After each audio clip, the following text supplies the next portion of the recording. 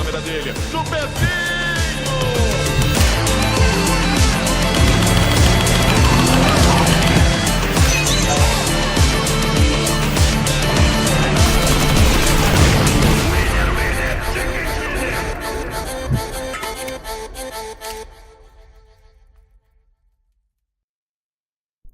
And welcome back, everyone, to the 2024 PUBG Mobile Super League America Spring Season. Today is day number 13. We are getting very close to the end. Sunday, we will finish America's Spring Season, at least for 2024, and crown our champion.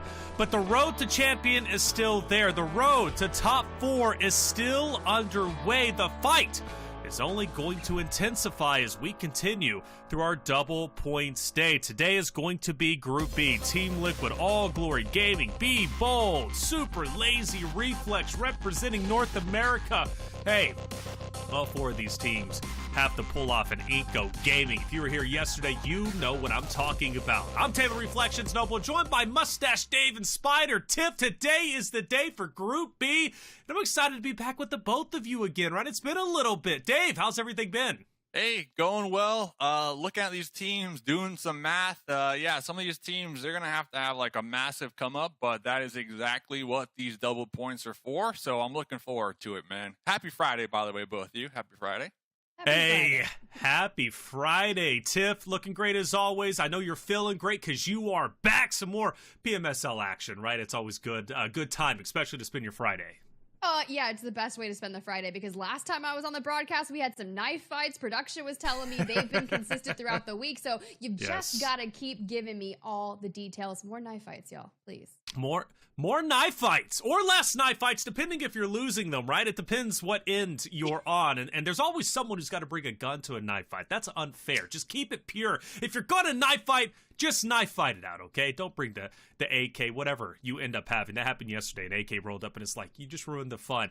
Let's talk about yesterday, though, because it was incredible. The standings were mixed up quite a bit, especially when it comes to our top page. Dave, an incredible day from iNCO Gaming. They come from the depths of the bottom of the page, right all the way up to 3rd place. They secure a massive lead over number 4, which is Death Wolves. 177 points. iNCO Gaming did it all. Yeah, that's huge. And, you know, chatting with Nanabete today, they're like, hey, we are not done yet. Even though it's not our double points anymore, we still got that 1st place on the mind. And I believe they're, 107 points right now behind Team Liquid. The only bad side to that is today is Team Liquid's double point day. But, hey, if you're that determined, I mean, I can't underestimate iNCO. You can't. And Tiff, I mean, their stats were incredible. Gary was the big talking point yesterday. Yeah, it's so fun because I came into the production, I was like, apparently Gary has changed the entire course of action for iNCO Gaming, and I was looking up some of their stats in particular, and granted, it was less than 1 average elimination per game, but sometimes they don't need to be that top fragger. They just need to be someone that can support the rest of the players on your team, and to already have 177 points in week number 3, banking off one of the best, if not the best, double points day in existence for our 3 weeks so far. It's really astronomical because you can see 165 bonus points in general throughout the entire PMSL America Spring, and that's only obviously going to be that benchmark. Team Liquid, like you guys said from Group B, historically, yeah, it's theirs today, but they haven't necessarily performed the best when it comes to their bonus points day.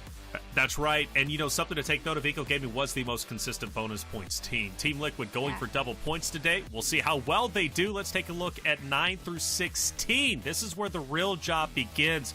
Dave, we have 3 teams from Group B on this page. Be Bold, All Glory Gaming, Super Lazy, Reflex. Now, for some of those teams, let's not kid ourselves, it's mathematically impossible at this point, pretty much anyways, albeit a miracle, to come all the way up the top 4. However, the closest would be Bold, and maybe even throw AGG in there. Do they have a chance? I think if Be Bold can kind of pull off something like we saw from yesterday from iNCO, yeah, I think Be Bold could pull out the clutch. I believe they're 128 points right now behind the Death Wolves in that 4th place spot. So it will take a miracle, but they have been slowly treading upwards when it comes to just every single day and just constantly improving. So yeah, hey, I'll jump on the Be Bold hype train thing today. Why not? Okay. Why not? You always got You always got to own a team. I know Death Wolves is still in your heart, right? But they're qualifying for sure, so I'm not worried about them. And that Cinderella run, Cameron was coining that yesterday. Death Wolves, just incredible team, right? And their story is just wonderful. Be bold, right? The pressure's on them. Maybe even AGG. We'll see how well they do. By the way, Hyper also moved up a bit, trying to make that front page. Hyper was just absolutely stellar yesterday. But we talked about iNCO quite a bit, and we actually have an interview with Sarpatch and Nunez from iNCO Gaming. Let's hear what he had to say. I'm here with Nunez from iNCO Gaming. They had a fabulous day yesterday, double days, did a lot of points. Congratulations for yesterday, first off. How are you guys feeling after that day? Parabéns o dia de ontem, foi muito bom para vocês. Como vocês estão se sentindo depois desse dia? Cara, foi um dia que a gente esperava ir bem, né? Era muita expectativa. Sabia que era um dia importante para a gente voltar para o topo da tabela, quem sabe até disputar o top 1 nos próximos dias. Então a gente está bem feliz com isso, mas né, não tem nada resolvido ainda, tem mais 3 dias para a gente dar o sangue.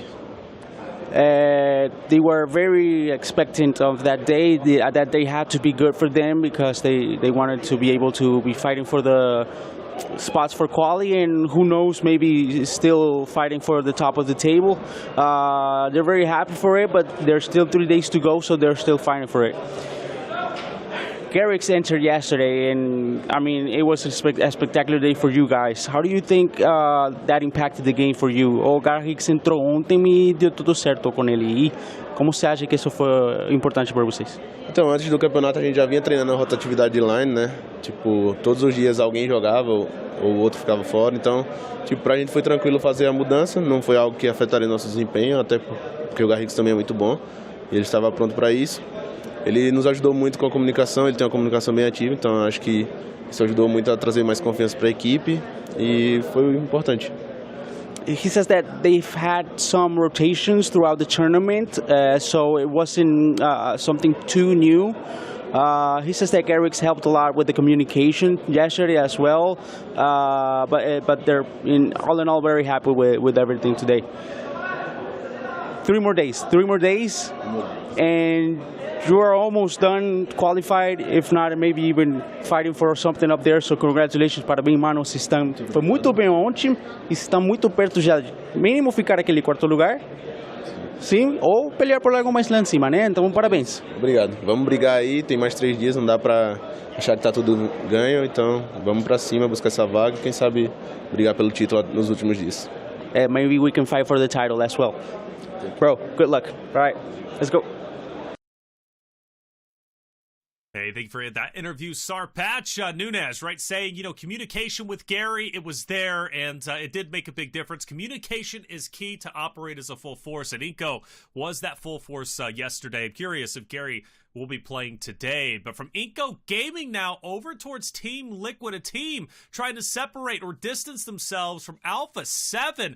Dave, they've got double points today. Team Liquid has been absolutely stellar. Their positioning is some of the best in the game. Can they do it today? Double points day usually doesn't go all that well for them. Yeah, today is the day, right? Because Group D, Alpha7, they'll have the last laugh on the final day of this tournament with their double points. So really today is the day for Team Liquid to strengthen their gap. Right now, I believe they're 35 points ahead of Alpha7. And I am, talking to Mafioso, I am worried about Alpha7 because they are planning on farming the lobby.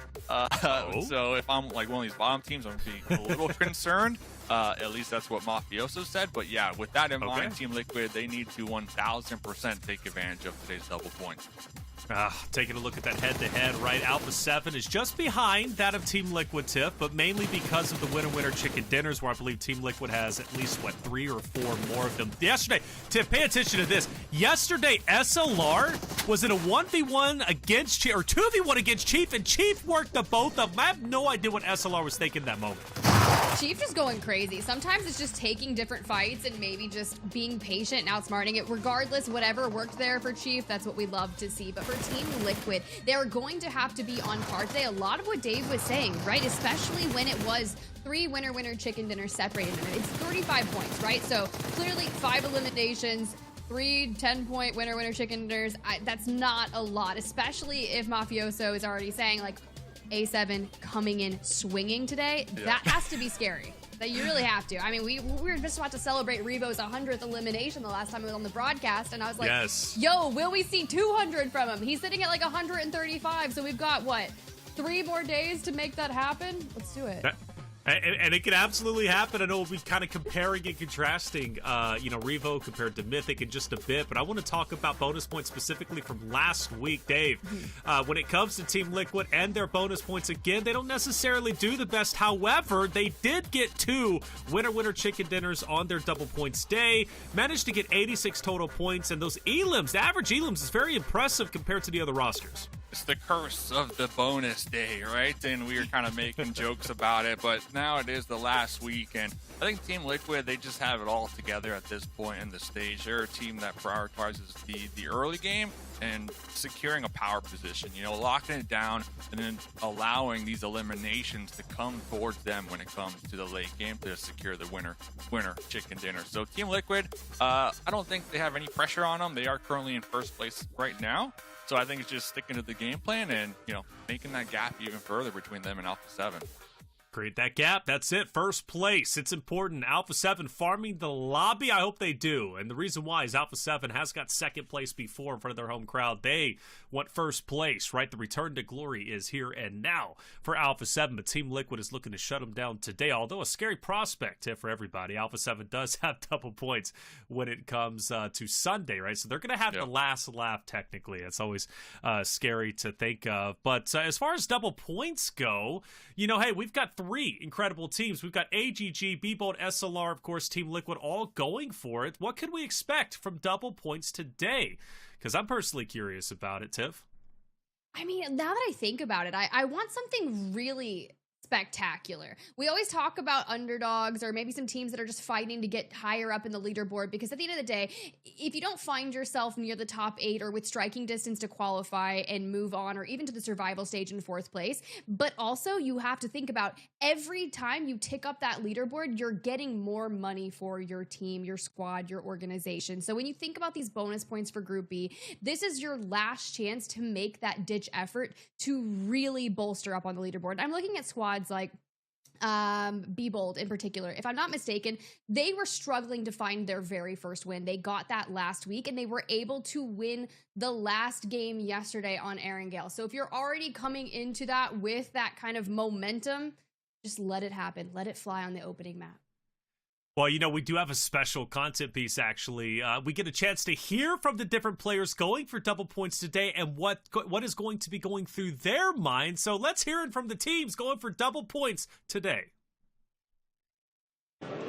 Here's the SR Dragon K, and we got double point today, and we got a finish today. We are strong. We are really strong.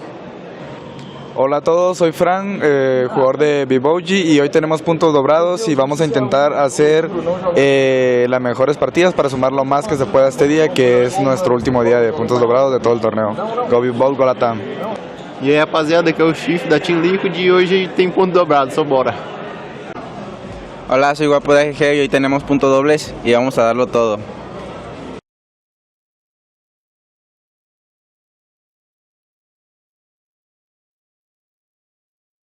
Very strong, right? That's kind of like the amazing point of that for SLR, Dave. So clearly feeling very strong today. I hope they are, man, because SLR yesterday were actually not too bad. Granted, they made some very silly mistakes. Again, I go back to that 2v1 against Mythic. They just shouldn't have lost. If you go back and rewatch, they shouldn't have lost that or even pushed in the open like that, but I digress. SLR, Dave, they're strong today.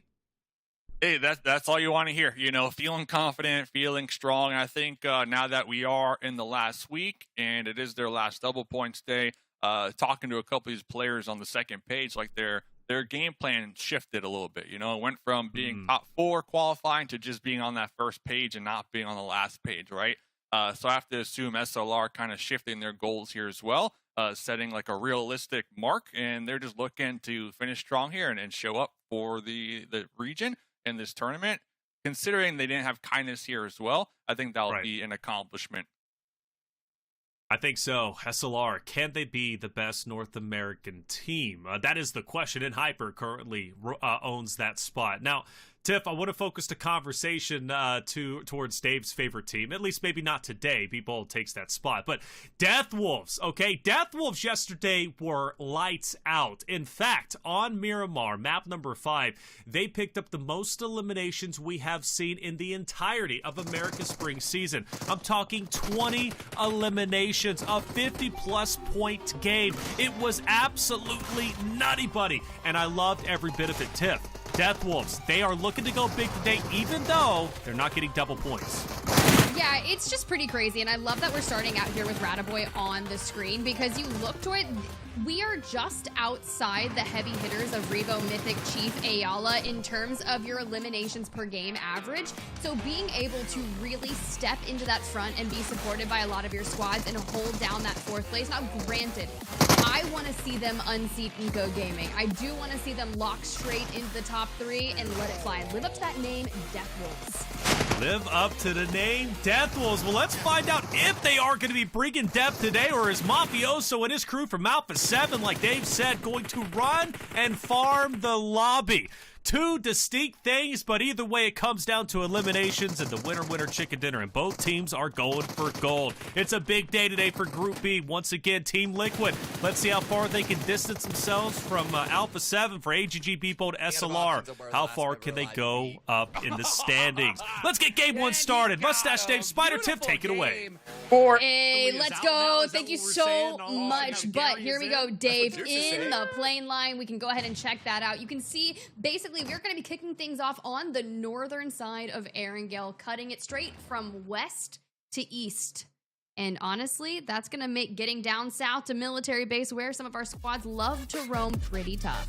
Yeah, today is definitely a big day for all Floor Gaming, B-Bold, SLR, and Team Liquid. Team Liquid, as we heard from them on that little interview, they're feeling strong. They're confident. They're looking to solidify their first place spot in the tournament here on their double points day to make that last day for Alpha7 that much more challenging. So we can see right here, though, Death Wolves up there in their Zarky spot, their secondary position. A7 right beneath them in North Georgia pool. But I'm looking at SLR, right? SLR, another team, feeling good, looking to maximize their double points day. I want to see them get involved early here, too. I think that's a smart thing for them to do, but honestly, when I was looking back at their performance yesterday, it is some of the best SLR we've seen. So the fact that they were like, we're feeling strong. Yeah, well, you had 3 top 3 finishes, 2 second places, all of them with north of 5 eliminations. Now, granted, we did get a sneak peek of where that zone was headed to, but we're going to go ahead and bring it on back, remake that up, and run back the drop, because honestly, I just wasn't a fan of the plane line, so we got to change it up. Yeah. So you didn't like the plane pass. You're like, hey, listen, remake, all right? Remake. Yeah. SLR, they might be regretting that one a little bit because the zone did favor their drop spot. We did have another military-based island, but we'll have to see what the remake will bless us with here, Reflections.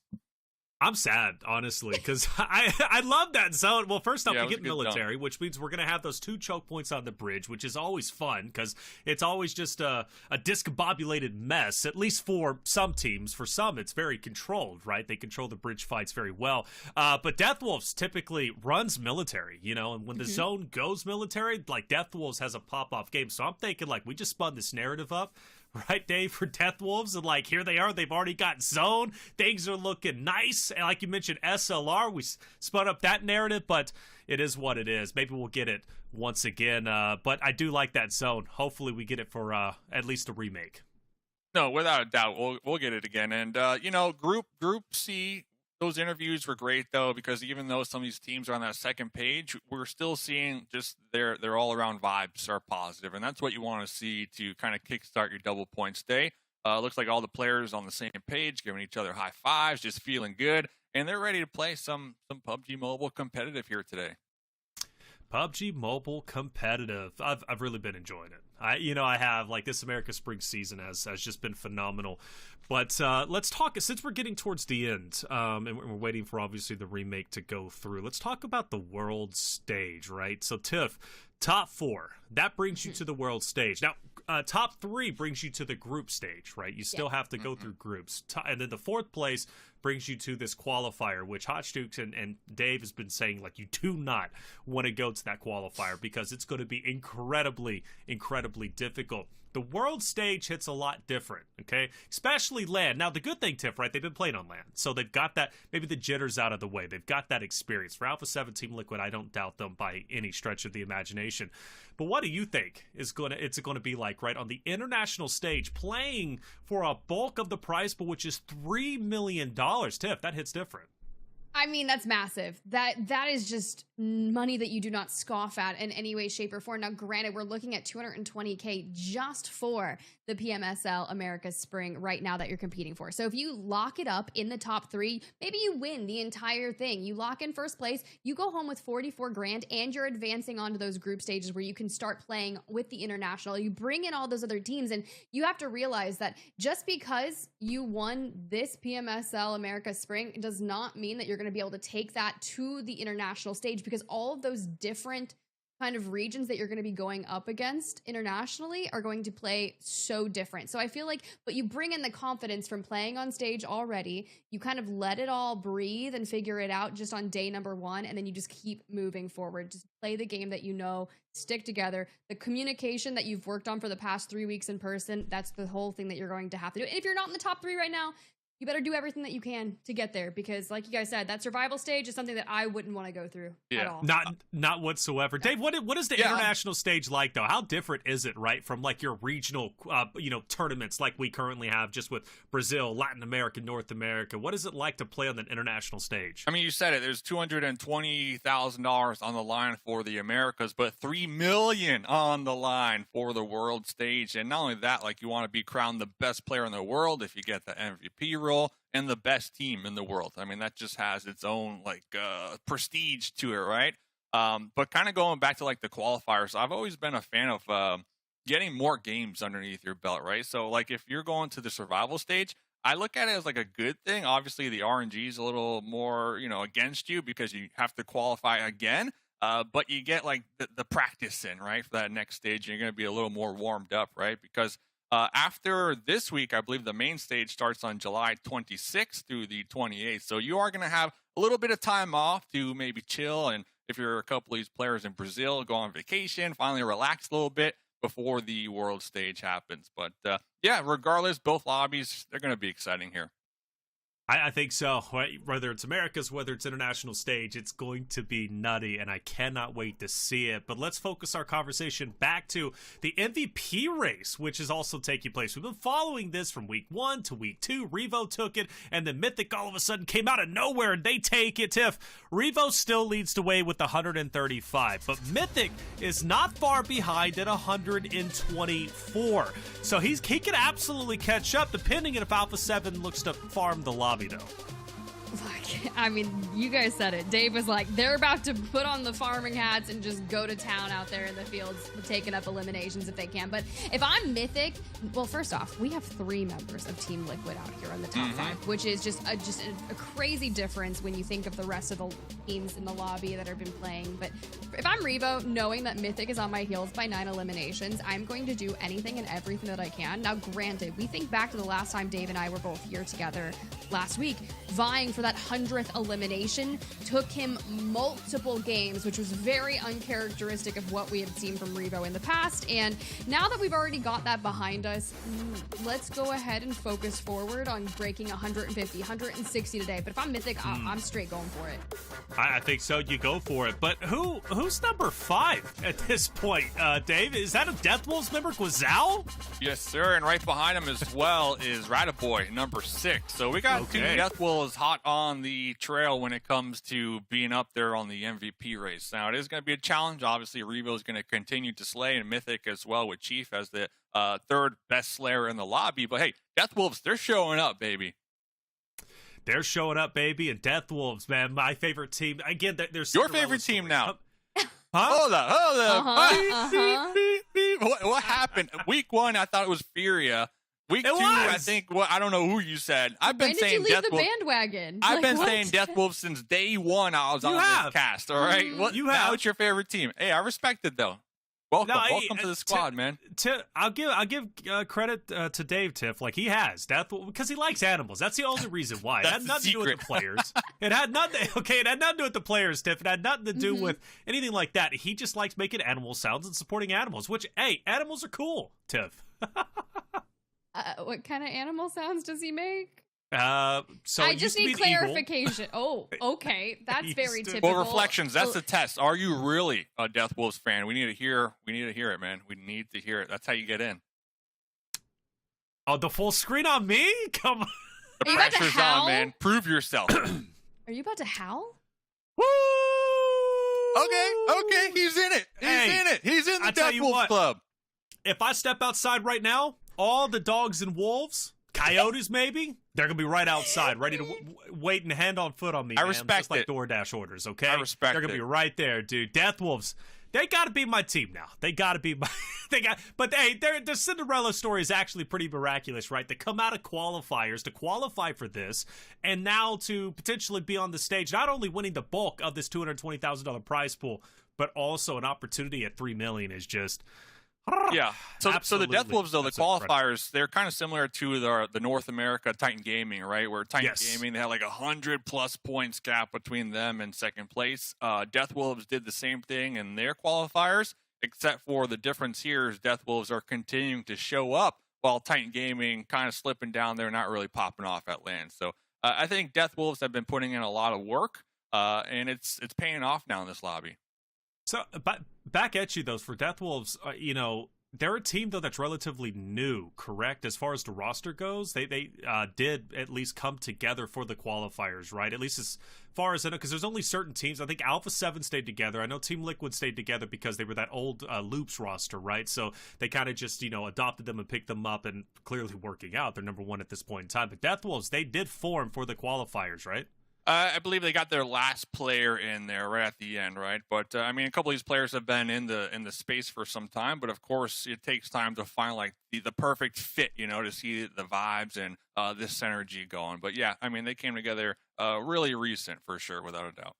Okay, so coming together really recent, potentially going to the world stage, and also potentially getting a little bit of that $220,000 prize pool. You can't argue with that. That's actually pretty miraculous. Love it. I do. And like you said, you kind of made that parallel between Titan Gaming as well as Death Wolves. Titan Gaming dominated the qualifiers, but they haven't had the biggest impact here, although they do want to be the best team on the second page. They have said that, Tiff, which I do respect. Titan Gaming is one of those rosters that they're exciting to see on the battlefield. More specifically, Redox has actually been on fire. Redox is a guy that knows how to slay out, be in intense situations, and come out on the other end. So Titan Gaming, another team that I'm looking out for. In fact, Titan Gaming does have their double points tomorrow, Tiff.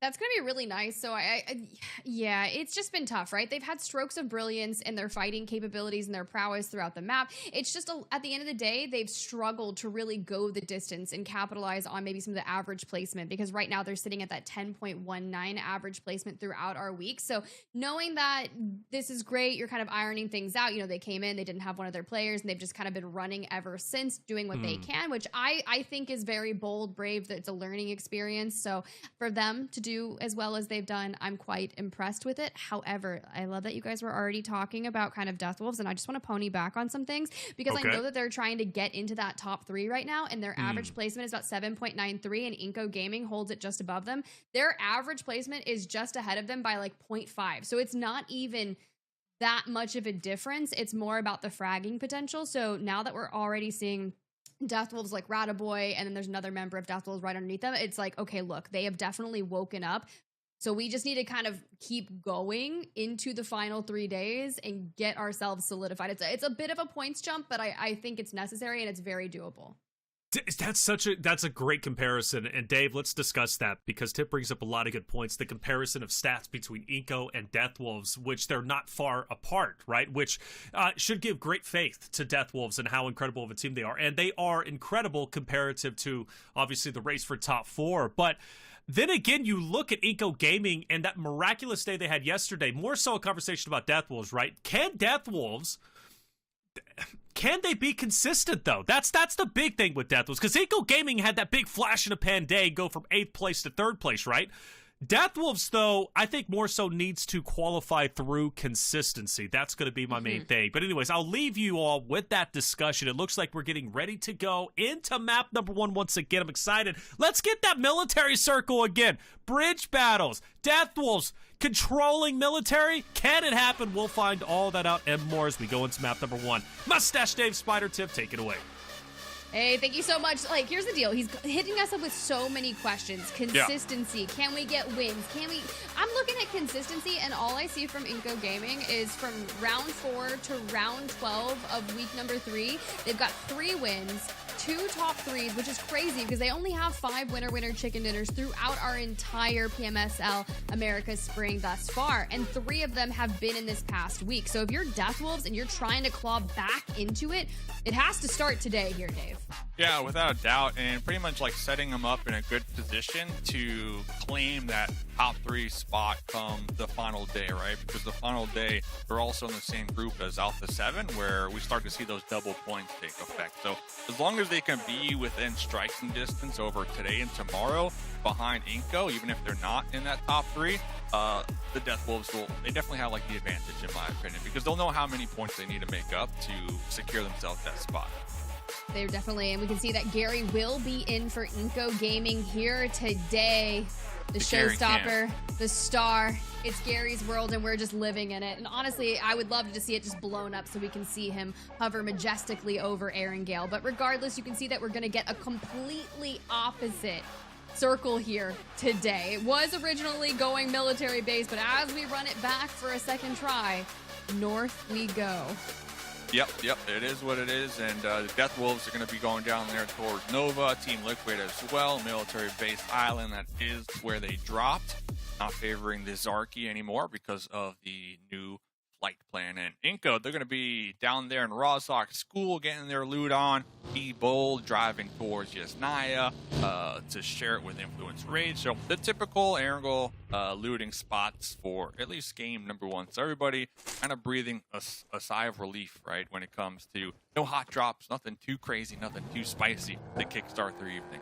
No knives? I'm a little bummed. I'm a little bummed, but we'll see you guys on Miramar for that, hopefully. Regardless, kicking things off. And look, if you see where this zone is heading and you already find loot you're quite comfortable with right off the rip, are we just kind of popping in a vehicle and heading as far north as humanly possible? It really depends, right? If you're one of these teams on the second page, it might be better to kind of play the edge and anticipate your opponent's rotations, right? Just so you can kind of get these eliminations early game. And for a fact, you know where people like to drop too, so you can have a nice indicator on like who is coming from this direction, who might be looting this spot, because this is week 3, right? So if you are one of these bottom teams and you really want to be proactive, like you said, get this loot, like we're looking at Tank Gaming right now. And then go push out there towards the west, towards Milta, because AGG are going to be there. Or the reverse, right? Because today, I believe, is AGG's double point day. So if they want to take full advantage of it, get the loot as quickly as possible, and then go push, because you have to guarantee yourself, like, the third-party potential will be low this early on. It definitely will, and honestly, another name that's really keeping my eyes out is specifically because you were talking to Mafioso, right, from Alpha7, and you're like, okay, well, they're about to straight up farm the lobby, so I immediately set my sights onto where they are, and, they're out there towards the east, just on that outer edge of circle, which, granted, think of all of the gatekeeping potential that you will have, and to drive up those eliminations where Team Liquid has already found themselves still down in military base and will be one of those squads potentially gate-capped. Yeah, Mafioso said God's on their side, so gonna look for them to finish here in first place at the end of this tournament here. I mean, that's the goal for a lot of these teams, of course, but I think if you're Team Liquid today, you just got to make sure not to get taken out on your early game rotates and just stick with the plan, go for those power positions, hold it down, and show up in the late game with the whole squad and let the eliminations come towards you, right? Because Team Liquid, this is their last day for double points, right? So even though we still got 2 more days of games to be had, they're probably still going to be consistent, right? They're going to be getting those points on the board, but really, today's their day to strengthen their lead above Alpha7, who have already told us multiple times, like, we're gonna farm. All right, we know where the bottom teams are.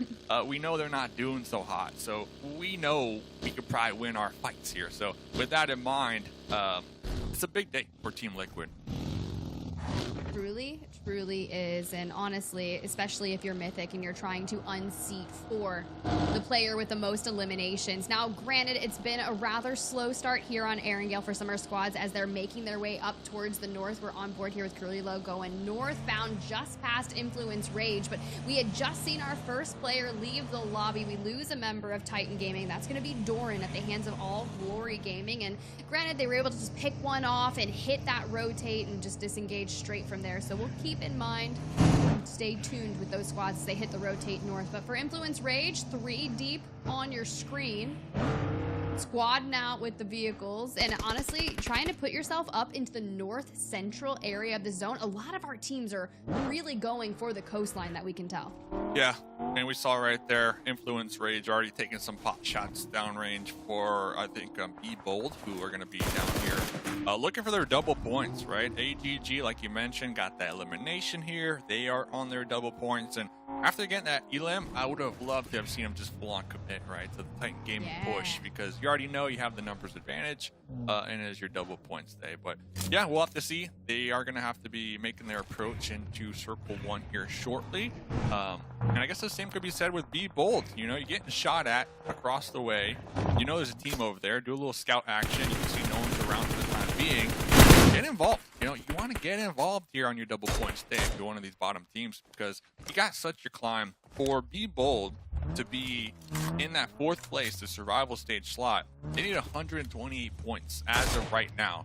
And that's not taken into consideration like all the other teams and how they're getting points as well, right? So if I'm Be Bold, I am not being passive here.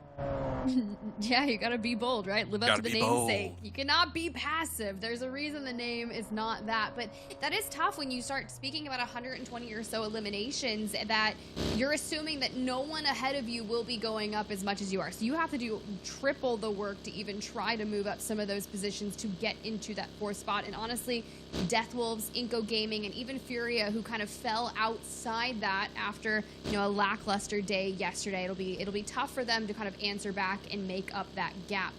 Regardless, Team Liquid from military base with love, basically. No, heading straight up towards Pochinki.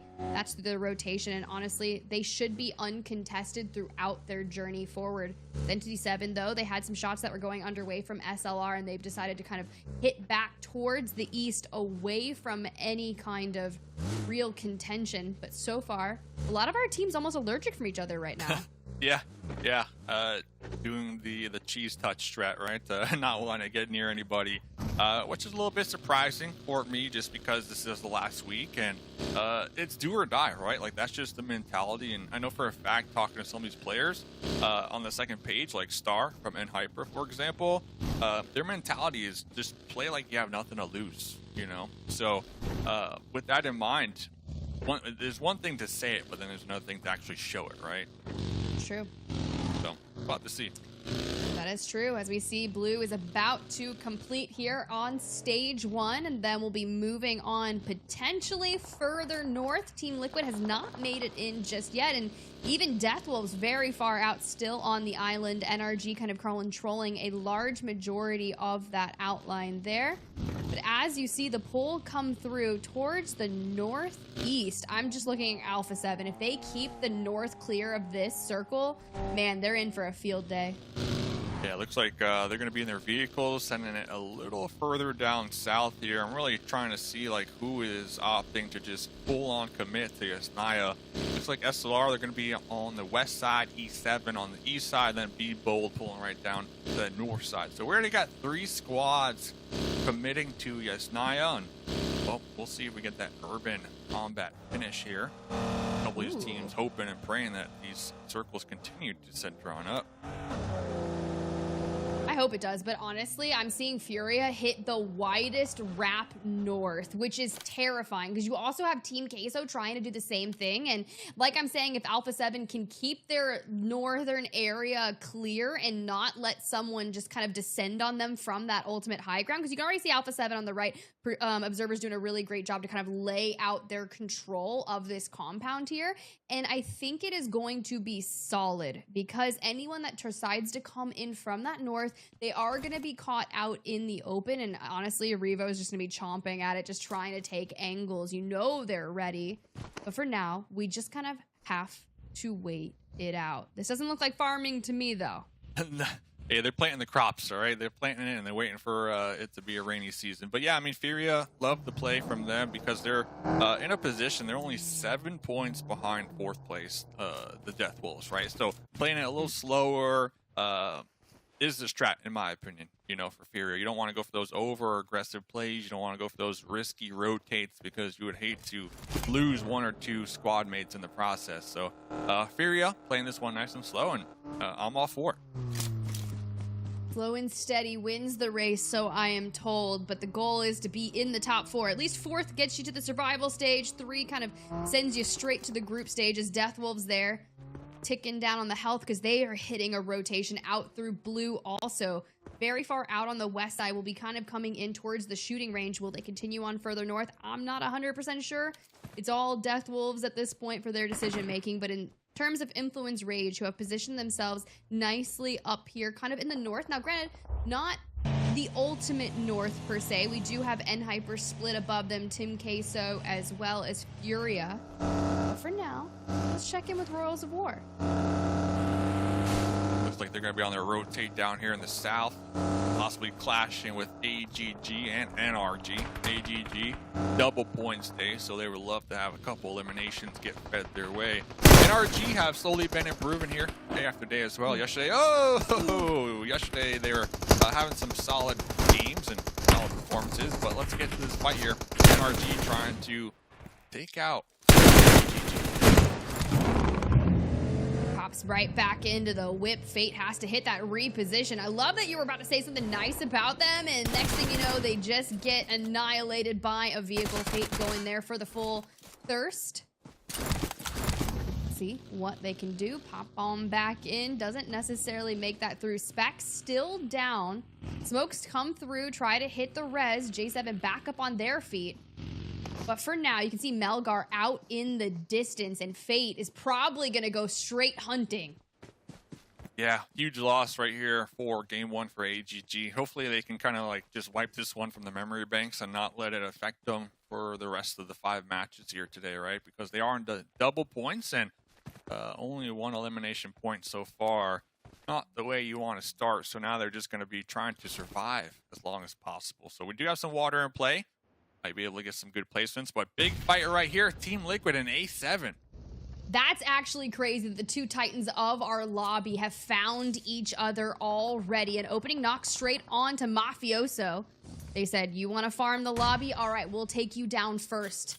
Revo there on the screen, chucking all the nades out, blocking line of sights, doing what they can, maybe wanting to smoke out Mafioso. You can see there, the full comes through. Cardoza and Abel to just clean that up, changes the numbers here. In a 4v3, McGrellin and Revo are going to have to find an angle. This is one of those really tough things here, Dave, when you split hold a compound and someone full sends it and you've got distance between where you and your teammates have been positioned. It makes things difficult. Definitely a tough spot. Team Liquid using the hillside right now to kind of pop behind it, heal back up, and they're also taking into consideration like Influence Rage. They're not too far away that if they did decide to third party this one, they might close the gap and try to get some points. Then we saw right there FURIA on the high ground. So definitely need to be mindful of this push from both sides because some of these angles might be exposed here.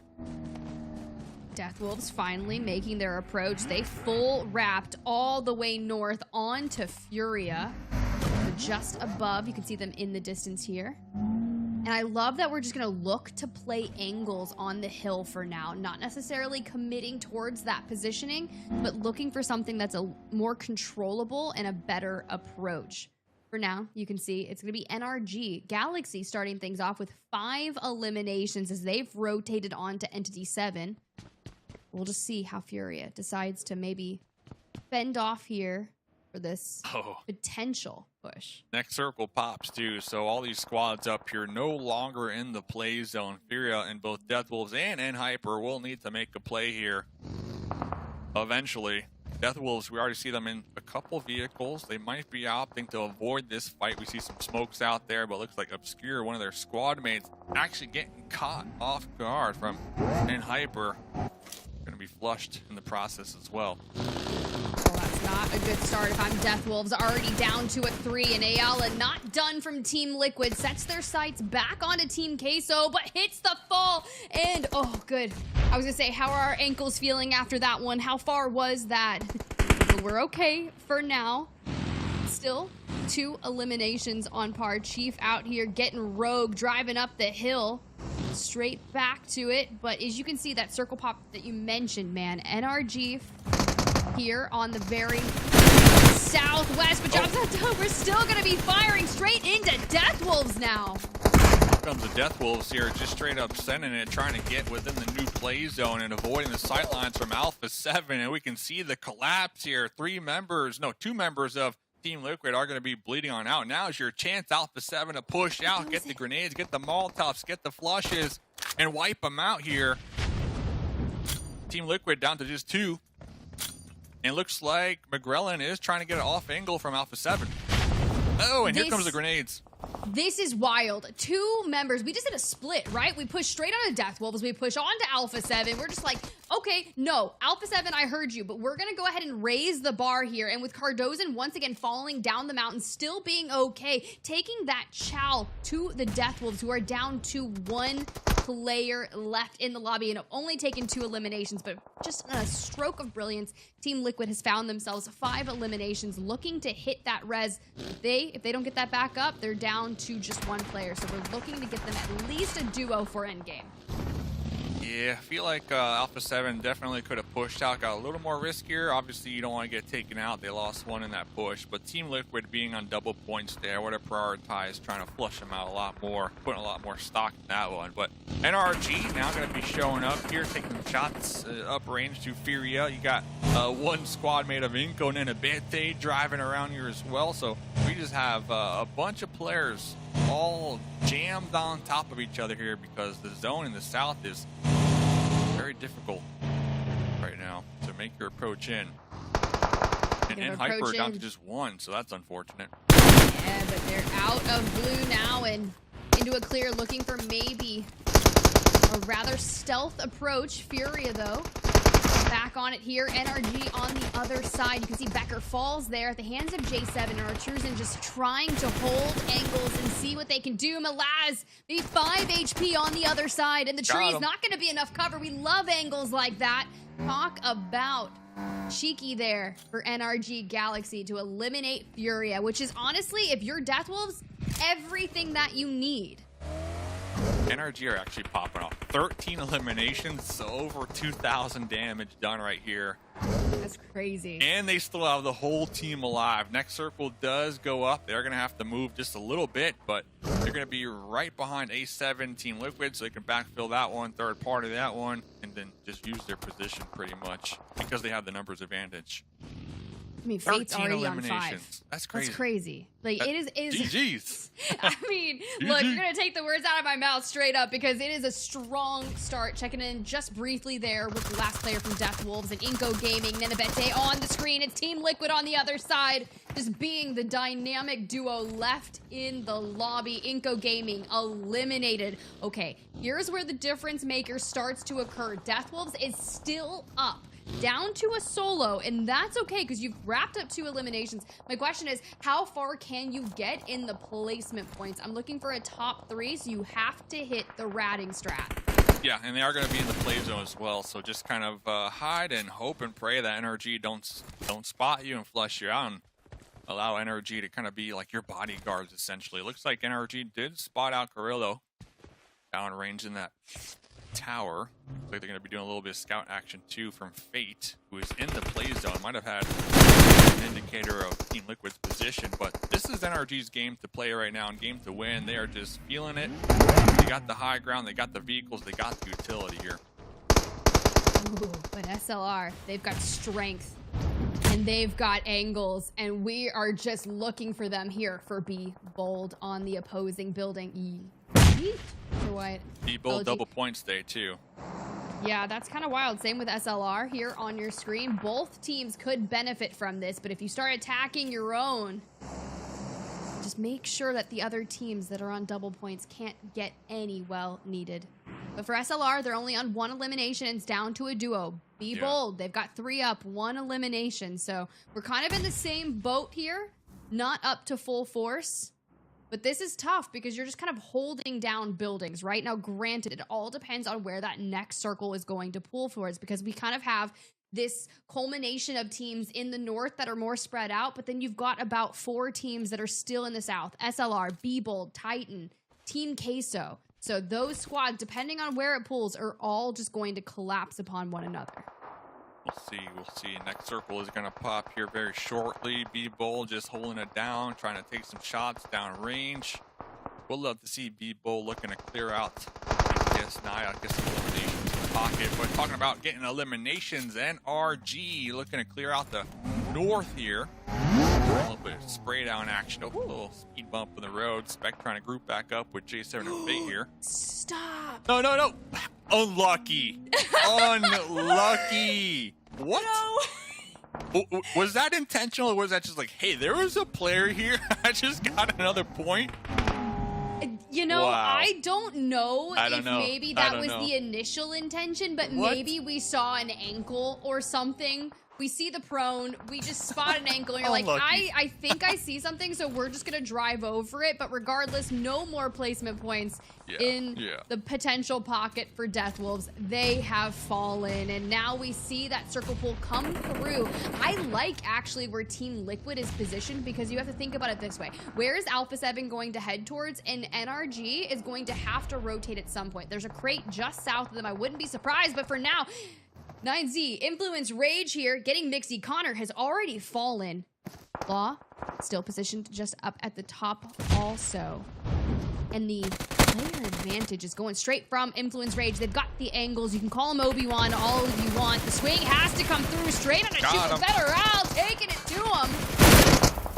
Yeah, simple downrange, just holding it down. They had like a 3-1 split, and Influence Rage with the high ground. They had that one all day. So Connor is still going to be alive. Tossing some smokes, no grenades, 1 Molotov here. So Connor is probably dead to rights. And looking at the elimination feed, I believe NRG took out Alpha7 as well. So NRG are just popping off. 16 eliminations here in game number 1, and they might be able to backstab Influence Rage now, who are focusing on taking out 9Z. And that team is 201 points back from 4th place. So if I'm NRG and you're already sitting on 17 eliminations, you've taken down the self-proclaimed farmers of day 13, Alpha7. You're leaving them with only 288 damage. And then NRG is just shy of 3,000. I'm talking we could see a north of 20 elimination game out of them. And their job isn't done. We've already set our sights straight onto the members of Team Liquid. But down in the south, we knew this compound was going to get mixy here. And shout out to NRG, like you said, like they know their job is just starting, but they're playing like they got nothing to lose, and it's working, right? They recognize, hey, we need to do our best, maximize our points output every single match, and maybe we'll have a shot here compared to like Be Bold, just big chilling on their double point stay down there in the south. I mean, NRG already found 1 player from Team Liquid, so it's just Ayala in the play zone, vibing by themselves, trying to channel their inner Death Wolves, and we'll see how it works from them, because there's plenty of vehicles left to be said. You can see it right here. Thanks, observers. Just kind of, this time we're going to use a boulder to maybe fend off any vehicles that are going to be driving nearby, but Fate, you know, we saw what happened last time you were driving vehicles, and they're just ahead of Ayala. Solid boulder, 10 out of 10. So let's see what Be Bold can do here. I believe a duo from SLR. No, just 1 more member of SLR here in the attic trying to survive a little longer. by LG trying to get the pickup, saying I'm safe, but I do see some third-party grenades getting tossed from Redox, from Titan Gaming, I believe, as well. So everybody just trying to flush out SLR here.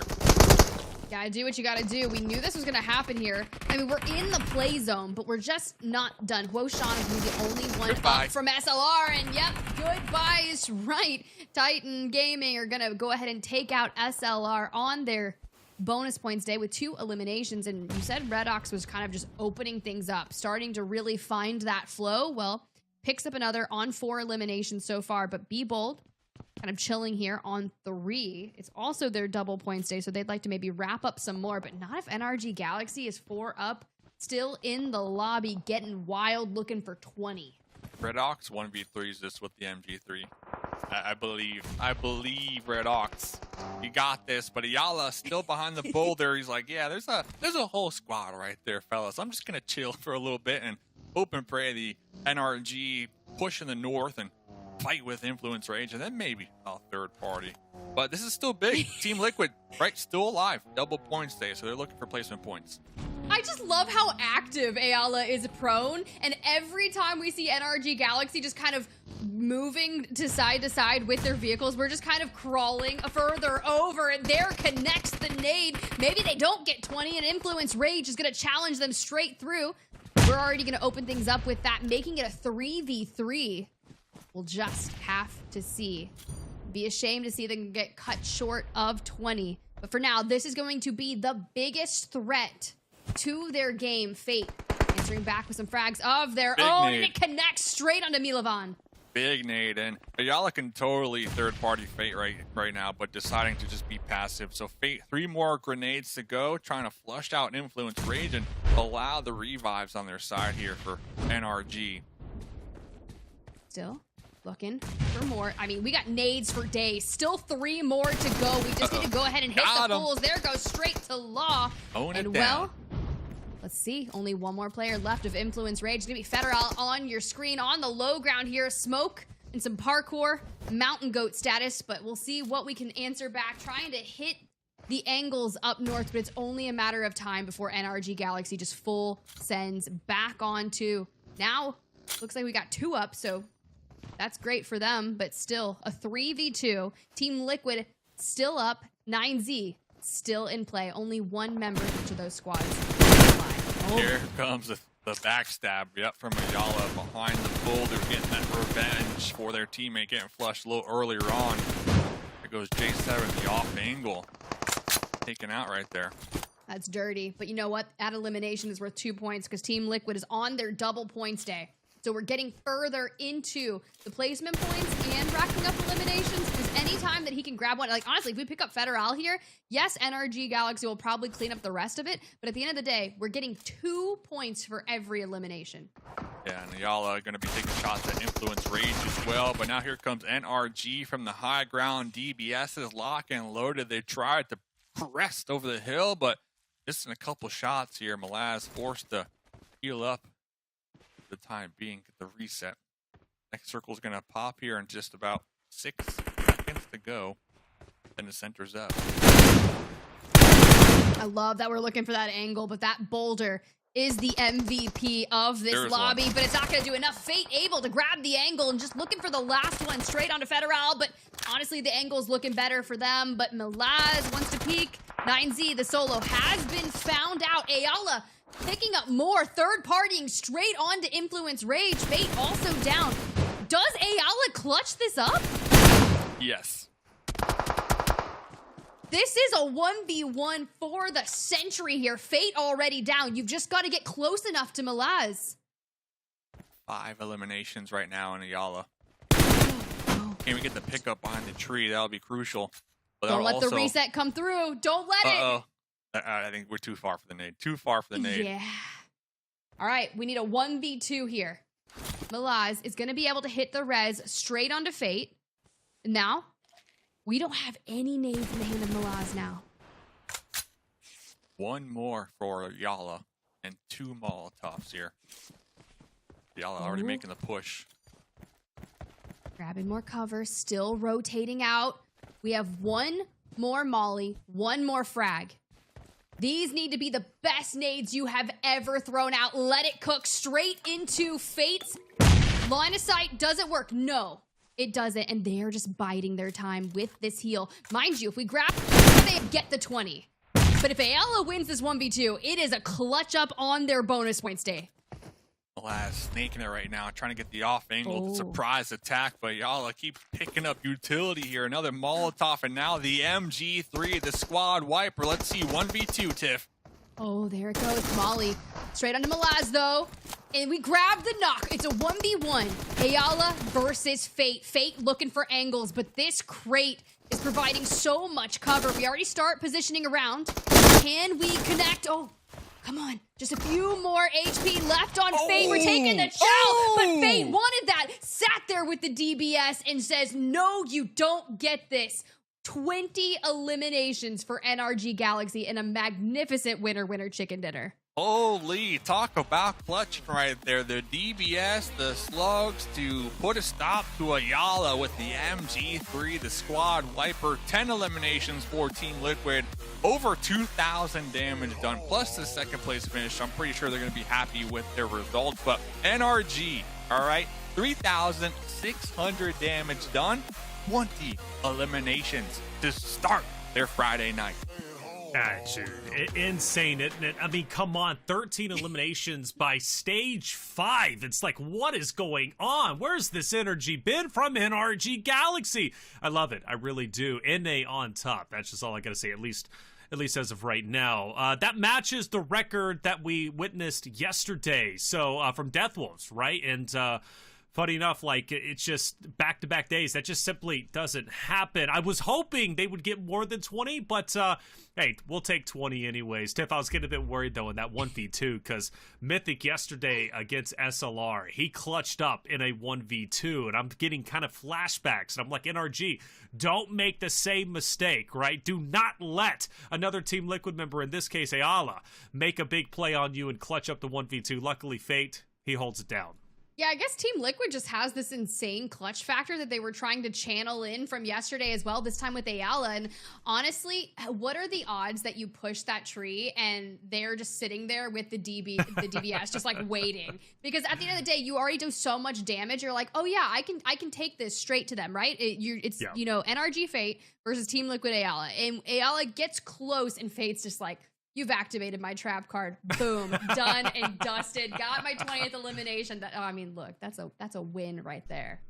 It's a big win. It's a tremendous win, in fact. I do ask, Dave, though, NRG, is there an improvement to be made on that final 1v2? Could NRG have played that differently, maybe pushed a little bit earlier instead of sitting where they were and waiting for Team Liquid to make the push?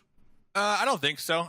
Because remember, they were trying to take out Influence Rage as well, who is really like the thorn. And while they were taking the fight to Influence, that's when Ayala started to, creep up, close that gap from the tree to the boulder to the crate. And Ayala was just, using his timing and taking advantage of it, right? When we saw NRG busy taking the backstab fight, right? So I think NRG clutching it out. I was getting a little nervous, right? The DBS, then you had Ayala with the MG3.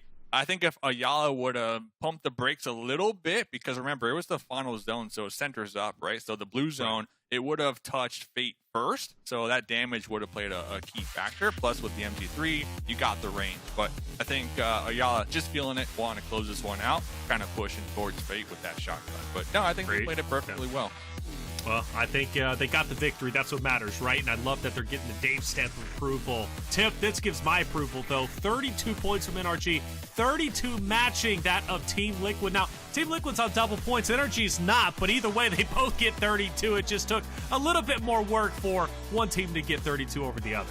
Yeah, I mean, to be fair, yeah, the 20 eliminations were crazy, but for Team Liquid to start off strong and grab 32 points on their first match of the day there on Erangel, we always talk about them not having the best bonus points days, and they knew what they needed to do to really have that gap over Alpha7, right? And Alpha7 fell in 9th place with 0 points, so you don't even see Alpha7 here on this top 8 from the match.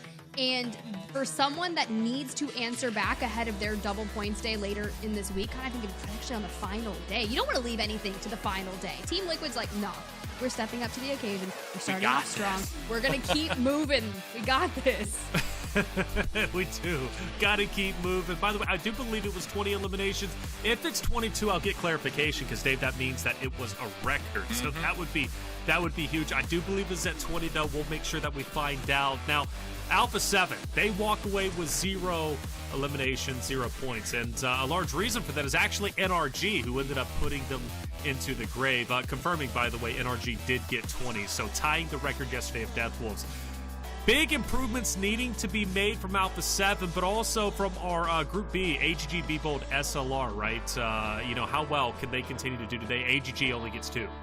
Yeah, I feel like Alpha7, they could have gotten a little more aggressive when we saw the Team Liquid getting chunked out from the grenades, right? Just knowing that it's Team Liquid because they knocked out one of your squad mates earlier on and knowing that they're on double points day, I feel like it would have been worth the aggression, right? And the risk that goes with that, just in case they were to get third party. Because if they take out Team Liquid, that's essentially denying them their double points, and that's going to allow them to be in a better position come their double points day. But it is what it is. But here's the beautiful play from Ayala and Fate, using all his M4 with the pre-fire swap with the DBS right in time, peeking the corner, and then boom, right there. Taking out Ayala. That has to feel so good, especially at LAN, taking out Team Liquid, one of the top teams in the lobby, and not only that, having the 20 eliminations. Like NRG, I can only imagine, like they're just flying right now.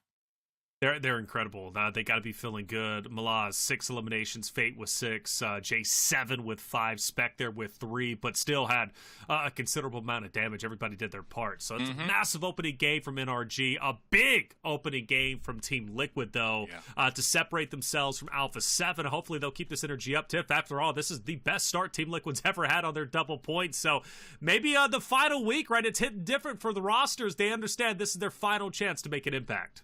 Yeah, it's the final chance to secure the top spot on the leaderboard from the PMSL America's Spring, and you can really already know that you've done your job throughout the past 3 weeks to really make it into that top 3 and solidify yourself. Now, barring anything could still happen. We could see something crazy for the last 3 days, but honestly, I'm not betting on it. The way they have been looking, it's been magnificent, and honestly, at the end of the day, after I watch back those replays, if NRG Galaxy doesn't hit that res and come into that final fight as a duo, Ayala takes it all day. Without question, Ayala has that 1v1. I would trust Ayala in a 1v1 over almost anyone here, minus maybe Mythic and Revo and just Alpha7. Sure, the list goes on right there. Well. And the list goes on, right? Just including the same rosters. Great game 1, though, and an excellent start for 2 rosters. Will we also break the elimination total counts, right? 20 is the at least seems like the ceiling at the moment. I'm sure it can go a little bit higher, but that's game 1 done. Erangel out of the way. We'll return to it at map 3. Map 2, though, we head into Miramar. I'm excited to see what the standings are going to look like once map 2 has concluded. When we come back, map 2 Miramar coming your way.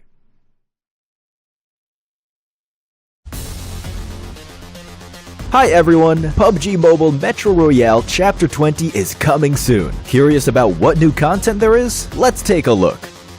Our focus for this update is on bettering your gaming experience, so we've added a series of improvements. First, we've added quick action functions. Starting now, you can tap to repair all items at once on the loadout page, and you can open multiple gift packs at once in your inventory. We've also improved the firearm status at the start of the match. During the preparation stage, firearms will be reloaded by default and will be set to full auto firing mode. These improvements all aim to save your time while improving efficiency. Additionally, you can now earn EXP from Metro Royale matches. In other words, playing Metro Royale will now contribute towards raising your player level. If you bring a companion into Metro Royale, they will also earn companion EXP. Chapter 20 also brings brand new honor rewards and collectibles. What's different this time is that after you get certain gold collectibles, they can be displayed in your personal space of the main lobby. You also have the chance to unlock home collectible decorations. Place them in your home to show them off to your friends. With the new version update come enemies who've already infiltrated Metro Royale's Arctic base and Misty Port. While you're out exploring, stay vigilant in these areas, as Striders are active there. Oh, and We've also added 2 new firearms in this update, the P90 Cobra and P90 Steel Front. Don't forget to try them out. That sums up all the new Metro Royale content. Chapter 20 is about to begin. Hop into PUBG Mobile Metro Royale and experience it for yourself. We wish you all successful evacuations and bountiful loot.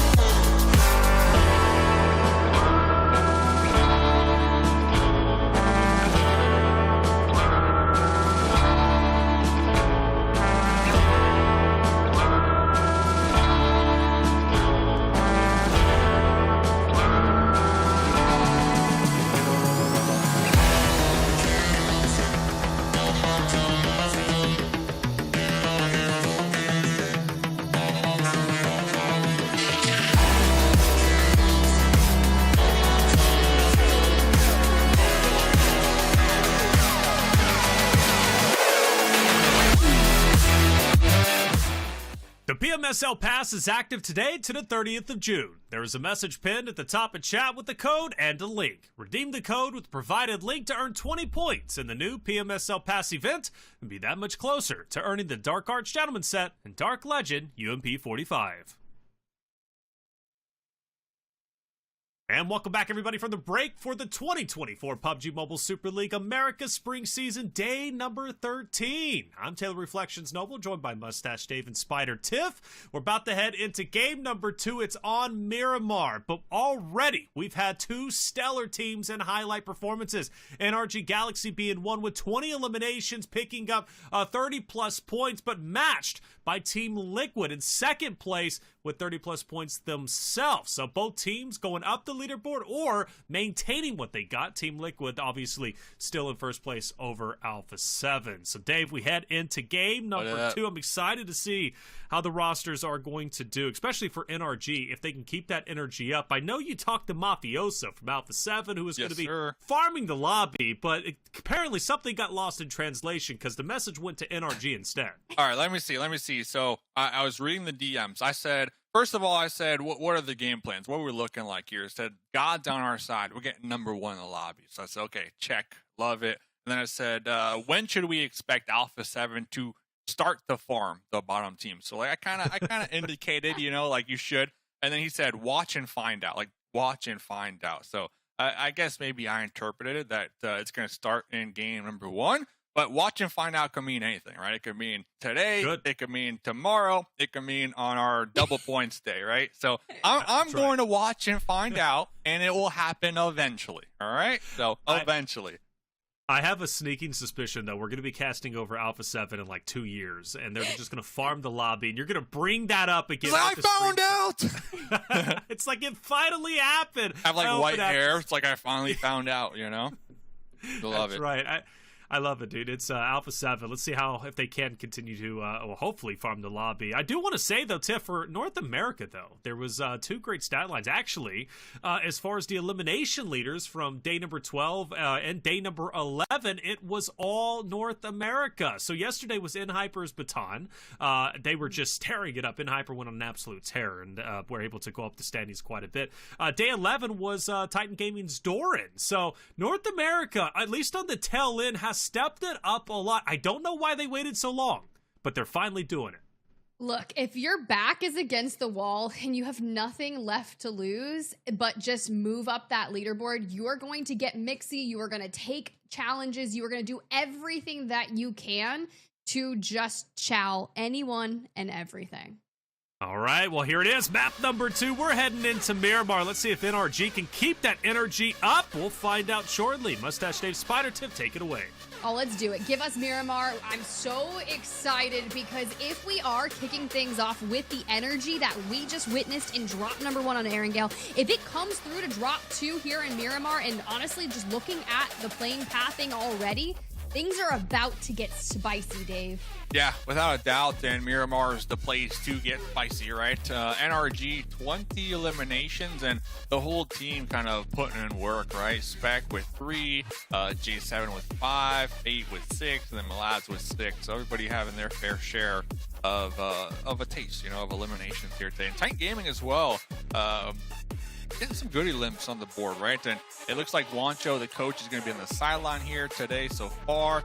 We'll see if we sub him in. But talking to Wancho, the coach, they kind of were telling me a couple things. Like, they recognize that they have been extremely ambitious. Oh, we'll get back to that because we're talking about ambition here. SLR looking for some double points eliminations. It's going to be 9Z across the way.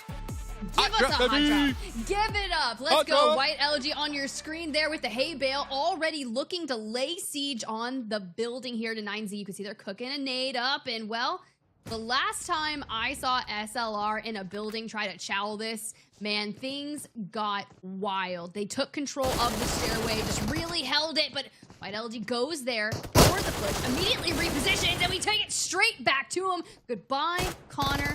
Not done though. There's still one more lurking amongst. Dude, out of pistol. Looks like the other 2 squad mates are in a vehicle. It looks like they were coming. I saw a VSS. But then they're gonna be turning it around, and that's a mistake. You know, if I'm 9Z, what, turning around or it's turning around's a mistake. I'm 9Z. I'm in 15th position. You guarantee you, I'm coming for that revenge. All right. I mean, they had some guns. They had some weapons. You might as well at that point because you already lost 2 early on. What's the best that can happen, right? I think you go for it, Tiff. You could disagree with me, all right? But I'm in 15th, all right? I'm going for it.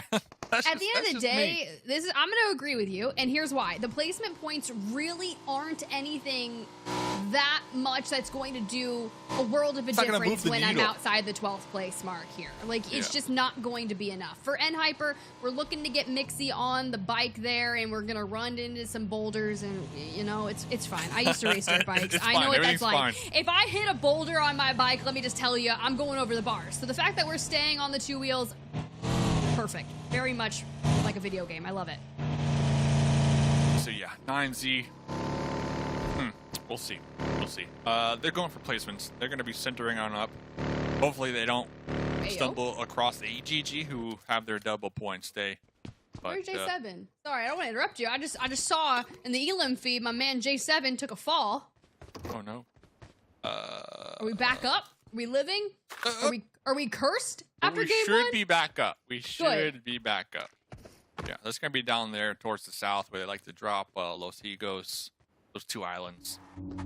The island that's boys. True. They split it. They split it. They leave Fate up in the north, the man beyond the bridge. But as long as we are up and on our feet, so we can continue on the domination from last game, I was just a little worried, right? But it's fine. J7 back in the vehicle here, leaving. And we'll just go ahead and see. Heal on up, get your things moving, join up with the crew. It's scary though. But very scary. I was saying something. Yes, yeah. Titan Gaming. I was saying something about Titan Gaming, talking to Coach Wancho. He was telling me that they finally kind of recognized their ambitious playstyle, right? And they've been following the Redox and Doran here as the co-IGLs, but they've just been getting too aggressive, and it just hasn't been working out, right? So coming into this week, Titan Gaming, they're looking to slow it down a little bit. You know, they came into week number 3 with a new game plan, and I'll bring this up because I love to hear it, by the way, changing up, adapting on what works for you and what doesn't work for you. But they're going to slow it down, right? They're going to try to avoid, in Wancho's words, dumb fights, which they've been getting involved in a lot here over the last 2 weeks, right? So now the new focus of Titan Gaming is third parties, which I believe they accomplished in game 1 with their eliminations, and just playing for those late game positions and let the eliminations come to you. Kind of similar to Simple almost coming to one of them for a early game elimination. Missed opportunity right there. But I love talking to players and just kind of seeing how they evolve over the course of a tournament and the different play styles and play tactics, right? So new plan, do this. Let's see what Titan Gaming can do here this week. That's pretty strong point you make there, because I mean, you got to think about it this way. You're on land for 3 weeks down there in Brazil. You're surrounded by all of these teams, all of these players from all over North America, and it is one of the biggest learning experiences that you can get. Now, granted, I'm talking for teams that are outside the top 3, outside the top 4. You know, even if you're in 4th place and you're looking to like lock in the survival stage, you just learn so much from all of the experiences and just kind of locking in the hours on land. And it was a lot of the main talking points that we saw back there in week 1 when like Hot Jukes and them were just kind of opening it up. You had some great moments on it. It's like you learn and you just keep learning, and you come back next year, you come back next season, you just keep on swinging. Always that next season, without a doubt. And now I think the goals for some of these teams on the second page is just to not end on the second page. So 8 with the M249, ton of bullets. Will be missing a couple shots on M2M. Was able to get over that bridge line. Should be grouping up with their squad mates here shortly. But yeah, I mean, shout out to Titan Gaming. Great game 1. They had a new game plan, trying to focus on the third party. Let's see what they can accomplish here. Game number 2 on Miramar. Queso there on your screen, taking some pop shots there just forward. But at the end of the day, you're sitting in 7th place overall. There is room to maybe break into the top 5 if maybe Influence, Rage, and Furia kind of run some back-to-back less than stellar games. I mean, it's a big difference, and that would be a strong move up into it. But I think these are the things that you have to start looking for. If maybe you're outside the top 5, it's breaking into that, or just moving up even one position, because that prize pool, that earnings, is just going to keep increasing once you kind of get to that point. But for teams like Hyper, right? Inside that 10th place, but wanting to be on the first page, like you were saying, that threshold, 17 points, 100% doable. Yeah, and the only bad thing about it for Hyper at least is that they already used up their double points day yesterday, right? So you won't have that going for you, but regardless, you got the new goal, and it's just about accomplishing that here. So we'll see what they can do. It looks like SLR, another team in the double points here today. They're going to be right across the way, setting up a little bit of a trap action. Core on the outskirts right now, providing a safe passage for his teammate to group up. So going to be some North America and North America action here shortly. Speaking of action, I know I'm whispering, but I'm so excited because Furia was on that eastern side. Blue was coming in. They had to rotate into zone straight into Death Wolves. And if we're already getting wild, Death Wolves picks off one member of Furia, making it into that 4v3. SLR finally taking some shots there over on the left. They already have 2 eliminations. Pretty strong start for them, and we just keep on pulling far away. Yes. Yeah. Alpha7 are like, okay, I'll take this. Thank you very much. That's what they did in drop 1 on Erangel, right? Thank you very much. Just wait till they get out-rotated on. Just wait. Furia is going to do the same thing that they did last time. They did, but they lost a couple members in the process, you know. So we'll see what they can accomplish here on map number 2 of Friday night. As Team Liquid, they're going to be having a nice little lead ahead of them. Team Liquid, 2nd place, bunch of points, double points today.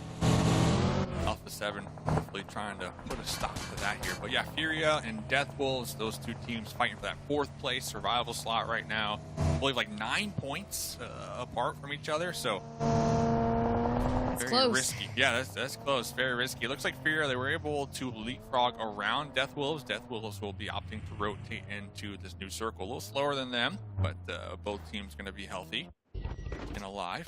That's what counts. But getting back to this fight, and Hyper El Pozo versus SLR. Both these teams no longer in the play zone. Freeze here with the angles. We lose out on Stars just on the outskirts of the building. Dragon here. It's a little bit of HP regain. It's going to be really interesting. Pops through the window for the reposition here. And, well, honestly, if I'm SLR, knowing that blue's coming in, maybe we just try to get ahead of that rotation. Woshan does go down. It's gonna be unfortunate because you don't really want to leave anyone behind, but the full comes through and we just pop in the vehicles and focus on those rotations. Speaking of rotations, NRG finally trying to get out of the blue straight towards that rotation, but they're gonna hit iNCO Gaming. Now we talk about those kind of fights. If you're gonna be fighting that third place squad and iNCO Gaming falls, as you can see, Royals of War also looking to get into some action here as well. This is gonna be a wild Miramar. Yeah, EGG, double points team. Royals of War looking to flush them out here. Royals of War had the position to defend, but they were a little bit separated, not set up for most optimal defend, and it looks like they're going to be getting pushed out of their buildings here, trying to retreat actually back to the boulders here. Papo cooking a grenade, look at the miracle grenade, but Royals of War able to overtake them on their compound they were holding down. So AGG getting bullied here. Sometimes you just gotta jockey for position, and if that's what you gotta do, you gotta do. Deathwolves back at it again against some FURIA members. Kind of scary there, and Deathwolves needed to have a strong, consistent day, but have been finding their makers early on. 2 members of FURIA left standing. Artruzen looking for some more Deathwolves. Queso grabs another, and that nade straight through the window onto Artruzen. Ratto Boy able to hit the knock and go for the res there. Deathwolves, though, turning this around quite nicely.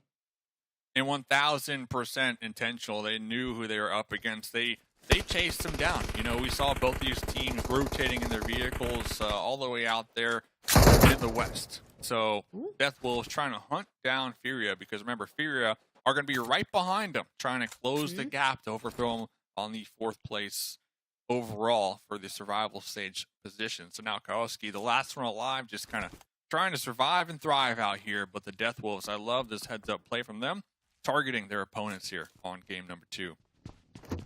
All you gotta see, and opponents that matter too when it comes to leaderboard, not just anybody. Exactly. That is a very smart engagement to take. And after the past, like, what is it, 12 prior match days, you really start to learn where everyone's rotations looks like, their fighting style, and kind of how that looks. So if you're already capable of taking out the team that threatens you the most on the overall leaderboard, you've got to do it. But for iNCO, Gary opens things up. The nice elimination. Got to give it to Gary. I honestly want a brilliant play from iNCO Gaming so we can just all start chanting Gary. Gary said, watch me, all right? Gary's putting the team on his back, realistically here. So we'll see what Gary can accomplish here. Gary doing Gary things with the UMP. They lost 7, but no problem for Gary, because Gary's got 2 grenades, 1 Molotov, and Gary's looking for a squad wipe on to end Hyper. Oh, okay, Nunez losing a tire. But yeah, Gary looking to put the squad, looking to represent here. You'll love to hear it. I'm just laughing because my brain says, Gary, he's our man. If he can't do it, no one can. I'm never doing that again. You're welcome. Flip it and ship it. Send it to Gary. Send it. That's all Gary needed for the motivation, by the way. I'm just quoting a show. Oh no, he died. He was listening to the soundbite. He was listening to the soundbite. No, it's fine. Everything's good. Let's go, Nunez. Gary's fooled. I'm done. Gary's got some fans without a doubt here. Phenomenal day yesterday. Hopefully we'll be able to see another day here of Gary popping off for iNCO. iNCO 3rd place overall. Doing a great job here for this tournament, looking to strengthen their lead for the Deathwolves, who are on the hunt here tonight. We get a good look at that next zone where NRG has finally taken towards the end, and David gonna go ahead and finish out FURIA right there. Man, really tough for them. But for now, be bold. All 4 members up, 1 elimination.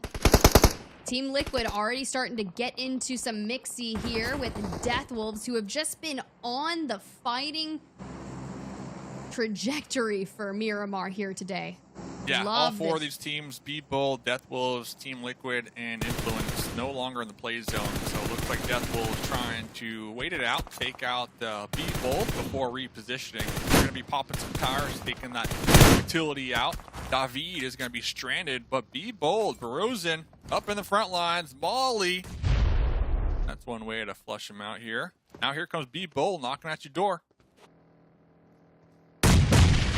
Ooh, nades be flying. At least Death Wolves are still able to retain 3 of their members. Fran over there throwing the nades, but granted, Death Wolves is already backed up into that farthest building away. We'll have to see the angles that we are looking for. If I'm Be Bold on my double points day trying to make things occur, and if it's just not necessarily working, it's time to disengage. Elsewhere, Alpha7, the object of a lot of players' eyes here. Rivo! Trying to answer back. Going deep. Oh, Mafioso with a grenade. So they're just trying to throw some grenades, create a mini red zone right now. Looks like Revo repositioning, trying to take out Influence Rage. But yeah, very heads-up play from Be Bold, because that was one heck of a push with Team Liquid on the high grounds overlooking you. But getting back into this one, Revo looking for an elimination onto Diego, who is currently burning in the corner. Can't make it out. That broken wall going to be blocking him right there. And there you go. Done and dusted. Definition of burned alive there, and they are fallen. So FURIA, Influence Rage, the first 2 teams out of our Miramar match, and Capri's has to focus on that healing, but not going to do it just yet. We are looking for the commit, because honestly, 1 or 2 bullets will be enough. But Baton there had some striking moments yesterday, already putting the pressure straight on to Be Bold. David down and some nades to follow. Can it connect? There goes the full. Branson on your screen answering back with one of their own, and it's just chaos over here. Yeah, I believe Hate from E7 was also trying to take some shots and apply some pressure from the high ground behind Hyper, forcing Hyper into this shack to heal up, and Rosen pushing it with the AKM is anticipating the revive here. Also getting third party, but here comes some shots here. The pre-fire through the doorway. There goes one knock. Going for the swap. 16 bullets to go. Are we going to push it? No, we're going to go for the heal. A pre-fire jump shot right there. Both these players trading positions. Now LaRosen in the shack. Getting that confirmed. Reloading the Scar.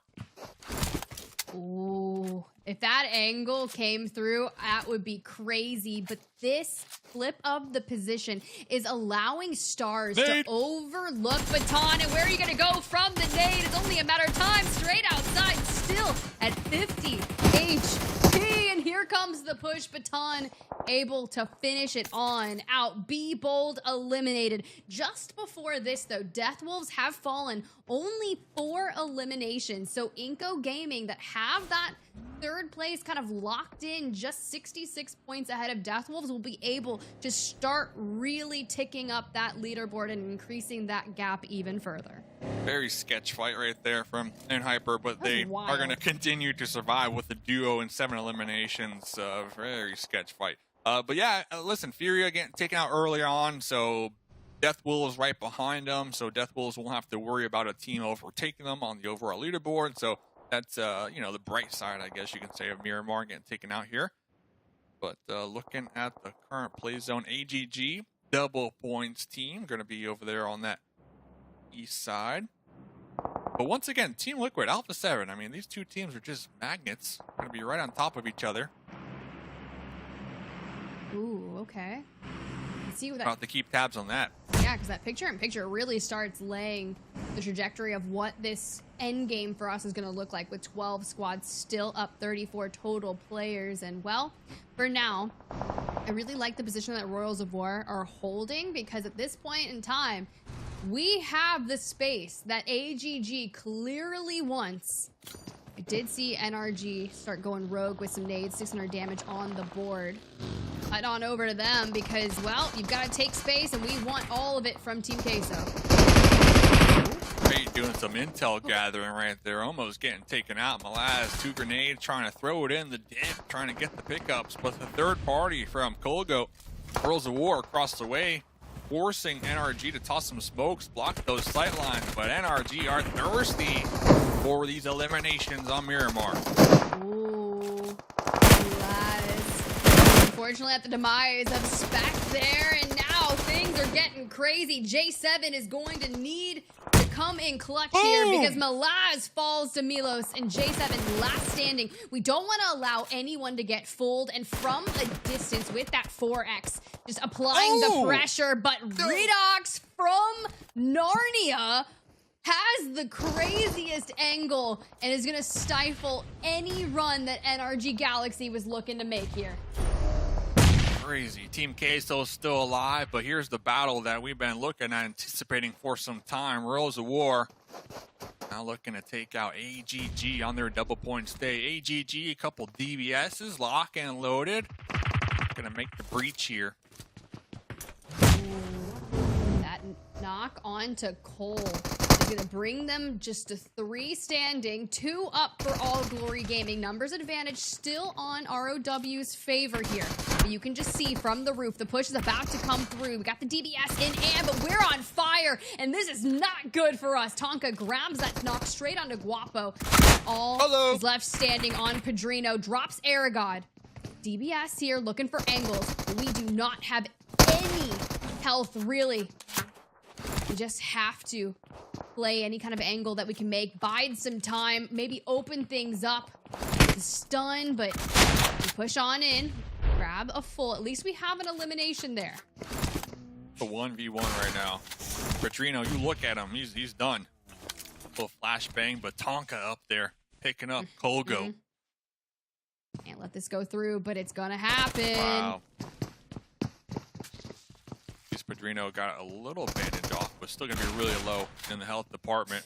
Anticipating the push in the stairs with the DBS, picking up a med kit here. Gonna be retreating back, trying to get this one off here. 5 seconds. 1v2 happens. Think he gets it. All right, here comes Cole. Nade of their own, it connects and then pushes them right into the line of fire there for Royals of War. Just like that, AGG eliminated on their double points day with 1 elimination. Now Royals of War down to a duo, and you can just see Team Liquid in the distance cleaning out Royals of War, able to hit that third party despite them leaving with 5 eliminations. Oh man. Back-to-back games for AGG where they only get 1 elimination point on their double points day. Couple more games to go. Capitalize those double points. Team Liquid in the north looking to sweep the edge of play zone. Cardozo proning, Scar. Wait for the pull up from AGG to stop, and here comes the cover fire from the whole squad. Just mowing them down here. Team Liquid, 8 eliminations, taking out Alpha7. Falling with 2 eliminations. Remember when we said we were just gonna watch and find out? I did not find out. Oh no, not like that. I'll tune in to drop 3. It's totally chill. I mean, at the end of the day, Alpha7, crazy. Pretty much locked into the top 3, but Team Liquid is looking to assert themselves as that staple at the top of the leaderboard, now extending that lead to 81 points. Crazy. Yeah, Alpha7, they need to come up with some type of strat to put a stop to Team Liquid right now. Team Liquid, they're just widening that gap on the overall leaderboards, and they're just feeling that the momentum definitely going their way. So hopefully if you're Alpha7, you're trying to come up with something to put a stop to that momentum, moving on to Sanhok and Erangel coming up next. But iNCO still alive, trying to widen their gap for the 3rd and 4th place position here, especially with Death Wolves and FURIA already being eliminated here. Here comes Team Liquid now. They're the ones farming. Maybe that's what Mafioso meant. Like, hey, Team Liquid are going to be farming today. You know, watch out for Team Liquid. Well, look, Team Liquid has broken 800 points. Milos has fallen. Mythic is trying very tough to overtake Revo in terms of overall eliminations. But you said it earlier. We were talking about it at the top of show. Team Liquid just usually doesn't have the best double points days. And to kick things off and drop 1 on Erangel with 32 points, we're already sitting on double-digit eliminations. And now, granted, I would love to see them break that threshold of 20. to maybe mask and kind of equal out from what we've seen, or even maybe bolster that in some further drops? Because I'm looking at how many players are total left. That would be 10 potential eliminations left for them to try and get in the lobby. And they would have to be perfect and take out everyone to match 20. Don't see that happening, considering Doran has just grabbed a knock on Koi. But they're definitely winning this chicken. So that'll be double points chicken too. Yeah. And with 10 eliminations, that matches their game 1 eliminations too. So they are doing just fine. And well, now they got the zone. These other 3 teams not in the next play zone. Ooh, okay, Nunes, iNCO. 1 elimination on the board. A duo still up. Now, granted, top 3, right? Any points we get knowing that Death Wolves and Furia are both down and out, as well as Influence Rage, we just keep on ticking up that scoreline. We know where Team Liquid is, but if there's a 4 stack on top just towards my east, I really don't want to mess with them. But showing presence is great, keeping them from rotating down on you. You can maybe start to take some angles. But speaking of this, Titan Gaming rolling up in the whip. Just on the outskirts, but Mythic falls straight to inactive. Doran gonna go ahead and push, looking for the full, and we lose out on that. Okay, Titan Gaming, we see you. We see this duo. 6 eliminations going their way, but now can they defend up against Team Liquid? The trio looking for their revenge. Inactive with a grenade, a flash, and a Molotov. But look at this, the opposite end. 2 grenades getting chucked right on top of Doran behind that boulder. Inactive looking to make a play. UMP pushing up the hill, running out of bullets right there. Getting some damage on the board. There they go. Eliminated in 4th place.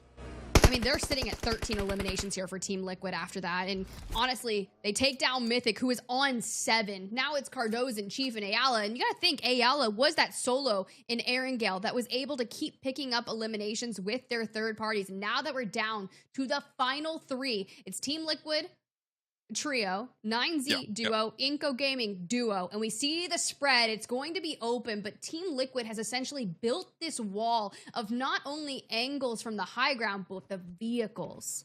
Yeah, a little car fort right there. Cardozo going to be holding down the east side. And it's so funny, it's like King of the Hill. 9Z looking to push uphill. And iNCO on the opposite end here. So Team Liquid, can they be dethroned here? They're looking to get the winner double points chicken dinner in match number 2. Be a crazy scoreline considering they're at 26 points alone just from the eliminations. It would be strong, and they definitely have the ability to convert this into a win. Cardozo back there cooking a nade. Likely that it's going to start flying straight onto him. It's going to be Nunes here, looking for the opening.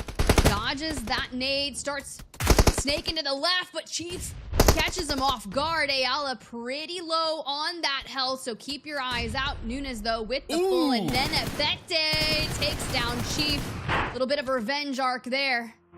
Can we stay alive, though? Up. Ayala looking to clutch this one out once again.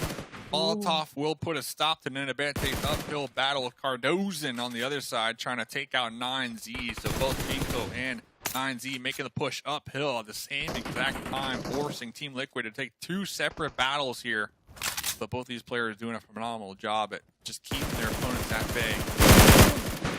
It's coming through. Chuko, 9Z, the solo, has to make a crazy uphill push straight onto Team Liquid, which might be one of the scariest mid to long range fighting squads that we have.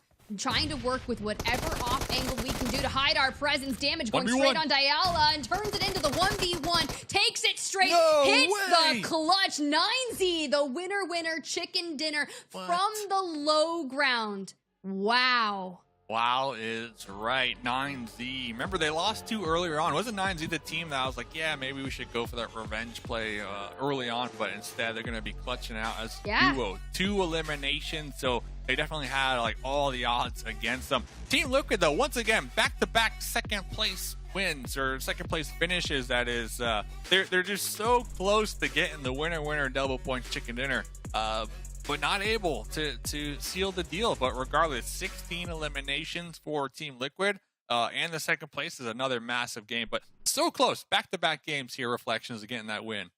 Yeah, very close. Right, I'm actually shocked 9Z takes that because I was looking up zero eliminations, their positioning. Nah, there's no way, right? But now they get it. That's great on them. But the big talking point is Team Liquid, and also iNCO Gaming too.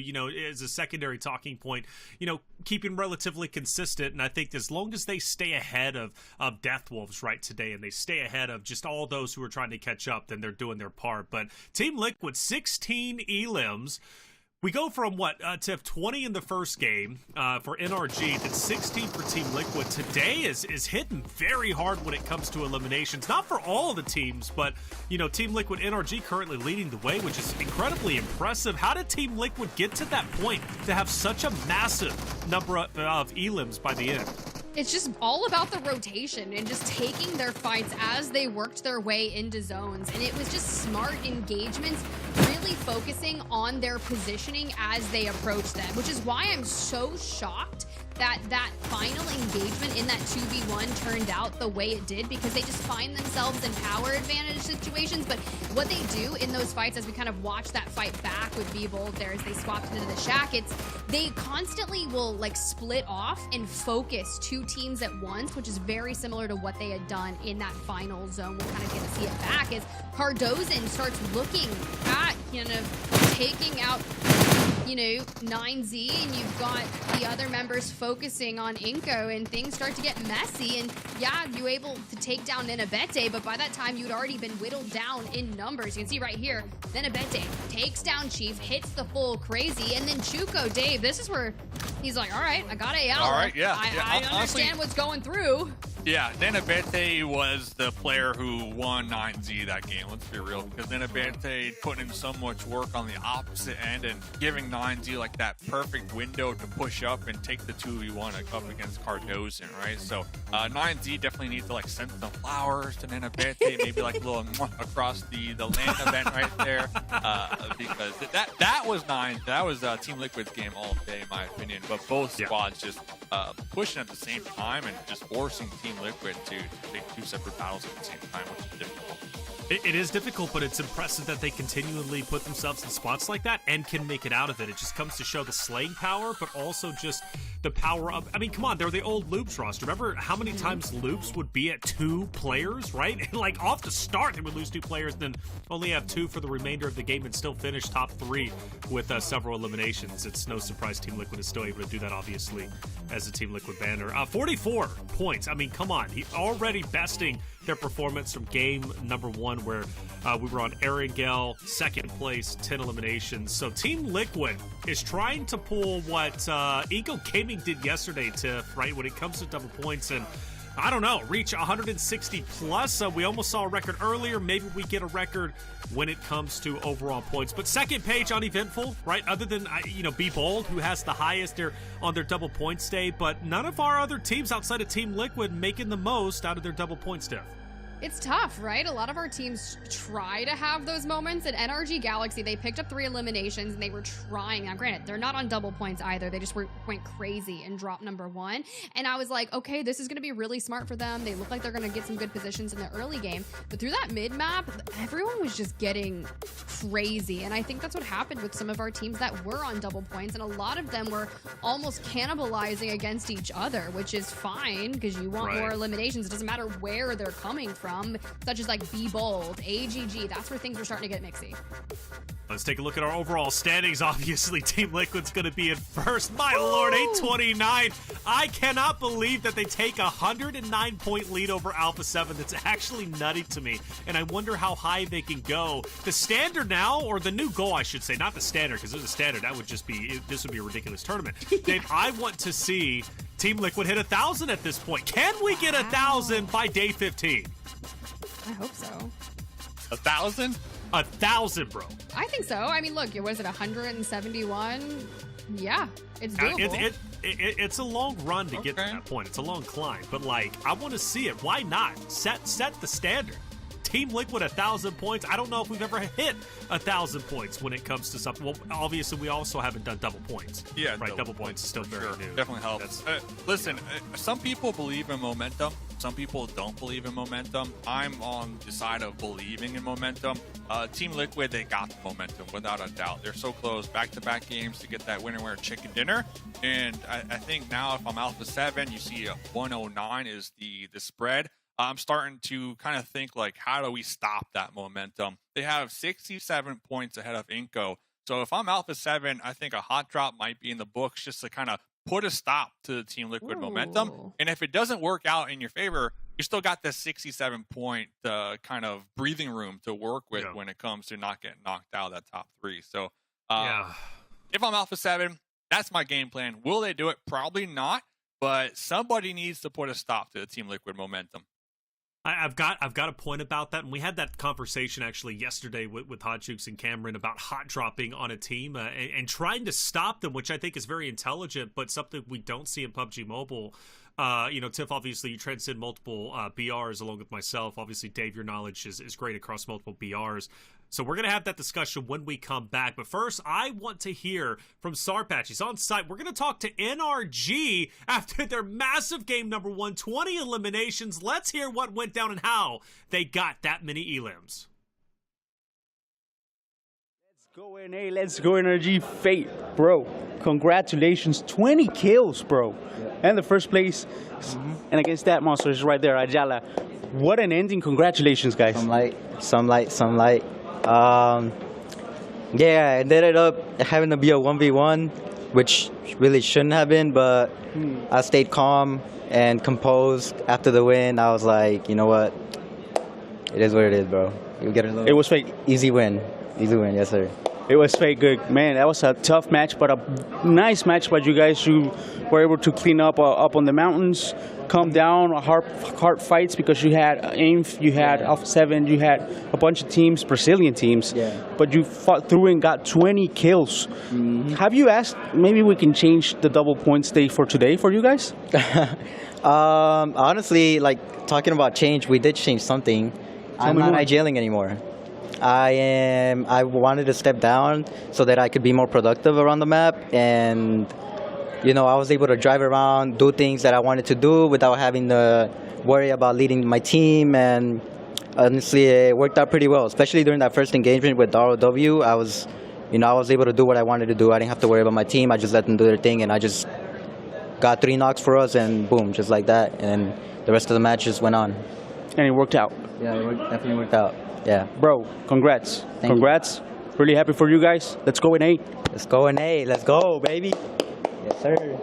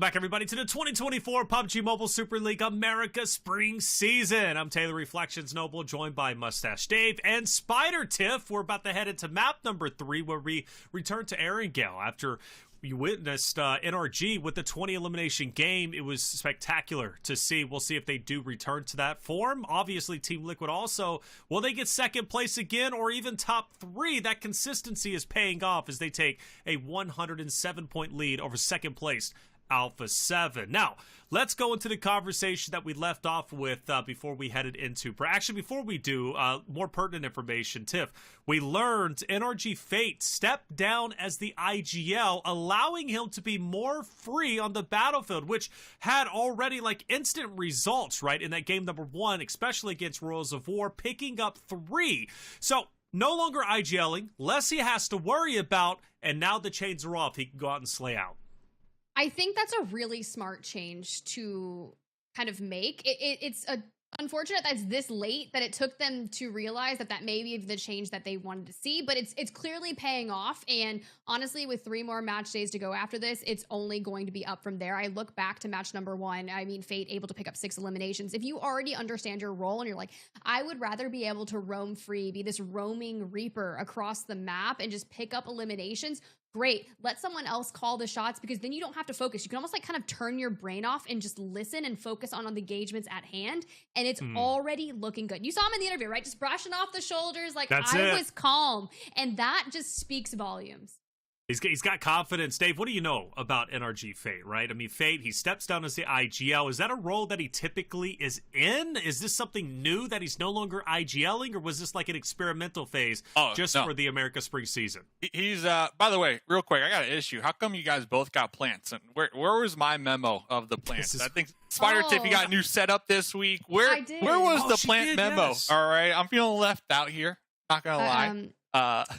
But moving on. I'll go pick a flower from my neighbor's yard. How about that? Right there. Yeah, put it right there. Boom, right there. Plant. And I'll send it right to you. Just keep it alive. Mine stays alive. Mine's still green, and I've had it for 4 years, I think. What? Is it fake? Oh, that's a real plant? I thought that's fake. No, it's 100% fake, but it's still green. This is real. After 4 years. This is real, bro. Hear me out. I know nothing about plants. Okay, yeah, good. Thank you, production, for kind of bringing us in on this. Is that an aloe plant? What is that? It's not aloe. It's a corn plant. And I specifically don't touch grass. I don't see the light of day. And I walked into the plant store. No. It's just called a corn plant. I lied. It's a snake plant. Corn plants do require light. Snake plant, they do not require any light. That is why it's in my dungeon. That's what I'm saying. We don't need to touch grass, baby. Get yourself a snake plant. You're welcome. Corn plant requires light. Okay. I love the insights there. I'll definitely look into it. I didn't know that.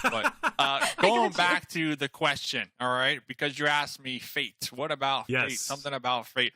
Fate, since I've known Fate, has been the IGL on all of the teams, all the squads that he's been a part of. So I think it is a big shift, and I think it is right in time too, because if you're NRG, you're on that second page, you might as well do whatever you got to do to be on that first page, just so you can go back home with your head held up high and, feeling a sense of accomplishment, right? And I think right now the goal for a lot of our teams on the second page, especially from North America, finishing on that first page, just so you're feeling good, confident, and looking forward to next season, right? So I love the fact that Fate is kind of just like letting go of the wheel, essentially, and going with the flow now, and it's working, it's working. So love to see it.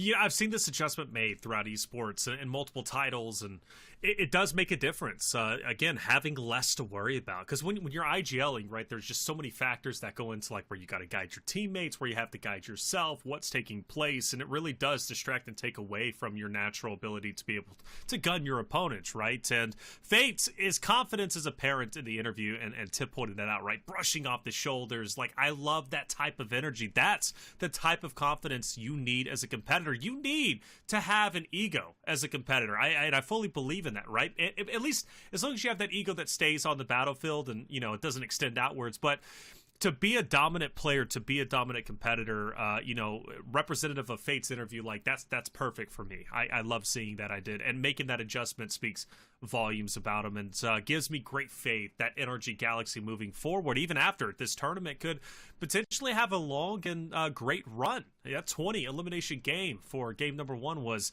really to Chef's Kiss. If they can continue to do something like that, who knows how far NRG Galaxy can go. After all, that's a great organization to represent, right? Very happy with how they're doing. We're going to save that conversation about hot dropping on teams for another time. I thought Energy Fate was a bit more important, but chat, to let you know, the PMSL pass is active today to the 30th of June. There is a message pinned at the top of chat with the code and a link. Redeem the code with the provided link to earn 20 points in the new PMSL pass event and be that much closer to earning the Dark Arts Gentleman set and Dark Legend UMP 45. Well, we're returning to Erangel map number 3. Let's see if Team Liquid can continue to dominate as they have been, or I don't know, maybe 9Z will sneak in and get a win.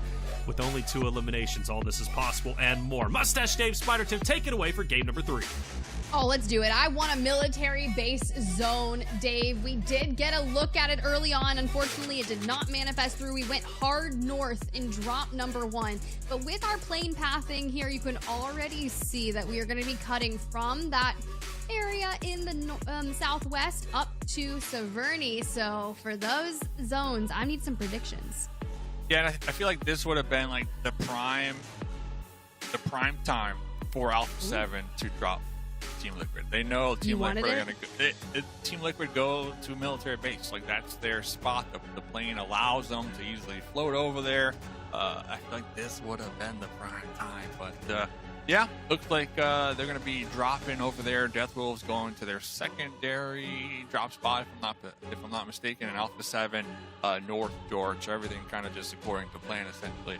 I'm a fan of chaos. I don't know. It's not even just chaos. It's just about putting a stop to Team Liquid, who are just strengthening their gap here so far tonight. And if I'm Alpha7 and you want to be number 1, yeah, we still got 2 more days to go.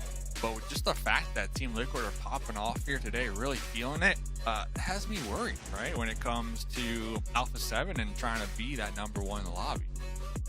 Yeah, I love the chaos that you're mentioning and kind of wanting to see happen.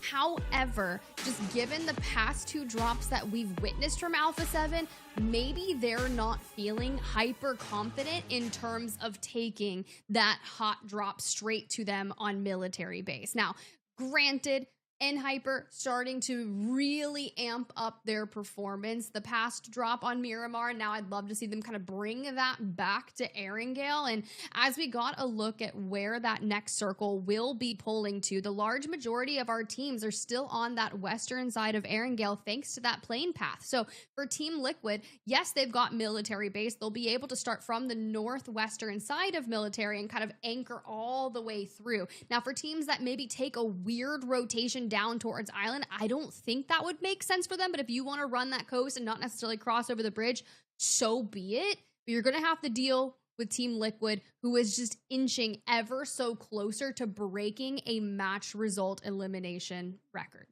Yeah, they're doing a great job, and Reflections looking for that 1,000 points at the end of this tournament. Definitely doable if they continue to just slay out and get these massive points on their double points day, right? So, talking about double points day, AGG, SLR in their double points. They're going to be in the zone next to each other for the time being. Be Bold, once again, and yes, Naya with Influence Rage, another squad that, I've been harping on a little bit here because I want to see Be Bold make some plays, make some bold plays. And I think knowing that Influence dropped, yes, Naya, almost every single time, you share that city with them. Their rotations when they like to move out of that city. Maybe set up some type of camp, maybe look to be proactive. Look to get these double point eliminations. It is so crucial, especially if you're Be Bold. You're a mid-pack team, so any kind of moving up the leaderboard you could try to accomplish here, that's going to be securing yourself a little more money at the end of the day. That's very true. And while we're on board here with Be Bold, one of the teams that is in the double points for Group B here, I'm looking at the stats as they get updated throughout our kind of day 13 here. And something to note is over the past few rounds that we've been witnessing here in week 3, Team Liquid has finally unseated Alpha7 in terms of their average placement. They've broken under a 6th place. So we're sitting at 5.99 average placement. They've bested them in eliminations per game in terms of average by 0.43. Even their damage per game is now higher than Alpha7. Now, that's still on improving, knowing that they have 3 more winner chicken dinners than Alpha7. So with 4, or, you know, kind of coming into that drop number 3, it's like time is of the essence to really start clawing back on that. Because you think of the difference in terms of, you know, prize pool earnings. It is almost, it's like $3,200, I think, difference between first and second place. And honestly, you need, oh no, it's bigger than that. My bad. It's like first place 13. is 44K. It's 13. Second place is 30. Caster math is hard, guys. It's really tough. 13K ish. And the more money though to also take into consideration is Revo and Mythic, like the battle for MVP, right? Last game Mythic, if I'm not mistaken, had like 7 eliminations, and coming in today, I believe they were like 9 eliminations apart from each other, right? So all these little things definitely add up, and today has been Team Liquid's day when it comes to dethroning Alpha7 in that first place for the $44,000, and even the MVP money, that's $2,600, and then you have other rewards as well, like the Gunslinger that gets you $880. So there's a bunch of little cash prizes here and there as well. But Team Liquid, they're starting to secure all the slots when it comes to the money. It's true. And at the end of the day, when you think of weeks 1, weeks 2, it was Alpha7 that was just across the board at the very top. But it's tough. Mythic was 9 eliminations behind Revo at the start of the day.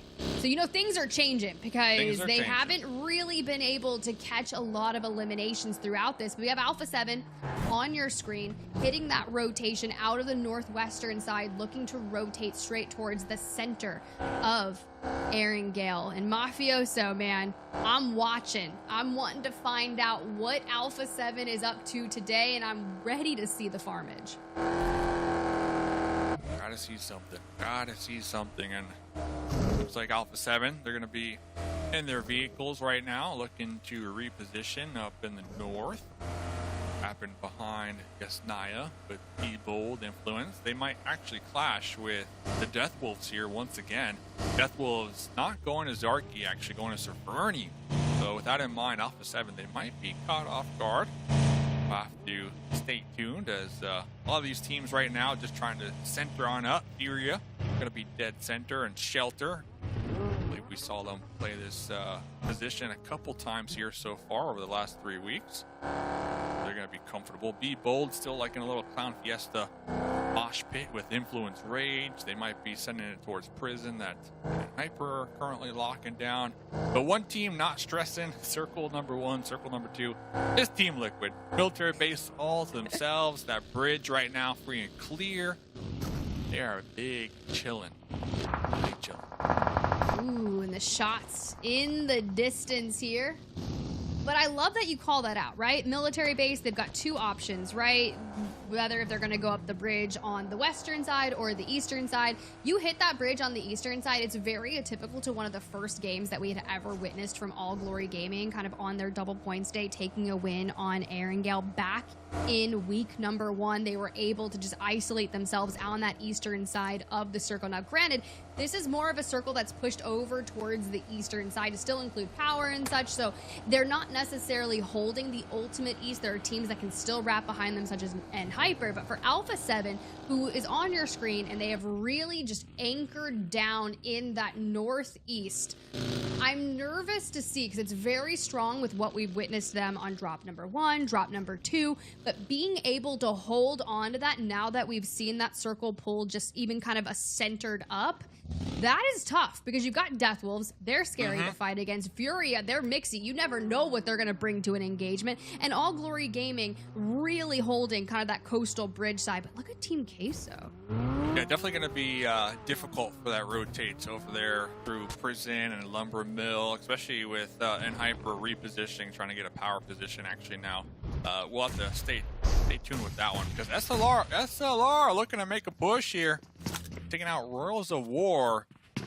I believe there's no team within that third-party radius, so both of these teams can really play this one out. There we go. Titan Gaming elsewhere. Focusing on an NRG Galaxy and Koi Dragon here. Focusing on the inside. Elegy on the fence line. And just really trying to throw the opening damage with a lot of these nades. Can they connect to the windows? And we'll jump on over with Fate and Titan Gaming 2 are already down. And, well, There we go. Doran with the jump. Doran was having some moments, but we jump straight into Fate, into your demise. Fate, wow. Yeah, Fate just taking him out right there. So two pretty solid fights happening at the same time. That last one going to be cleaned up now. It's up to SLR. Can they clean up this engagement like we saw right there from NRG? Ooh. Round the door we go. Shuts it straight on and be like, no. Just, nope. We'll deal with this in a second, but I just need to focus. But Koi falls down to a rogue nade from Tonka. Are we just going to keep opening and closing this door? Because that's the real battle that I'm concerned with. I think the plan is to open the door and at the same time have his teammate throw in a grenade, right, to get that damage. But Koi getting knocked out right there is going to set SLR back big time. Koi being one of the clutch players when it comes to gun skills. Has to be concerned. But and Hyper pushing Alpha7. Okay. Revo is down. FS, the last standing, just trying to hold control of the doorway. And look who comes straight on in. Do we get the full reset, or are we going to be third-partied here by AGG? Come on, AGG. AGG, come on. You need to push this. Third-party this. You heard the shots. AGG, not like this. But shout out to NHyper, though, right? NHyper, Stars telling us they're playing like they got nothing to lose. Stars said, hey, if a team wants to fight us, come at us, bro. That's Stars' words exactly. And to see them take the fight with Alpha7, you love to see that from NHyper. The full reset occurs there for Alpha7. Yeah.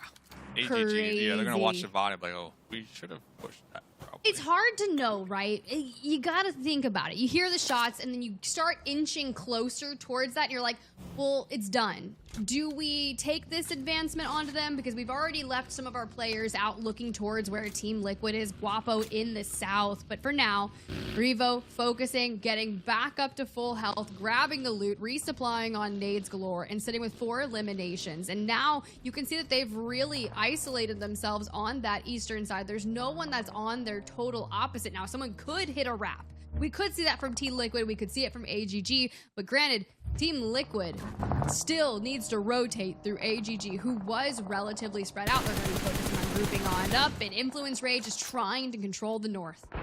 Yeah, and to kind of answer your question, like, I'm AGG, I'm double points day, I'm in 11th position. Like, yeah, I take that fight without a doubt. So we'll see, though. Can they redeem themselves? Looks like Team Liquid are going to be trying to push their little building here. Cardozan driving off into the sunset. So AGG will be getting one confirmation on Team Liquid right there, as Team Liquid just trying to find a spot to call home. Did have that circle shift a little further up towards the north, and Team Liquid a little separated for the time being. We can see them driving off there, all their own little separate vehicles. But FURIA trying to survive the solo. Yeah, Becker up against E7. This is that emote. This is it's fine. A party. This it's a party. Is fine. Yeah, we've got iNCO Gaming out on the fence line here for the third party. Nades going back and forth, and Becker's just like, this is my room. Come in here if you want. DPS in hand, but at the end of the day, FURIA is going to fall with 0 eliminations, and Nenebete, they got third and drop number 2, and they want more eliminations and chaos here. E7 down to a solo, so a perfectly timed third party for them. Yeah, looks like Hate will be taking up Becker's position right there. So same room, trying to avoid the grenades from multiple angles. iNCO and Influence Rage just tossing one after another, trying to get these easy eliminations here right ahead of them. Ooh. Looks like iNCO are pulling off, though. Not wanting that smoke. I thought the that juice was going not to take worth him. the squeeze, so. I thought Federal was going down right there. And they're just going to keep that pressure straight onto Hate. And you can see the nades are doing a lot of the work for them, as Milovan and Federal are still inching closer, and Diego pulls the vehicle up close. Know that we've got kind of this death ball grouped up together. There goes initial damage. We've already pushed back to the shack and go with the SMGs, just trying to take angles. But every time we peek, we just get too much damage. There's too much going on, but we grab Diego. Set our sights straight onto Federal. But here comes the jump. The push comes through, and well, I don't even know how Hate is still alive. The brilliance of defending this. the death check right there, but he was getting a lot of damage on the board, putting in some work without a doubt. Trying to vault out that window to get the confirm, at least get one elimination, but not able to do so. Next zone does go up. Be bold still, just bam, right smack in the middle in their southern shelter position. Alpha7 on the east side. Ooh. The whole squad alive, so this could be Alpha7's match to really make that comeback push. Already 4 eliminations going their way. Remember, Team Liquid, they lost one early on their rotate, so they're going to be down a member. But Death Wolves, making a pit stop out here. Not where you want to be. It's like AGG getting one knock. Probably to confirm. Yep, there goes another Death Wolf. Taken out here. A singular Death Wolf has been found. On their rotates. Once again, the rotates tonight, the Death Wolves just not been going their way. So we need to readjust, play the edge a little more, or not prioritize center and circle 3, circle 4, which they've been doing all night long and losing in the process. So let's see. They're not done yet. We still see them in the elimination feed. Looks like they're going to be third party and one member from iNCO. Go in that shelter position. The tomb right here. Some of these squads looking to seal it. I'm gonna say David, and here comes Royals of War. Straight on up. Obscure takes out Tonka. Brunzing grabs another. There goes Colgoat, and Royals of War are in shambles, and they have fallen with 4 eliminations into the top 10 squads. Job's not done, but I love that we're taking angles here from Be Bold. We have so much information of the teams that are surrounding us. Team Liquid kind of holding that center zone alongside Alpha7, who did a really solid job of cleaning out that eastern side. Now, Mafioso is going to be up towards the north, trying to find out information if teams are looking to wrap them. But it's tough if you've got a good spot in a building here for center zone and you're kind of controlling 2, but trying to split hold can get tough. Without a doubt, and we see right now Be Bold trying to figure out what exactly just happened, because Royals of War, they crashed Be Bold's compound, but the Death Wolves on the high ground from the tower, that was the team that actually took out Royals of War. So Be Bold losing some elimination points right there, which is crucial because they are on double points day. It looks like the Death Wolves will be yoinking a couple for themselves, but for the time being, both these squads can play nice. Neighbors in the zone. No need to make the push, but if you are going to be overextending, peeking a little bit too hard, you are going to get your head tapped, but probably not confirmed. So just need to avoid those sight lines and keep that armor good and healthy for the late game here between these two teams. So far, so good in terms of helmet and armor. And for Obscure, plenty of nades left, and well, when I say plenty, it's 2, which we've seen people hold 6, 7. Across the board, smokes, mollies. I'm feeling okay with what we've got to work with while we kind of hold down this area. But as we look towards the north, Influence Rage over there, iNCO Gaming at their back, and then you've got Mafioso elsewhere, just really out in Narnia, which is, it's fine, right? We want to prevent that wrap, and if we have to disengage in the vehicle, at least you can relay that back to the squad. But for now, we turn our attention straight to the south. AGG. Once again, AGG, they had like a little 2-2 split. Next circle does pop. Both of their positions no longer in the play zone, so they're going to be looking to find a new spot to call home in the new circle instead of taking the fight with Team Liquid. And in turn, they're going to be getting backstabbed by Team Liquid right now, losing one in the process. And well, the play to prioritize the circle is going to force them to go right between Alpha7 here. See if it plays in their favor, but yeah, I mean, missed opportunity once again for AGG here on this third game of the evening. Double points day for them. Well, they're looking for that wrap straight towards the east, which is where Alpha7 has been maintaining a chokehold. And honestly, anytime someone tries to make a play for their space, Alpha7 is denying them any chance. Now, granted, Padrino is down, likely not going to be able to hit that res onto them, but we'll keep our eyes out because we keep seeing the pressure come through. Melgar and Guapo, the only 2 up for AGG, and here comes Mafioso looking for angles, looking to hit it. You said it drive by, and hey, we see the damage come through, but not too much.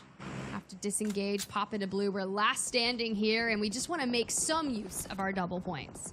Yeah, another missed opportunity for AGG. We saw them earlier on. They could have made the fight, the push, take out Alpha7 when they were hurting after their last engagement. And right here, instead of taking the fight with Team Queso, prioritizing the zone and pretty much allowing Team Queso to have free shots on your backside while you rotated into the circle. So I think when it comes to AGG, they just need to kind of crank that dial, the aggression dial a little more, and prioritize their fights over positioning and see what happens. See what happens. But popping back over to Team Queso, trying to take this tower from Team Liquid. Oh, the chow. I mean, look, a lot of teams looking down the barrel at Team Queso, being whittled down by not only Alpha7, but also Team Liquid here. They have fallen with 4 eliminations, but we still have the Death Wolves, a neighboring team, and everyone's just kind of pointing at each other, trying to find any angle that we can make work. For now, Diego in the north, alongside here with iNCO Gaming. 7 in the sights, but elsewhere, you've got... Yeah, this is tough for 7. You're just trying to tank it down, and look at the underneath. Gary. Oh, but Team Liquid down and out at the hands of Alpha7 and Death Wolves. Gary looking to make some insane Gary plays here. Looks like 7 was taken out from the blue in the shack. Influence that. Gary popping up, getting surprised from behind. And Abete, it is up to you. Can we get the 1v3? Influence Rage looking to make the push, looking to flush you out. And Diego with the SK12 doing just that. So now Influence Rage, 4-person squad up in the north. They're going to have it all to themselves. That's crazy. Alpha7, they take out Team Liquid with some help from Death Wolves, secured their position. They're on that southeast. That was brilliant from Influence Rage. 9 eliminations so far. Alpha7 currently sitting on 7 with 4 up. So you have 3 full squads left in the top 5. Influence Rage, Be Bold, and Alpha7. 1 member of NRG Galaxy is still up standing somewhere. Fate, yep, Fate unleashing the beast is what we were told. So Fate with 1 elimination, no, 2 of the 4 total here. Let's see if Fate go for some crazy surprise attack from behind, maybe on Be Bold, while they make the push across the way to the Death Wolves eventually. Maybe get a couple more eliminations in the pocket. Gassing them up, gassing them up. Caster Curse be real today. Caster Curse is living. No trying Caster to build Mask. the storyline for Fate, you know, and no. They're like the shackles have come off. He's somewhere living his best free life. They said no. Yeah, Dave, for no. Dave, no.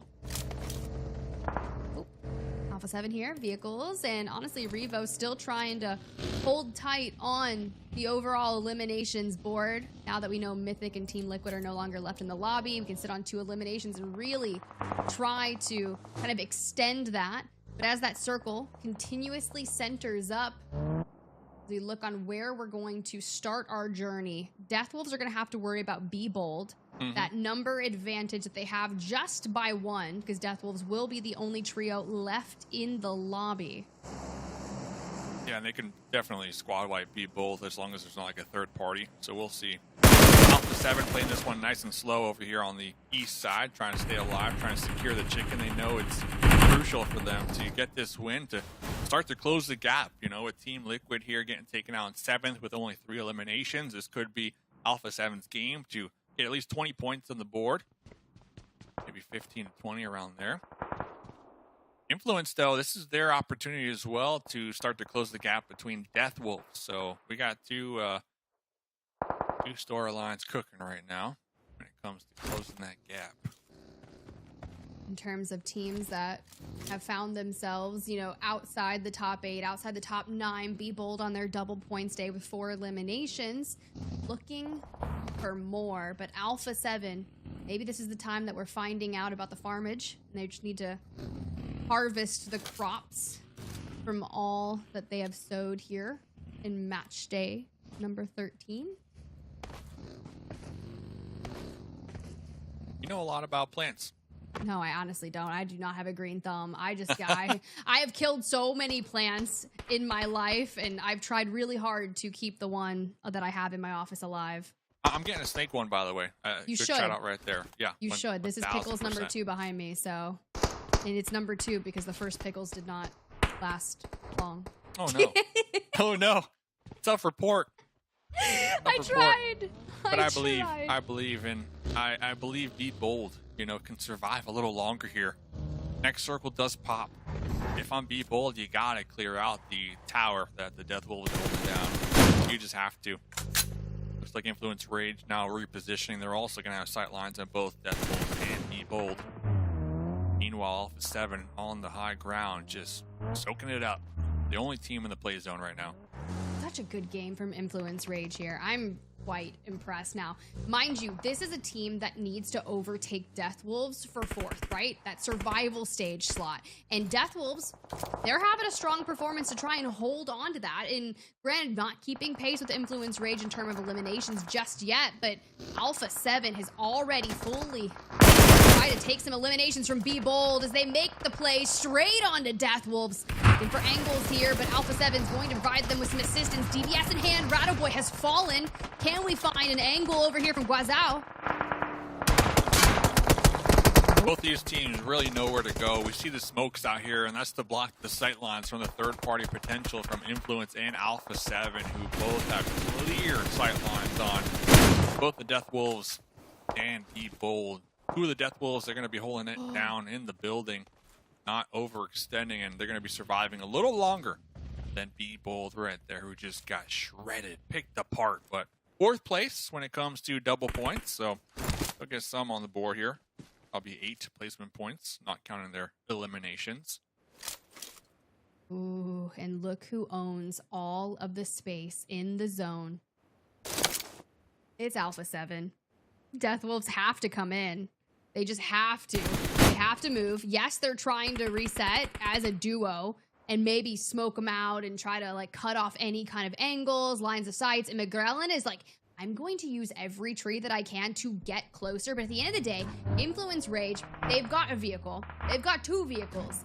And I'm curious to see who they decide to full send on first. Because coming in from the north, you have your choice. Do we just go take out the duo and focus on eliminations? Because 1 is actually 1. And you can see right there, Revo going for it. Grabs 1. I'm not sure if we're going to get the full from here, but it's enough to really put it on in. Oh. Grenade. Yeah, it looks like both teams just prioritizing getting these 2 easy points, especially with the next play circle popping. The Death Wolves no longer favored, so they're going to have to push out of there regardless. So Influence, though, going to be using this moment. Tossing out some smoke, sending 2 over here. Okay, so Obscure might be able to survive a little longer because Diego knocking out your Death Shack here. Oh, but 2 of them, the front line. Pushers from Influence immediately traded out. Are we actually finding out what Mafioso was saying? Is it the time? Influence Rage down to a duo, chucking nades over to Mafioso with the angles here. Being able to stay out of sight. McGrellin picks up another nade, and honestly, at the end of the day, Death Wolves has fallen courtesy of the being outside the play zone. Corello picks one up from the vehicle, and okay, is that how we're putting the finishing touch on Influence Rage? Alpha7 has come to play finally here and dropped number 3 on Erangel. Beep, beep. They said beep, beep right there at the end. 16 eliminations, 2,200 damage done. 15 grenades tossed, chuck that game. Influence, though, 2nd place. I'll take that all day. 10 eliminations going their way. So both those teams doing a great job at kind of yo-yoing off each other and just using their advantage to get these eliminations on the west side.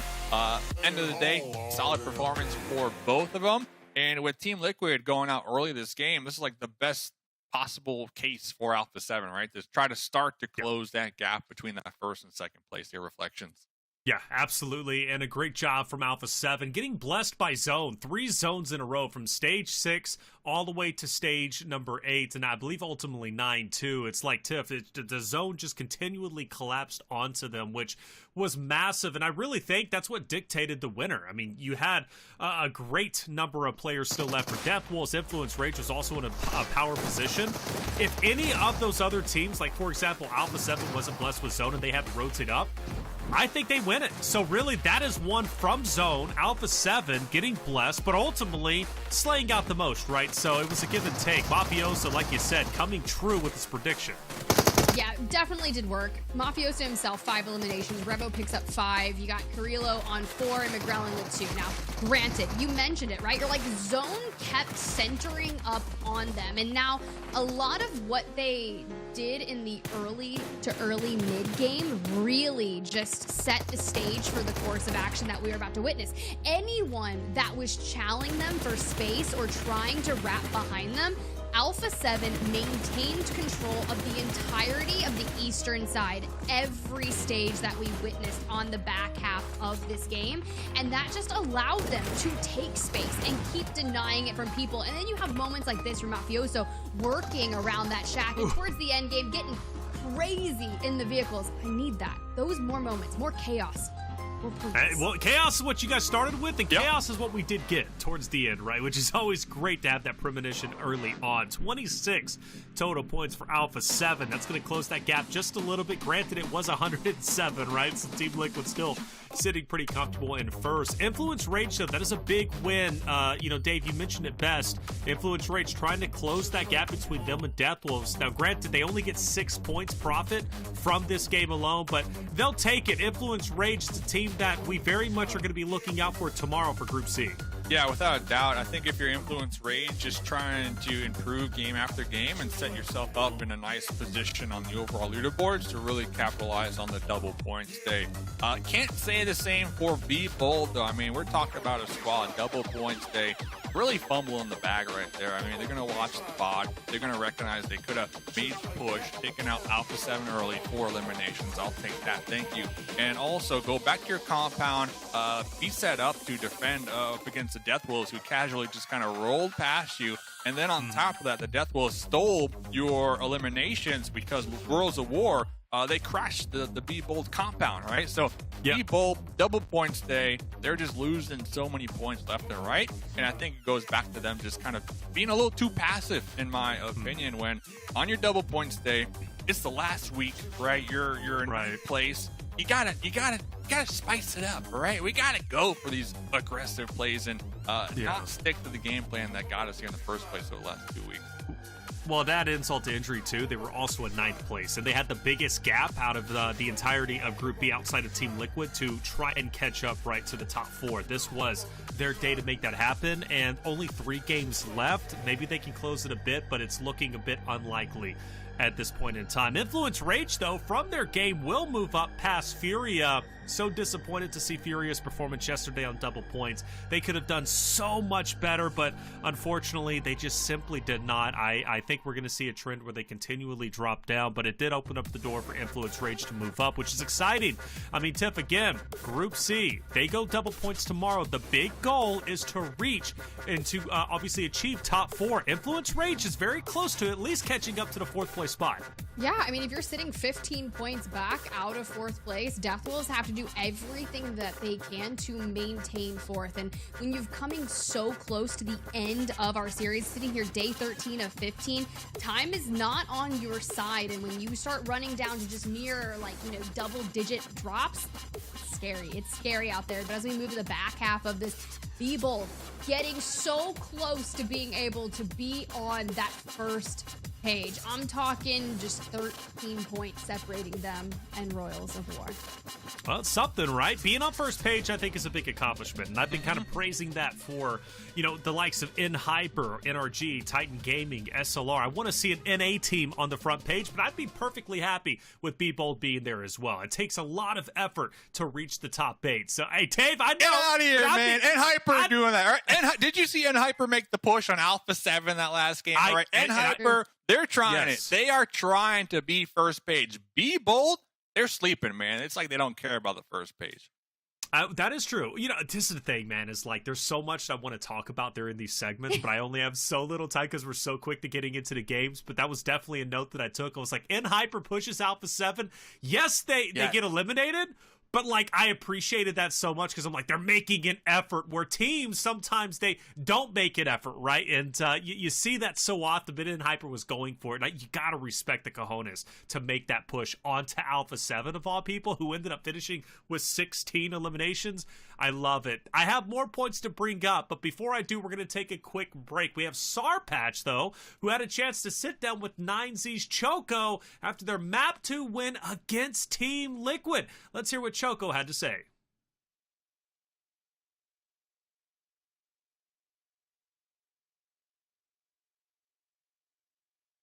Tell me about the ending. Háblame un poco del final de esa partida, ¿cómo fue? La verdad fue mucha paciencia. Es una de las virtudes, yo creo que se ocupa para ser jugador profesional. Paciencia y controlar las situaciones, controlar los sentimientos y controlar todo lo que se va sintiendo en partida para poder ganar una partida en individual o en dúo, más que nada. Yeah, he says that patience is a virtue. He had patience there. He needed it to not get nervous because he was in a 1v2. But especially when you're alone or you're in a duo, you need to have patience. Bro, important points, right? Not many points. You didn't get that many kills, but for the situation you are now, points are very important. No fueron muchos puntos, pero igual son puntos importantes, ¿no? Ahorita. Sí, claro. Era una partida que comenzó mal. Se esperaba rascar puntos, como todo, pero salió la victoria y claro que son muy buenos 13 puntos. Yeah, they were trying to be careful. They started with only losing 2 players, so getting the victory there, of course, is very important. Choco, gracias, hermano. Let's go.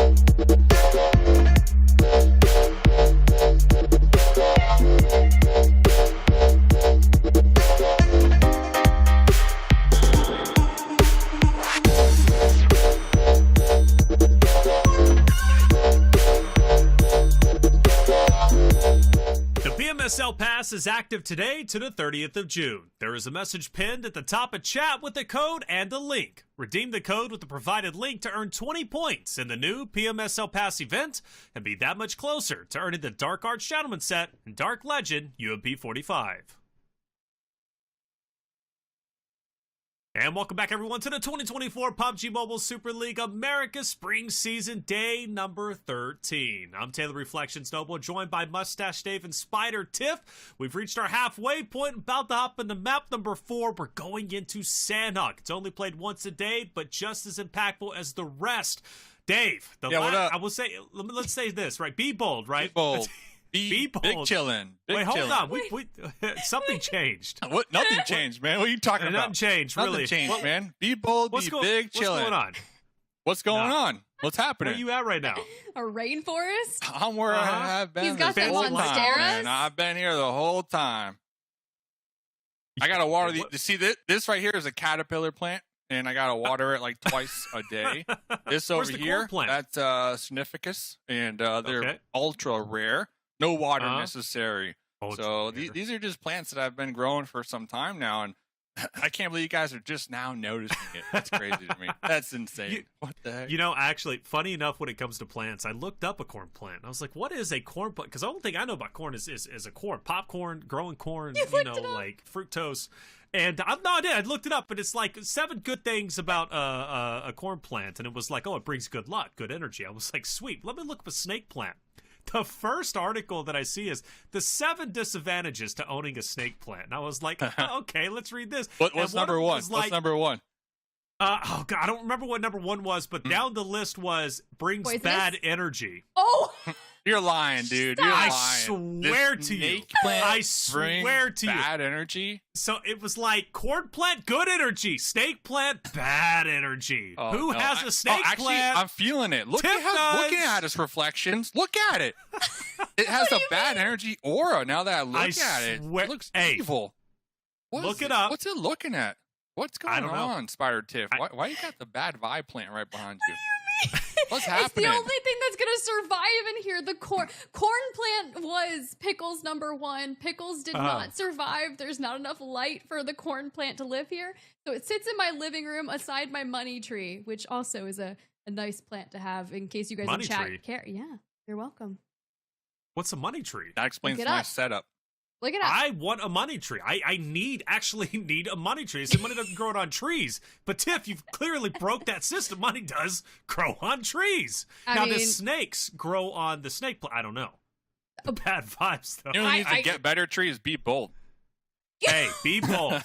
So let's talk about Be Bold, right? Be Bold is a team that on day number 10 on Sanhok, 10 eliminations. 13 eliminations. So now they're going on to Sanhok. We talked about them being 13 points away. Coincidence? I think not. Dave, I believe Sanhok could be a strong map for Be Bold, but where are their downsides, right? Where is Be Bold faltering and need to clean up their act? I think they're just overthinking it, honestly. With it being double points day, it's the last week.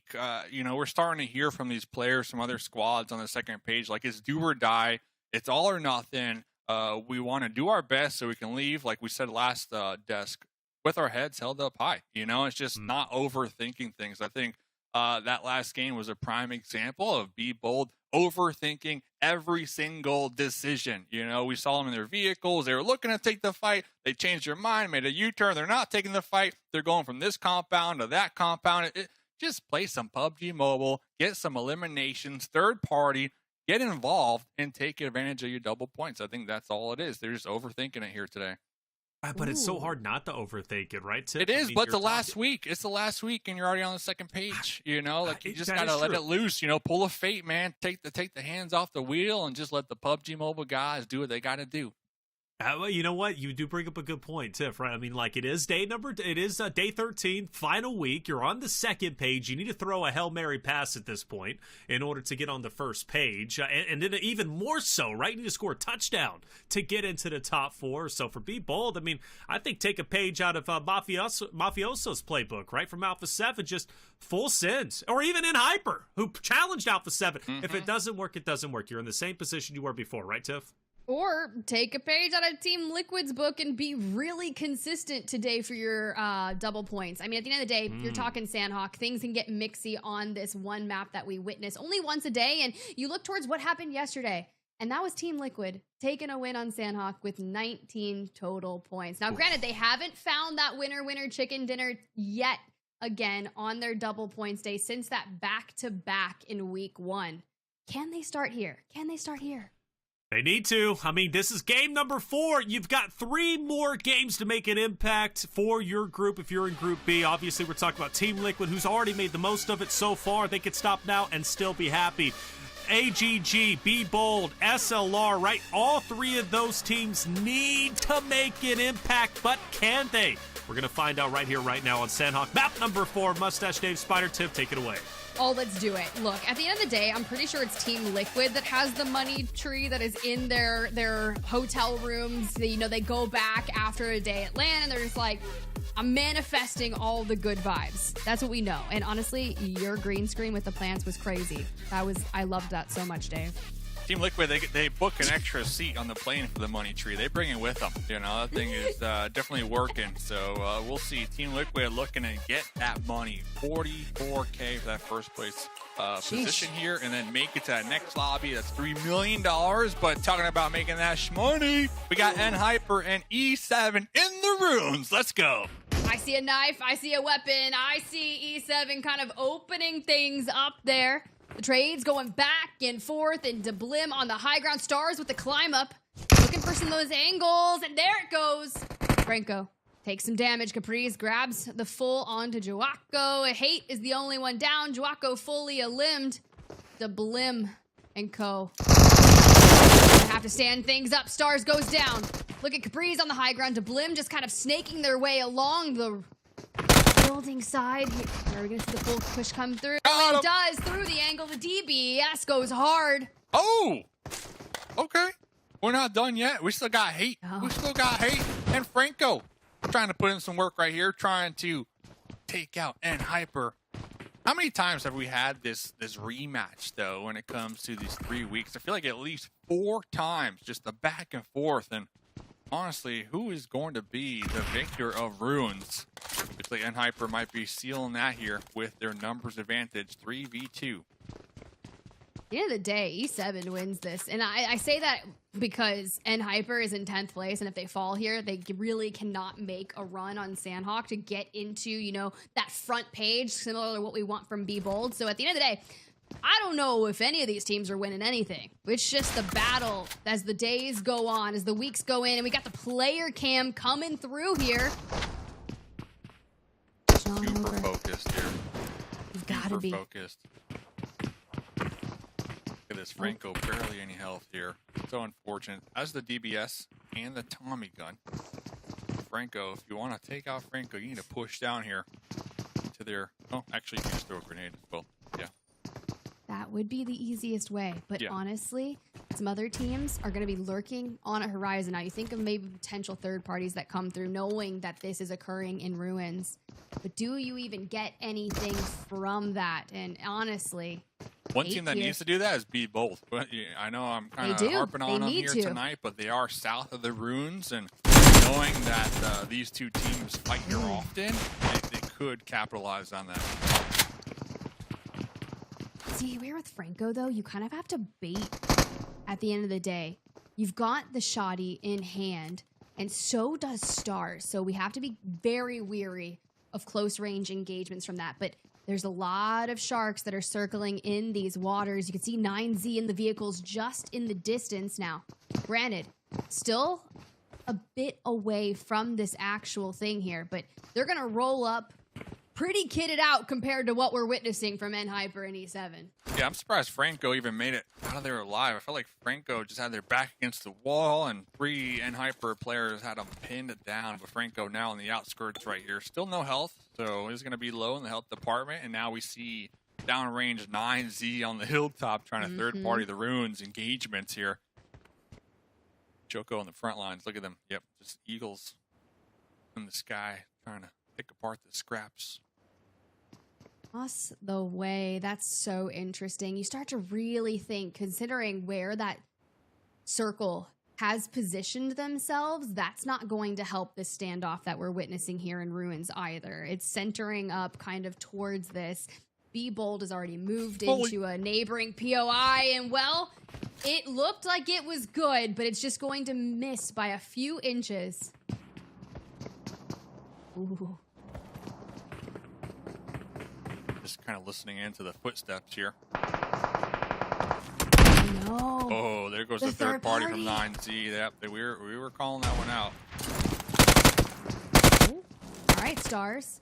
Dancing around, looking for the angle if we could make that work. But at the end of the day, 9Z really helping out E7.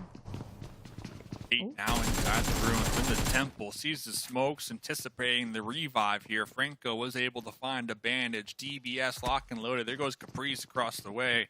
The standout players for and Hyper. UMP in hand. Fate. Gonna be catching out FSS. Okay. On the inside, we roll. What's Caprice gonna do? Inches their way a little bit closer, trying to play along the doorway. All right, let's see if we get the angle. We've got the DBS now in hand. It's just a matter of time before the chow. We're just trying to be cheesy with it, but it doesn't matter. Smear HP throughout, and this is a challenge here. We're shooting all types of directions here. Both players from E7 really low. There goes another nice trade over here. It is crumbling for and Hyper. It's up to Capri to seal the deal, save the day for the Ruins battle. Franco, DBS trying to hunt him down right here. 2v1. Okay. Here we go. Stars has been fooled. Capri's last standing. And honestly, it's tough because Stars was the one that had the shotgun that would have been able to hold those tighter angles. And now Capri's is just trying to distance themselves, make it more challenging that they have to filter through to give him some time. With Franco and that DBS, it's going to be such a big threat. And if I'm Capri's, I need to find just an angle to maybe... No! Furia rotating in across the bridge from the north. Seals the deal. Now for Entity 7, it's going to be so tough. Because yes, you hold the inside here in the temple, but you have to deal with, do we are able to find resources without getting picked apart on the outskirts from a mid-range fight? Yeah, E7, they're done as well. You know, you got Furia in the north looking at that entrance. You got 9Z in the south looking at the opposite entrance, and then Be Bold on the west. So pretty much 3 focal points for trying to evacuate the ruins are already going to be covered. So you did what you had to do, and that was to take the fight and get your 3 eliminations on to Hyper. A nice little skirmish, without a doubt. Next circle goes up. So if the circles continue to favor the ruins, E7, they might be able to snake it out, get some additional placement points. But all in all, like that's their Sanhok game, right? It's done, in my opinion. Imagine if we didn't. Like, we split land, maybe that POI across where Be Bold is currently sitting, similar to what we had seen in some maybe prior weeks as opposed to like an actual hot drop. This would have been the game for them here on Sanhok. But for Alpha7, getting peppered from afar, Revo has to drop down into the water, channel the best swimmer that we've ever seen, and is now resurfacing. SLR, you can see White LG and Dragon just kind of setting up shop there, looking for angles, holding crosses. And McGrellin is just like, no, I'm going further back. Maybe it's time we just disengage completely. Koi can really play spoiler too. Koi is going to be on the opposite island in the blue here. So A7, they did pump the brakes a little bit, doing some more scouting here, not to get caught off guard again on their rotate across that bridge. But if they don't recognize Koi's position, Koi can really have a surprise factor. Ooh. In this fight.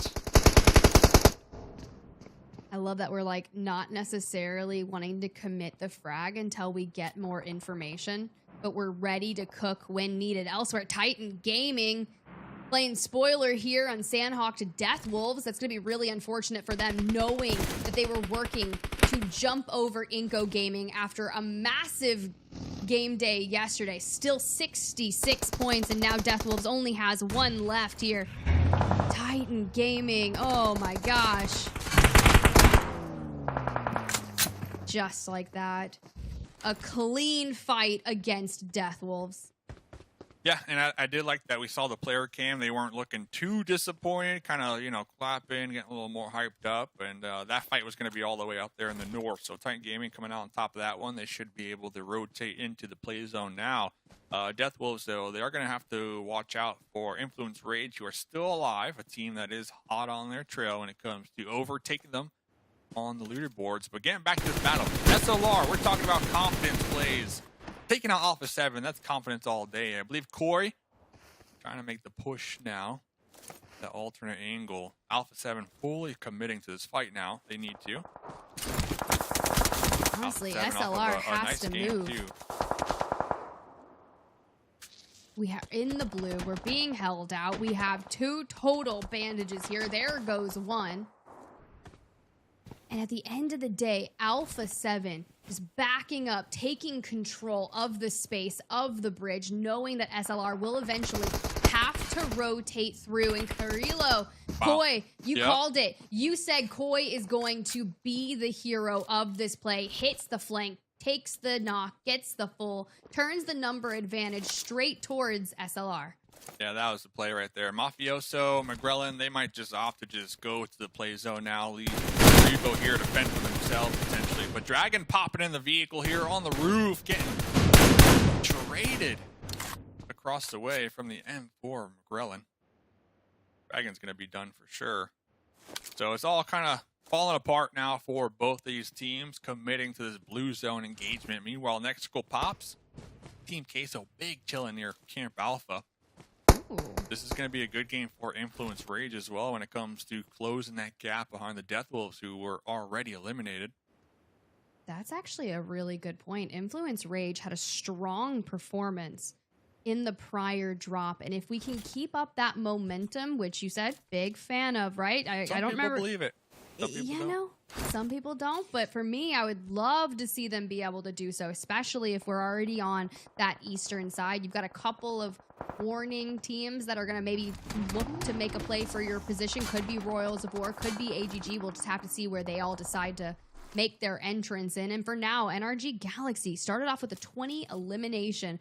Drop 1 in Erangel. Have already lost out on Fate, Malaz, and J7 and Spec. Going to have to turn this one around. Yeah, just really unfortunate for NRG. They were trying to go for the safer rotate, actually rotating through the blue on that bridge south of Pine Ann to make it towards the Ruins area. That was probably their target.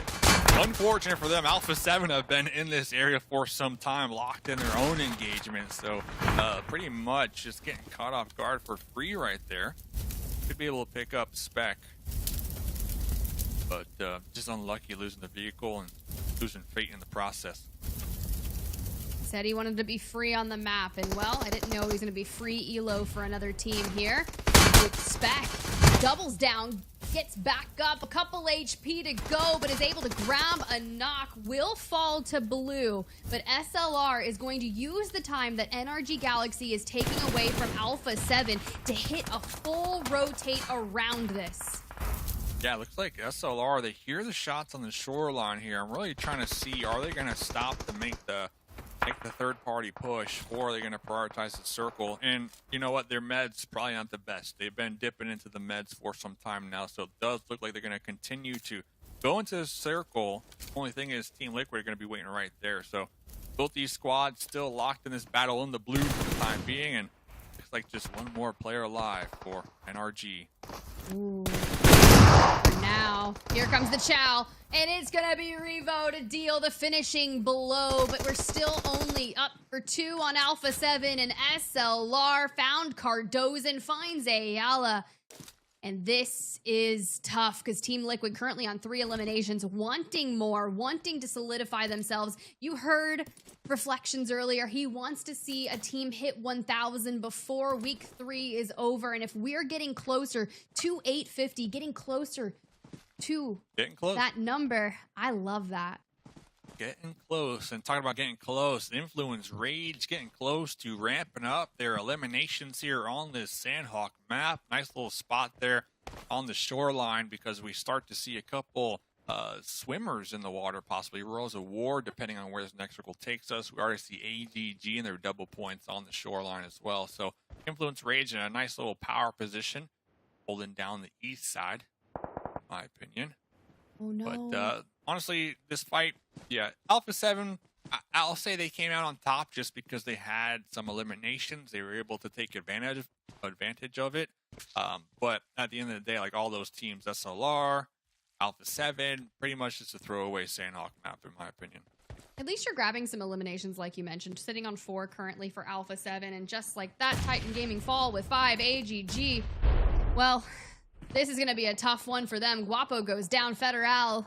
Now, if you're going to chow for the position that Influence Rage was able to grab for themselves, if we clean out the eastern side, survive here, Cadrino, last standing for AGG, Law goes ahead and picks up some fools there. Just chucking nades because we've got plenty of them, but a 1v4 for us. Look, you just have to become one with the boulder or become one with back to the lobby. Influence Rage picks up AGG. Yeah, another 4 game for AGG. They had 2 eliminations last game, and then 1 elimination in game 1 and 1 elimination in game 2. And AGG, just as a reminder, they are on their double points day, their final double points of the PUBG Mobile Super League America. So they're trying to take advantage of that. 2 more games to go for them. Hopefully they could pull something out the hat. Revo still alive from Alpha7, deep in the blue. That's a little Alpha7 update right there. But coming up here towards the north, Team Queso, iNCO Gaming, fighting for the clips right now. Gary, not like this. We cannot pop onto a POV with Gary and see him get dropped. Nenabete does go ahead and get some action straight onto Milos, gets the full as well, but Team Queso, every inch that iNCO Gaming tries to take, they answer straight on back, and now Nenabete has to clutch this up alongside Nunez, who's just across the way. Few HP and a dream, but across the angles, looking for silence over there. Can we get over to Vitali? We just need to finish this engagement and hit the res if able. Silence saying the same thing too. Silence trying to close the gap, get the confirmation there on Vitali. Wrapping around the edge, is going to be spotted, a little head right there, and there goes Silence. There goes Team Queso. So iNCO still surviving out here. Wouldn't say thriving. They did lose 1 in the process, but Bebo looking to make some plays out here on the FURIA. Look at that. David trying to anchor down through the hill here. Looking for angles, looking for openings if we can get them. For now, think about FURIA up with 2 eliminations so far. Be bold on 1. Could be a really nice addition to be able to pick up 4 eliminations for Be Bold if they could, or vice versa for FURIA. Yeah, without a doubt. And you see David trying to snake up, get within range to toss a Molotov, toss a grenade. That's all Be Bold needs to do is just toss all their utility here and try to flush out FURIA, who are anticipating the push right now. There's a huge knock right there for the Unions as well. From iNCO trying to third party that engagement. Okay. Law Be Bold, down. okay, yeah, Be Bold. They're getting away, surveying the land, you know, getting the intel here before making their decision. But they definitely have to make one soon. Okay. There's a lot of people that are going to be fighting over here. Even Royals of War is able to pick off 1 member of Team Liquid. So we'll have to see how this goes. Vitali, though, not a lot of HP, no meds to work with. Choco down. Would love to see some of these nades connect, but when you just have to keep moving, right? Blue at your back. There goes the full, but we see the angles come through. iNCO Gaming has fallen. And with Influence Rage still at the helm, grabbing eliminations, and even FURIA here, we finally start to see this fight come to fruition. Knock gets Be Bold, making the push down to just 1. LaRosen on the other side, trying to get the confirmation. Gusta doing the same thing over here. So now it's going to be a 2v1 happening right now. Ooh, 1v1, LaRosen putting in some work, but then taken out in the trade right there. So Be Bold, 3 eliminations. Getting a little aggressive here, just not going their way, but look at that, those shots. Yep, everybody hearing those shots. 9Z looking over here, Team Liquid looking over here for the third party, so FURIA, they're about to be flushed. Yo, but the nade threads through the window. Chief with the golden arm on him, hitting the crazy angles. Now looking for Becker. At this point, I'm a diehard Team Liquid fan. I'm about to go get my sign to prove it. But now Becker in the sights here of Chief. And they just want more. I told you guys yesterday Sanhok went the way of Team Liquid. And it's looking promising.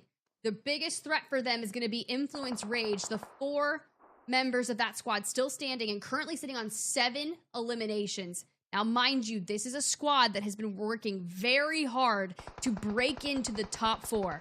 Yeah. And I love how Team Liquid are leaving Cardozen down in the south to make sure that his 2 squad mates can't get wrapped around a backstab who are trying to put in work and flush out these opponents in the compound. So huge heads up play right there from the trio of Team Liquid. All right. See what we've got to work with here. No nades. That would be really brilliant to have if we're going to be the last standing member of FURIA. Nade goes out. Still have a molly in the pocket. But if we can go ahead and just start cleaning up FURIA, that would be great. But you're going to have to contend with Influence Rage here. And you already called it. Cardozen is in that south anchoring for Team Liquid. So their numbers are already at a disadvantage. And DBS up the hill straight towards 9Z. Still, a solo from FURIA, a solo from 9Z, 3 from Team Liquid. Influence Rage has the numbers advantage. They can just all push together and completely whittle away the numbers. There goes the last member of 9Z. Another elimination there for Influence Rage. Yeah, they're doing great. Next play zone does not favor this hilltop, so we'll have to see them make the push. But before they do so, they need to take out the 3 opponents over here in the north side. Looks like Chief popping in their vehicle, prioritizing the circle, trying to group up with Cardozen once again. Influence Rage looking to close the gap between them and the Death Wolves, who were eliminated a little earlier on. When it comes to the overall leaderboards here, Influence Rage with 10 eliminations so far, but they need to fight the final boss, the trio of Team Liquid. This is crazy because Mythic is still up in the north. Now, if Influence Rage can pick off Mythic and then set their sights onto Chief and just take every fight one by one, but FURIA was going for the wrap, falls to the blue. Look at and this. now Mythic. Oh, no, Got him. not Diego, not like this, not Federal. Mythic going for the overall. Elin says, I'm going to clean it up if I can, and holy Cardozen. Yeah. Team Liquid, winner, double points, chicken dinner. The Mythic play right there, lurking in the blue. Influence Rage had no clue in the world, and then it was all about a 1, 2, 3, and then the trio of Team Liquid just cross-firing up there on top of Influence Rage. Influence Rage, though, still solid game. Second place, 10 eliminations. But this is that chicken dinner that Team Liquid have been so close to securing here tonight. Finally locking it down here for their double point. Look, I told you that Team Liquid was very solid when it came to Sanhok yesterday. A 19-point game, 9 eliminations. And Taylor, look, Reflections, man. 11 eliminations, another winner chicken dinner, and you get bonus points. What more could you ask for? Not a whole lot, right? Maybe more eliminations, but I mean, honestly, that's getting greedy at that point, right? Especially with the day TL has had. And good shout, Tiff, yesterday, right? You know, Team Liquid did win on Sanhok. So back-to-back days, winning Sanhok, incredibly impressive. But what is so cool to me, Dave, is just how Mythic continues to just excel in just about every fight that he gets into as an individual, right? And that's so impressive to me because every member on Team Liquid is individually skilled, right? But Mythic is just, he's so clutch. He wants the MVP. You know, he's trying to overthrow Revo, who has been the top elimination holder, I believe, since week 1, right? So I think today could be that day. There's been multiple games here tonight that Mythic has just been putting in a lot of work here, Reflections. He has been, and again, clutching yesterday in that 1v2 against SLR was impressive, and now even here getting 3 members at the very end. We're talking taking down Flaw, Federal, Diego, just sneaking up on him and taking him. It's Team Liquid is on a different level, not because they're in first place, but because of their individualistic skills to be able to clutch up. And they've been doing that ever since they were under the banner of Loops. Now that they're under Team Liquid, I feel it gave them a bit of a buff. Team Liquid is a massive organization to obviously represent. I want to start, though, at the revenge tour for E7 at the beginning, Tiff. If you remember day 1 of this series, Ruins was in hot contention. It was in hot contention between Hyper and E7. And Hyper won that big fight, and that's where we saw Stars really come into form at LAN, talking trash. But E7 finally wins and get revenge, but at what cost, right? They leave with only 2 members left. They do leave with 2 members left, and at the end of the day, no one is winning the Battle of Ruins because everyone was able to rotate straight on into that, clean up, and honestly, we just had to have a moment of silence for that end game there for Influence Rage because, man, to let that happen to you is so tough, but to have Team Liquid grab a win on their double points day, taking a 42 points. I mean, it's like you look at Alpha7 last game, Dave, and it's like we're praising them, 16 elims and a winner chicken dinner, and granted, a huge come up, right? But it's like Team Liquid shuts them right back down, sends that lead, even more so than 107, right, to take over first place. And 42 points is a huge game for Team Liquid. This is the best double points day they have had yet. Every time Alpha7 make a step in the right direction, Team Liquid respond with a leap in the right direction, right? And of course, the double points definitely playing a factor. And Alpha7, they will be in the double points on the last day. I'm still sticking with my guns here. I want to see Alpha7 put a stop to the Team Liquid momentum we've been seeing here tonight. I don't think you can stop it. I'm sticking with it, all right? I don't think you can stop it. All right. It's not stopping. It's not 32, stopping. game It's 1. 44, drop 2. 42, drop 4. How are you going to stop that, Dave? How are we stopping that? Send E7 at him. Okay. What? Okay. Hey, more whatever. elims for Team Liquid. Oh, the truth comes out. The truth comes out. Hey, E7 had their time to shine in week 2, but haven't really shined that bright in week number 3. Second page, not that eventful. I know Titan Gaming had a bit of life for a little bit with the 5 elims, but the placings is what they really needed. That's where they suffered.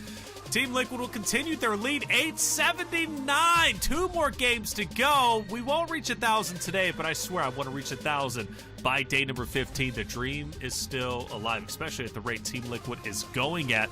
Their lead will extend 129 over that of Alpha7. Now, as far as the big movers go, Dave, we do see Influence Rage move up, Death Wolves go down. Oh, man, but they heard your wolf roar earlier on, man. It motivated them, huh? Demotivated them, man. They needed more passion, more passion. They didn't get it, man. Well, One point, though, they can come back. They can come back. I hope so, surely so with 1 point. I mean, we'll hope. I don't know. Back. Now, today, though, Influence Rage is on fire. The second page, by the way, just to browse over it, Be Bold continues to be on that edge of catching up into first, or excuse me, not first, but onto the first page. Be Bold does get 6 points from the last game, but it's just not enough. They're going to have to do better in the last 2. I'm fully confident that they can. They just got to reach over or get over that hump. But Influence Rage, though, 29 total eliminations today. They are on fire, and they're doing so not even on their double points, which back-to-back second places too, with eliminations for Influence Rage, which is great. Exactly what they needed, and that's why they're moving up. Dave, Influence Rage is a team that is storied, right? I mean, the previous champs from this series, granted a new roster, but like they're coming and trying to return to glory. First place is out of reach, but top 4, they'll take it.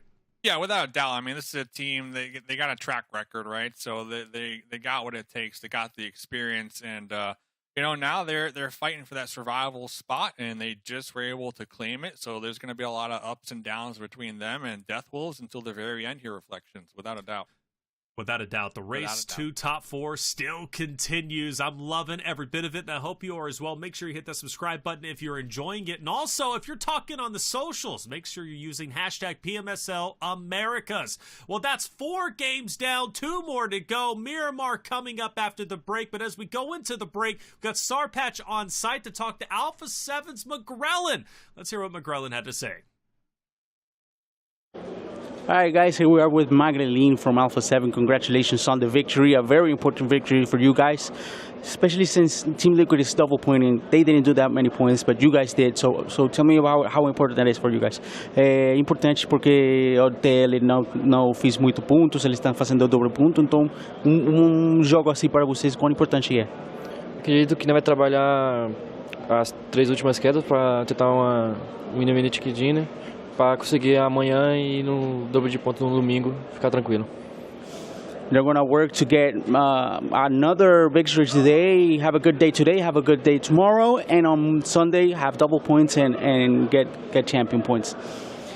Esse domingo vai ser muito importante, né? Você acha que se vão precisar chegar com mais pontos nesse dia ou esse dia vai ser que vai terminar de ganhar? Do you think on Sunday you are gonna be able to have already a lot of points and just take it home with the double points, or what are you looking at?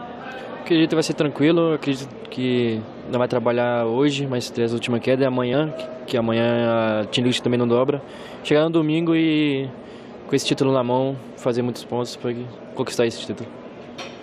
They want to play tomorrow, and that's not double points. Not double points. They just want to see themselves with the title in hands and being champions.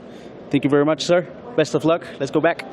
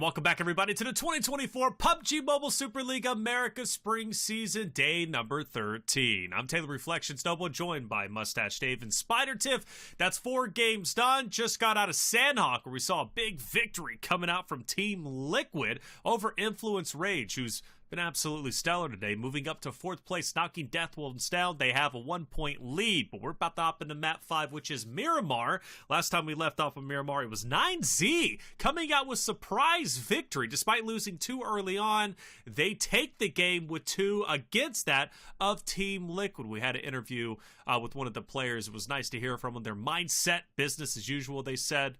They're cruising through. We'll see how far 9Z can continue to go.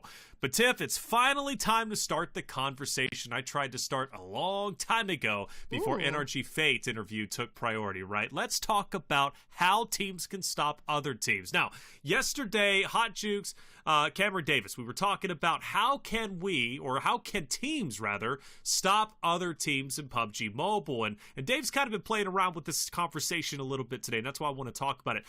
In other BRs, right, you see teams, they'll hot drop on teams. Not grief, but hot drop to stop their momentum, right? That doesn't happen in PUBG Mobile. Teams refuse to change up their landing drops. They refuse to challenge other rosters. Do we feel like PUBG Mobile might be missing a little bit of that spiciness? And do you think it's actually beneficial to give up your landing spot and try and hot drop another team with the intention of stopping their momentum? I'm just like sitting here. I'm like, yeah, no. If I'm going to just throw my game to chance stopping Team Liquid, knowing that they've already broken through 850 points. At the end of the day, it's just giving them more points. Now, that's not going to open the door. Now, granted, if you're vying for maybe that 4th place spot, I think that's where you'll start to see teams maybe start taking risks, and it'll come through maybe tomorrow or even on the final day. And I think that's where we'll see a lot of it, because at the end of the day, these teams on land, they're going to know where the weapon spawns are. They're going to know everything that's going to occur like the back of their hand. And if that plane path lines up with someone they're like, I know for a fact that I can drop this team that's at the bottom of the leaderboard, and I know if I can just get the jump on them for their drop spot, why not? That's going to come through tomorrow in the final day, 100%.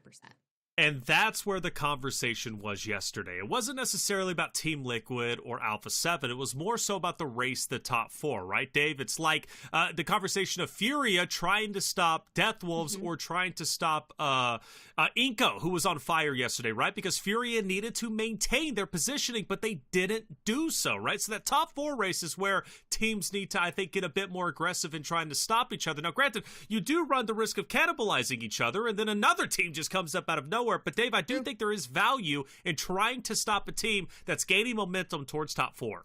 Yeah, without doubt. I mean, the Deathwolves, they're kind of stopping their own momentum here tonight. Last game, just unfortunate up against Titan Gaming. And if I'm looking at the Deathwolves, I'm gonna get some revenge on Titan Gaming. I love Titan Gaming, but I love the Deathwolves a little more. So I'm gonna be hunting them down on their drop spots for Miramar and shoving their face in the dirt. Like, hey, that's the last time. That's the last time you drop us. All right, Titan Gaming, you stay down there. But Deathwolves, losing their lead by only 1 point. So they could maybe opt to like drop on one of the lower teams and get back within that 4th place position. But Influence Rage, they've just been doing so good here tonight.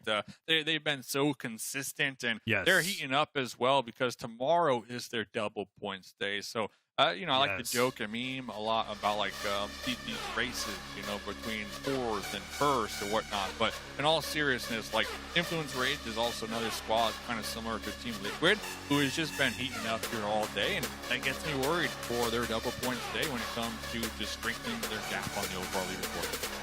Oh, there it is. Map number 5, Miramar. We're about to drop in. I'm excited. 9Z, Team Liquid, iNCO. Those were your top 3. Will they remain top 3 on the second Miramar? Let's find out. Mustache Dave, Spider Tip, take it away. Oh, let's do it. I hope that things keep going, Mixie. I love that we're already seeing things completely change in terms of teams that are looking to unseat for that top 4. But back to Miramar we go. Now, Dave, last time we saw it drop 2. 9Z won with 2 eliminations, but it was Team Liquid that stole the show with 16 elims. Listen, 9Z, they won because Nemesis put in a ton of work up against the trio of Team Liquid, all right? Yeah, they got the win, all right? And that's what matters at the end of the day. But they lost 2 really early on, I believe, up against Hyper. And then they kind of just, like, tossed the stone, and they ended up in the final placement when it comes to circles. So, I don't like to say this word lightly, but luck was definitely on their side, in my opinion. But 9Z, hey, take the wins when you can, right? Very true. Let's go ahead and look. We've got a relatively central zone polling for stage 1. You love to see that. Alpha7 will remain up in that northern area. Now, granted, because the plane path is so far on the eastern side, they may not make it all the way over to their favored El Pozo, but they'll kind of anchor off to see where they go through. FURIA still in that southeastern side, nearby Deathwolves, who have been trying to do their best but have not been able to find that momentum that Team Liquid has found here in day 13. And NRG able to stretch it out for their favored drop position. I think NRG this week have been doing really good, all things considered. Last week, it was like Sunday, they were starting to ramp it up, and we were really starting to see like some signs of life from them.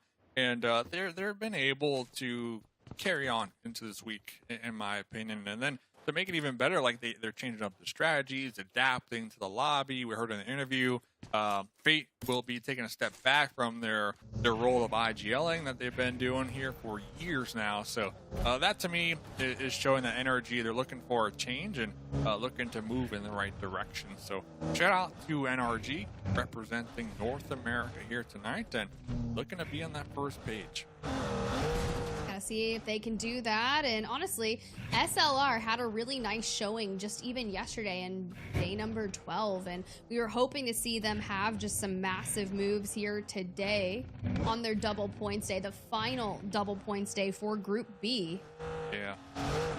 But for now, it hasn't been, I wouldn't say it's been bad by any means. It's been quite interesting to see kind of the way that they've been fighting around each other and the growth that SLR has obtained throughout the prior weeks.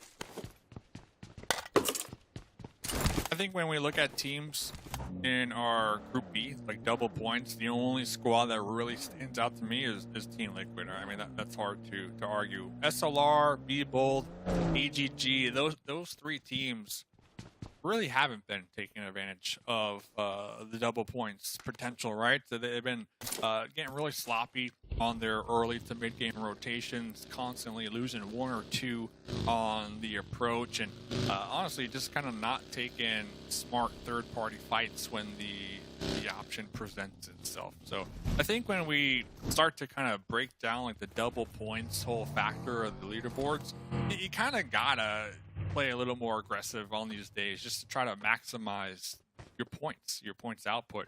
I think Team Liquid are doing just that, because normally Team Liquid, you know, on their non-double points day, they loop, look for some early game power positions, they lock it down, and show up in the late game with 4 up, healthy, and they look for the winner chicken dinner, and they let the eliminations come towards them. But tonight, they've been being a little more aggressive. They've been getting into fights throughout every single game, and getting involved, you know, something that I would wish to see from these other teams. So I think now that we are in week 3, a couple of these squads kind of unlocking the code of, hey, double points day, let's be a little more aggressive than normal. Meanwhile, some of these other teams just still haven't realized that, in my opinion. And there's a lot of teams that have talked about that, wanting to be more aggressive, amp it up, but then we never see it actually come through, or maybe they try and someone just shuts them down a little bit early. But something that we just kind of saw when we were kind of perusing through some of our feeds there and we were bringing up the player cams is every time we see Team Liquid on the screen, they have the printouts of every map where all of the teams drop. Now, some things to be said about that. Now, I don't see it for everyone, or maybe it's just off screen, but that can help give you that mental picture and provide some clarity around teams that potentially have rotated from certain areas depending on where those zones have pulled, and knowing who you are going up against with that fight can really provide so much information. Or maybe even if it's a humble guess, right? Like right off the rip, you're like, this is who I'm going up against, this is how they like to fight. You have to be on the lookout. Like, let's say someone's going up against Team Liquid, right? You know for a fact that if there's multiple teams in the area, they're anchored off looking at holding both of them, whether that's Cardozen, whether that's Ayala, and it just makes things a little interesting. Or you just know, I have to be hyper aggressive here because I'm only fighting potentially half of Team Liquid. Yeah, 100%. If you're making blind fights at this point of the stage, week 3, without having a good idea on who you might be versing, you're actually throwing, because you got teams like NRG always drop in Los Egos, you got and Hyper always in Vela Del Mar, like there's teams that they're always coming through the same rotational pathways, right? So if you're kind of just throwing it to the wind and guessing who you might be up against, you're already at a disadvantage, in my opinion. So, and we're starting to see teams who, like you said, do have those maps printed out, do the VOD reviews, do the scrims, do the practice. They're just coming out on top here.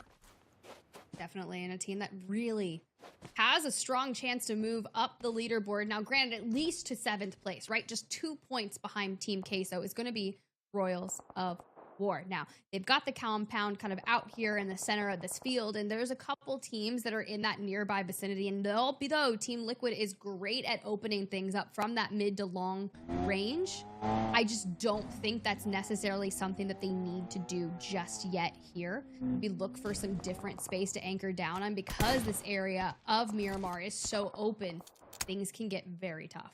Yeah, Royals of War have such a good compound right now. I mean, we saw those sightlines, the open fields pretty much surrounding the building, that as long as you got eyes on 360 from all angles, you should anticipate any potential push right there. So Royals of War just locking it down, hoping that these circles continue to go their way, of course. But with Rules of War, right, being what are they? Position 8th place? Yep. I don't know. I still don't know if that would be the strat I would be going for. In my opinion, I would still be trying to like go for the edge play almost and try to take fights throughout the game instead of just hoping that these fights come towards you late. I know Mythic is going to just want to take this compound so bad. It's only a matter of time. And I'd be curious to see like what they do to unleash that. They have plenty of vehicles. Now, granted, they could just elect to rotate out of it and maybe clear the surrounding area and just leave Royals of War kind of isolated in their field. Whoa. For now, you got that circle pull, all of these players. Yeah, that makes sense. Be Bold is going to be on that front line of the southeastern side of that next circle. Now, they're still looking to break onto that first page, and this could be the chance to move around it. Speaking of chances, Doran on the outside here picks off White Elegy. Going back to Be Bold, they were somewhat separated moments ago when we were looking at the map, so hopefully they can group back up, get that high ground, and be able to catch a couple opponents on their rotates now that we did see that circle favor the north. San Martin in play, AGG will be holding that down. All these squads on the west side, so we're looking at Hyper, Titan Gaming, SLR, 9Z down there. I believe NRG also looking to use the west side to rotate maybe through Power Grid, maybe up for San Martin. Trying to avoid each other for the time being. Just rushing, pedal to the metal right now. But look at that, in the elimination feed. Alpha7 just getting a knock, probably not going to be getting the confirm, but just letting AGG know, like, hey, you better watch it. You better watch it, or else we're going to take some shots. Gotta keep your eyes out on that. Looks like I do actually get the confirm onto them, so AGG will be left for a trio. That's a mistake. Wow. That's unfortunate for sure. But look at the angles here. Titan Gaming, they know Alpha7 or their squad, at least one of them is going to be just above them. You can see Mafioso has the vehicle on this angle looking for information for teams rotating throughout. And, well, if you're able to spot one as Titan Gaming, you can kind of relay that to the rest of your squad and be like, maybe we rotate just a little further out, because you can see Redox in the distance. Yeah, and this has me going back to like what Coach Wancho originally told me today, is like they're going to look for smarter fights and look for the third-party potential. So Blim kind of out there on their own has me a little concerned. And then you got Dorn and Inactive driving up there towards the north, and Redox still on Power Grid. I feel like the squad's getting a little too separated right now, especially with considering all those teams trying to rotate to the west side. Like, they're just not going to be set up for a nice classic gatekeep right now. They're all separated in their own individual angles. So, ooh, for NRG. Yep, and this is what I was just talking about. Like, a little too separated. Everyone's going to collapse upon each other. Choco on your screen, though. Rip. Putting the pressure straight onto Inactive. Elite joins up alongside him. Now, 9Z was the team that had such a good performance there in map number 2 for Miramar. A win with 2 eliminations gives them 12 points. And I say good because I think anything, once you hit the double digits, is going to be great. But for NRG, who started off strong on Erangel, drop number 1, not able to find their flow just yet, out in the blue. And if it's not Team Queso, you can see Alpha7's going to be that next threat once they get out of blue. Yeah, NRG game 1, winner, chicken dinner, and 20 eliminations. Definitely the start you want to have for your evening. But then after that, they had, what, a 12th place with 3 eliminations and a 6th place with 1 elimination. So yeah, NRG is slowly sliding down the slope here. Not keeping pace with their amazing game number 1, unfortunately. It's crazy. And then I start to think of like what's going to happen when they move back to Erangel for drop number 6. That's going to be like kind of the last hope. And oh no, Alpha7 on to Team Liquid. Pops straight through Ayala. Joins back up with the crew. That just means Team Liquid down to a trio. You think back to that first initial roll up on Royals of War in their compound, and you're kind of like, should we have pushed that? We'd be in a completely different position. Royals of War now on that southern edge of circle, and Alpha7 move into a nice position here for the time being. Definitely feels good taking out one from Team Liquid, trying to set them back a couple pegs here, as they are just really one of these teams snowballing here tonight. Really consistent when it comes to getting their double points, eliminations, and of course their winner chicken dinner. So they're going to be down one here, but they're still going to be in the zone. Hacienda del Patron is the current position. They're holding down, but they're safe. They don't need to move for the time being. Every time I say someone's safe, I just Safe. let you know they're Yeah, never eliminated. safe. They're never safe. They look safe, everything's good, there's no one in sight, and the next thing you know, everything goes wrong. So, we'll have to see.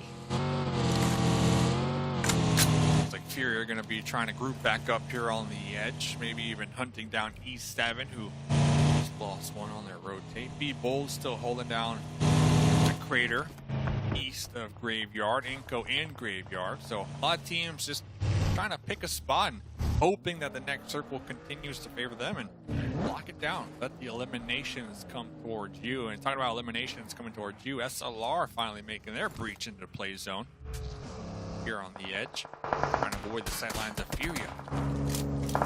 Ooh, and there we go. Love that we're able to pull up the map to see. Dragon on your screen, a vehicle for cover, takes so much damage. Forced to disengage, but gets caught by Artruzen. So we'll just have to see. There goes the full. Unfortunate for them. And the pop comes through. We're moving towards the west. Death Wolves are going to win out on that regard and will now be allowed to gatekeep the entire northeastern side of things. So SLR, FURIA, and even Hyper that is spreading out outside the zone on the north. But for Woshan and Koi, man, sometimes you just gotta get out. Yeah, just trying to survive right here. They're going to be following suit with E7 doing the same thing. E7 only losing one so far. So SLR, they could get into a nice little skirmish. Get some elimination points. Team Queso will be relocating after that circle shift. It looks like they were setting up a potential push onto AGG, but then the circle popped. So be prioritizing circle here. Doing a little bit of blind scouting here. Going to be rolling right up onto Titan Gaming. Ooh. Okay, Silence. Yeah, you get traded out, but Redux on the other side of this boulder, trying to take this fight to him. But can we make this come through? Both players incredibly weak, but at the end of the day, wow, we still are going through. Team Queso taking down Titan Gaming for AGG on the opposing side. Grab that onto Milos. We talk about the third parties all the time. And AGG finally converts one. Like Milos just taking a little too long to rotate with their squad mates who recently got that dip, taken it away from Titan Gaming. Will be caught right there from AGG, but I believe Alpha7 hearing those shots from AGG, looking to wrap around AGG and possibly take them out, get some elimination points. Alpha7 with the whole squad alive, 2 eliminations going their way, but going back to Be Bold. Still got 4 up, double points day.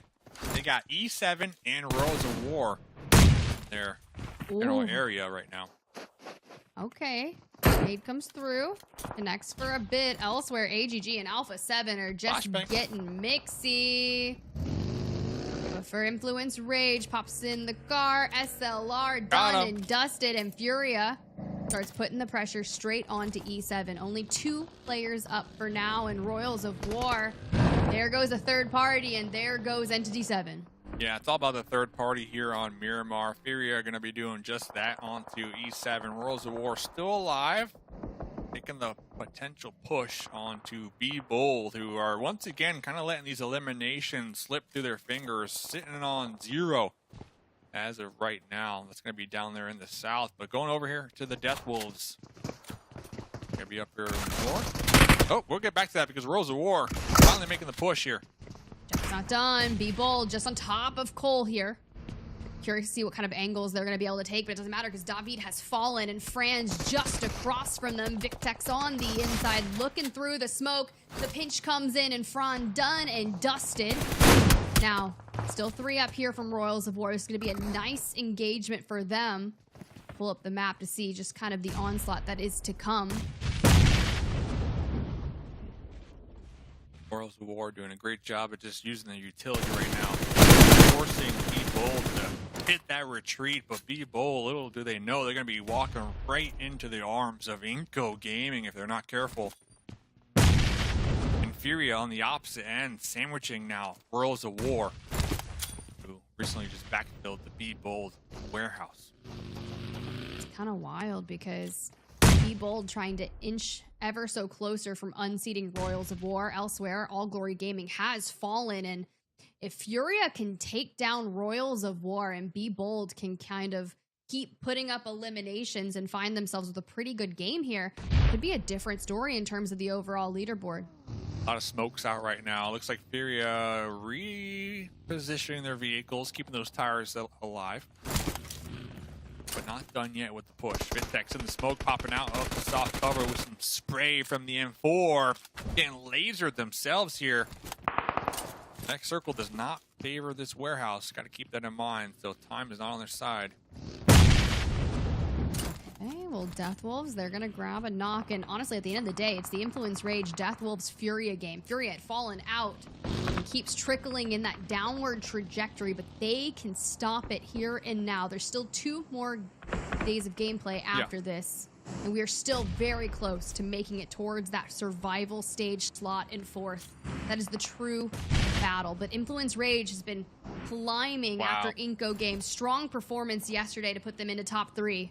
But Royals of War throwing out the nades, looking for angles onto FURIA. Yeah. It's beneficial. A lot of indecision coming out right now for FURIA. I still see Kowski in the vehicle, in the buggy, looking to reposition and looking for the intel, but it looks like Royals of War taking full advantage of that. Nice knock with a grenade. Kowski, 1v2 situation. Colgo, though, DBS taking them out. And then you got Victex on the second story. Guardian Angel roll here, giving Colgo plenty of room to work with. But a clutch revive happening behind this boulder. Ooh, it looked like Victex was trying to make a play, but Cole puts the push, and there it is. Victex grabs Becker, Gary, a Hail Mary nade straight onto Cole Goad, and this is just an all-out brawl between the squads over here. FURIA, on the other hand, gets eliminated. They pick up 4 eliminations, but Victex with the angles, trying to put the pressure down, and there goes iNCO. Vitali down. Push this DBS. We do still need to reload, but we're focusing on healing up for the time being. Gary over there, and then Abete from the distance, hanging on out. 3v1. Victex is in the blue, trying to get this heal off in time. Royals of War, 8 eliminations, though, doing a great job up against FURIA. And iNCO recognizing the fight over here on the edge and trying to take advantage of that. So smart heads-up play from iNCO. But Victex, there you go, trying to go for that hero play and was taken out in the process. But 8 eliminations, 1,600 damage done for Royals of War. Still pretty solid Miramar game here. That's beautiful, and we kind of see them get closer to jumping up another position. For Deathwolves, though, out there in the northeast, looking for Capri's if they can find them from Hyper. Team Liquid, strong showing there in the northwest, kind of isolated by themselves. Just the focus on that rotation. 9Z is likely going to get sandwiched towards the next stage. For iNCO Gaming, able to escape from the south. Pretty nice to have all their numbers up. Yeah, iNCO sitting on 2 eliminations, so looking to increase that here. They're going to be in the south right there on the edge. But the Deathwolves in the north, no longer in the play zone, trying to take shots at 9Z. And then behind them, Hyper, of course. Team Liquid no longer in play as well. So Deathwolves, they got multiple opponents in their general vicinity. Looks like Hyper gonna make the push, but a beautiful grenade right there. Hyper losing 1 in the process. It's gonna be good. Okay, there goes another frag. Capri's cooking one of their own to answer back. More. The onslaught that we are witnessing, just complete chaos. FS has to back down, find some time to heal up if possible. Same with Capri's, but this could be the opening that Deathwolves need to try and close the distance or maybe take another nade angle. But what can we do for Capri's? We're still getting hit. They don't have any more nades. Nope. A lot of damage. Blue zone closing in as well. But the Deathwolves will need to reposition eventually. So they're trying to clean up these 2 additional eliminations before doing just that. Okay, Capri's 1 HP and a dream. FS trying to buy you some time, but Queso is going to be able to grab that knock. Wow. And there goes Capri's, takes down Rataboy, but gets traded. Goodbye for them currently, and Hyper has fallen. 0 eliminations. We are into the final 8 squads. At the end of the day, Alpha7 still has all 4 members up. Same with Influence, Rage, and iNCO Gaming. Yeah, beautiful shots from Capri's right there, laser. But let's get into this battle.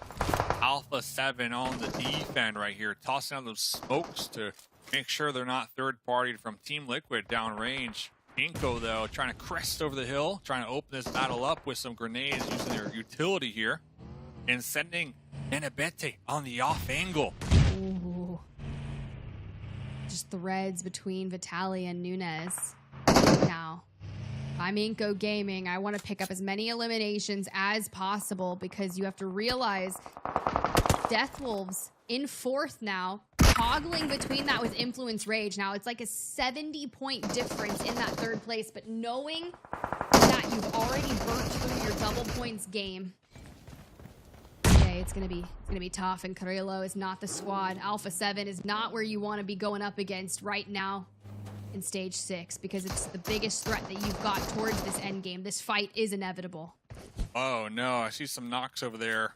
Grellin was holding a crucial angle to stop any off angle from Nemesis, but forced to group up with their squad mates. Now here comes Nemesis in the vehicle, trying to get some runovers. Look at that, a 360 right there from Revo. It's not done yet. We got Gary on the high ground, trucking down range, but was third-partied from Mythic, and then confirmed right there. And Alpha7 still going to be alive. Okay, Revo here is going to look to hit the double res if possible. Be a clean reset. Team Liquid elsewhere is kind of preoccupied, but that's because they split. And despite having 3, Grellin has the play here on the rock and the vehicle, knowing that he's going up against 2 members of Team Liquid. Chief and Cardozan are working so in tangent with one another. And we are just fending off against this Cardozan, though. We already see one has doubled back to go help out Mythic, but Mythic has fallen. Mythic has been fooled. Team Liquid now a duo. Chief with the P90 was able to get that crate over here. McGrellin, no helmet, M4. Chief anticipating the push. Here comes the spray down. P90 just too strong, and there goes the confirmation. You can see Alpha7 just pops in the vehicle, starts focusing on that rotation, or maybe the pull-up comes through straight towards Chief. Chief trying it, right? Last alive. Yeah, teamwork right there. And Cardozan in the back line here. Find the boulder. 1v2 up against Alpha7. Another good game for Influence, by the way. They need it. They need it. If they want to try and make a play for the top 3, anything's possible. But Alpha7, you know, remember, they took out the first member of Team Liquid here on Miramar, and they deal the finishing blow. But at what cost? Revo there. One of the members standing alongside Mafioso on 10 eliminations. Now, granted, drop number 3 on Erangel, they were able to walk away with a win and 16 elims. So, still a decent game here. iNCO trying to make a play out here. iNCO looking at grenade. Alpha7. Revo going to be pressing into the zone, finding a little bowl. Hitting the dirt right now. Influence Rage wrapping around the south, trying to clear that out, trying to rack up some eliminations here. Currently sitting on 6, the only team with the whole squad alive. Influence Rage gonna get a winner chicken dinner. Keeping law on the compounds up there in the north, keeping tabs on iNCO on the high ground. And here comes the push. ball, relaying that information back to their teammates. And here comes the support right in time. There goes the nade. Okay, so you see the DBS in Federal's hand. You gotta be weary about that one. But at the end of the day, Law with the cheekiest of angles just catches Chuko completely off guard.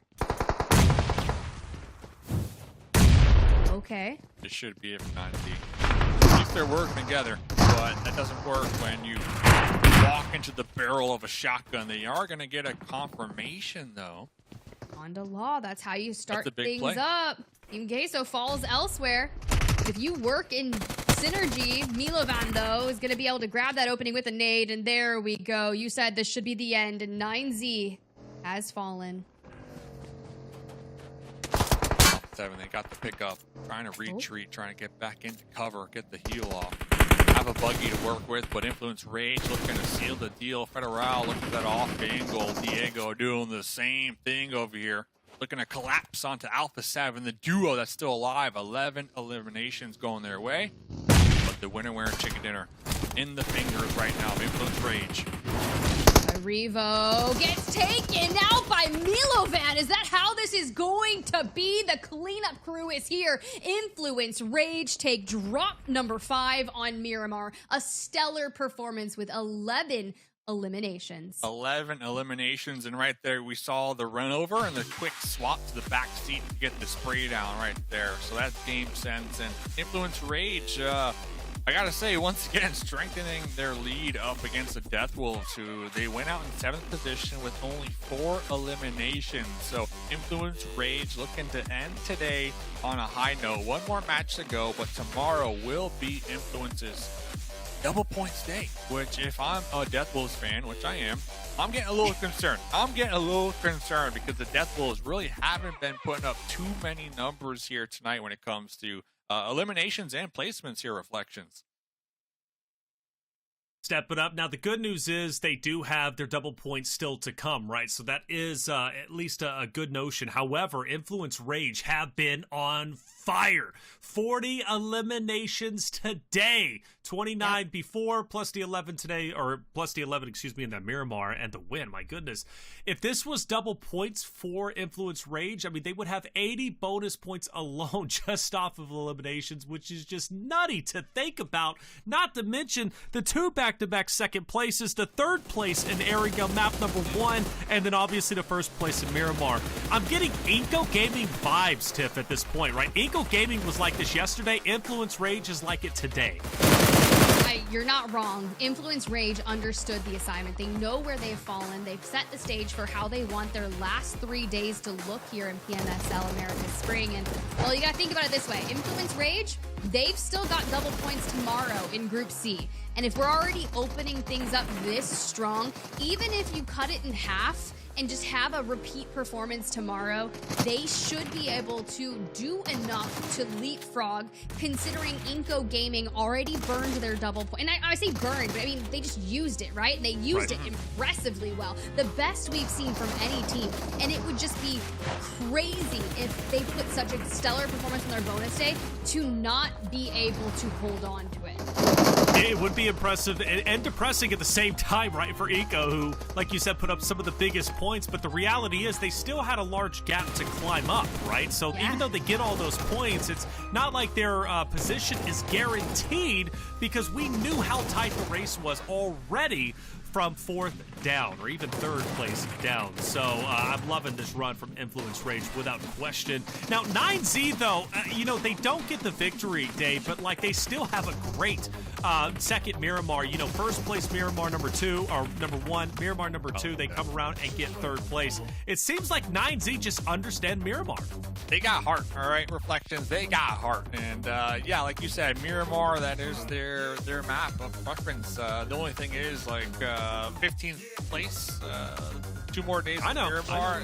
Hey, you're doing what you gotta do, right? And not be last, and that's the goal for them. But I'm looking at iNCO. iNCO have been okay here tonight, right? But Influence Rage is doing so much better. And honestly, I've been talking about and looking at Influence Rage in that 4th place up against the Death Wolves.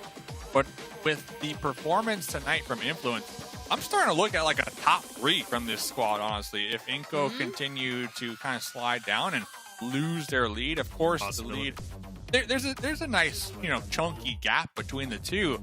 But I'm bringing this up because Influence have had such a phenomenal day. Heading into their double points tomorrow, they got a lot of potential, in my opinion, to be top 3 right now if they continue what they're doing.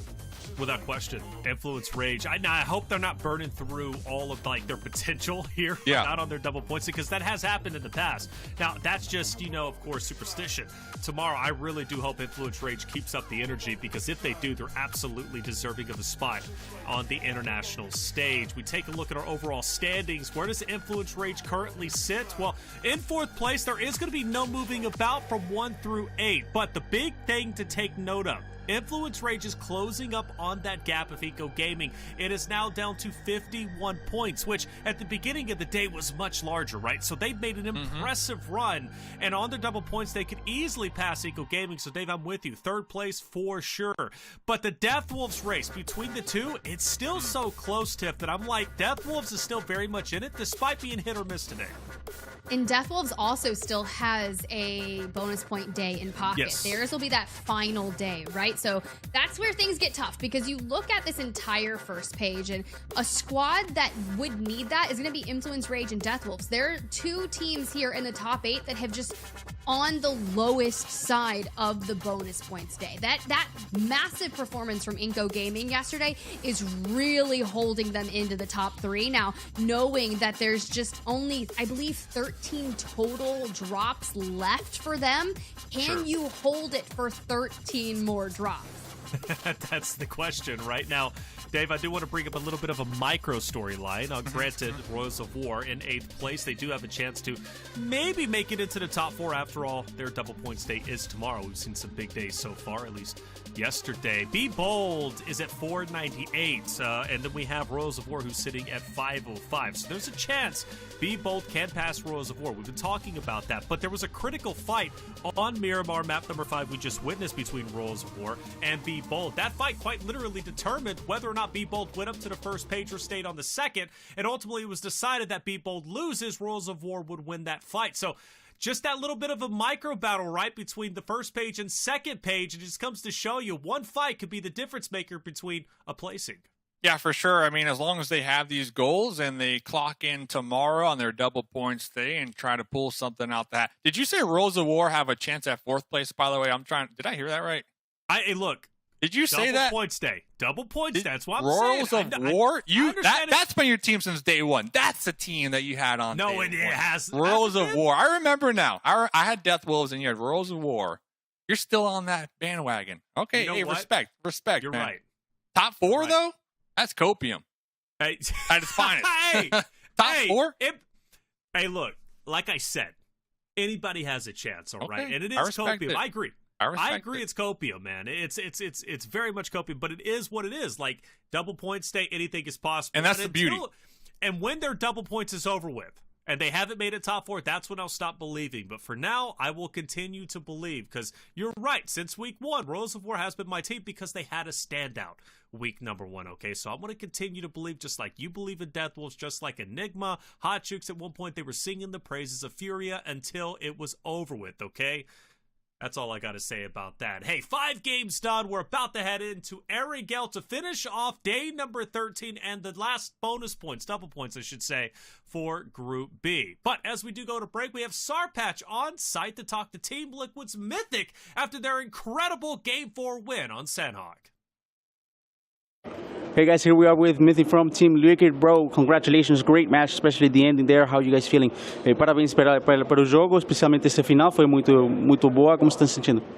Estamos me sentindo muito bem, o time está constante hoje, estamos pontuando muito bem, cada queda uma queda e vamos para cima hoje. We're feeling great, we're feeling really good today, one match at a time, so let's keep it going. That's what he said.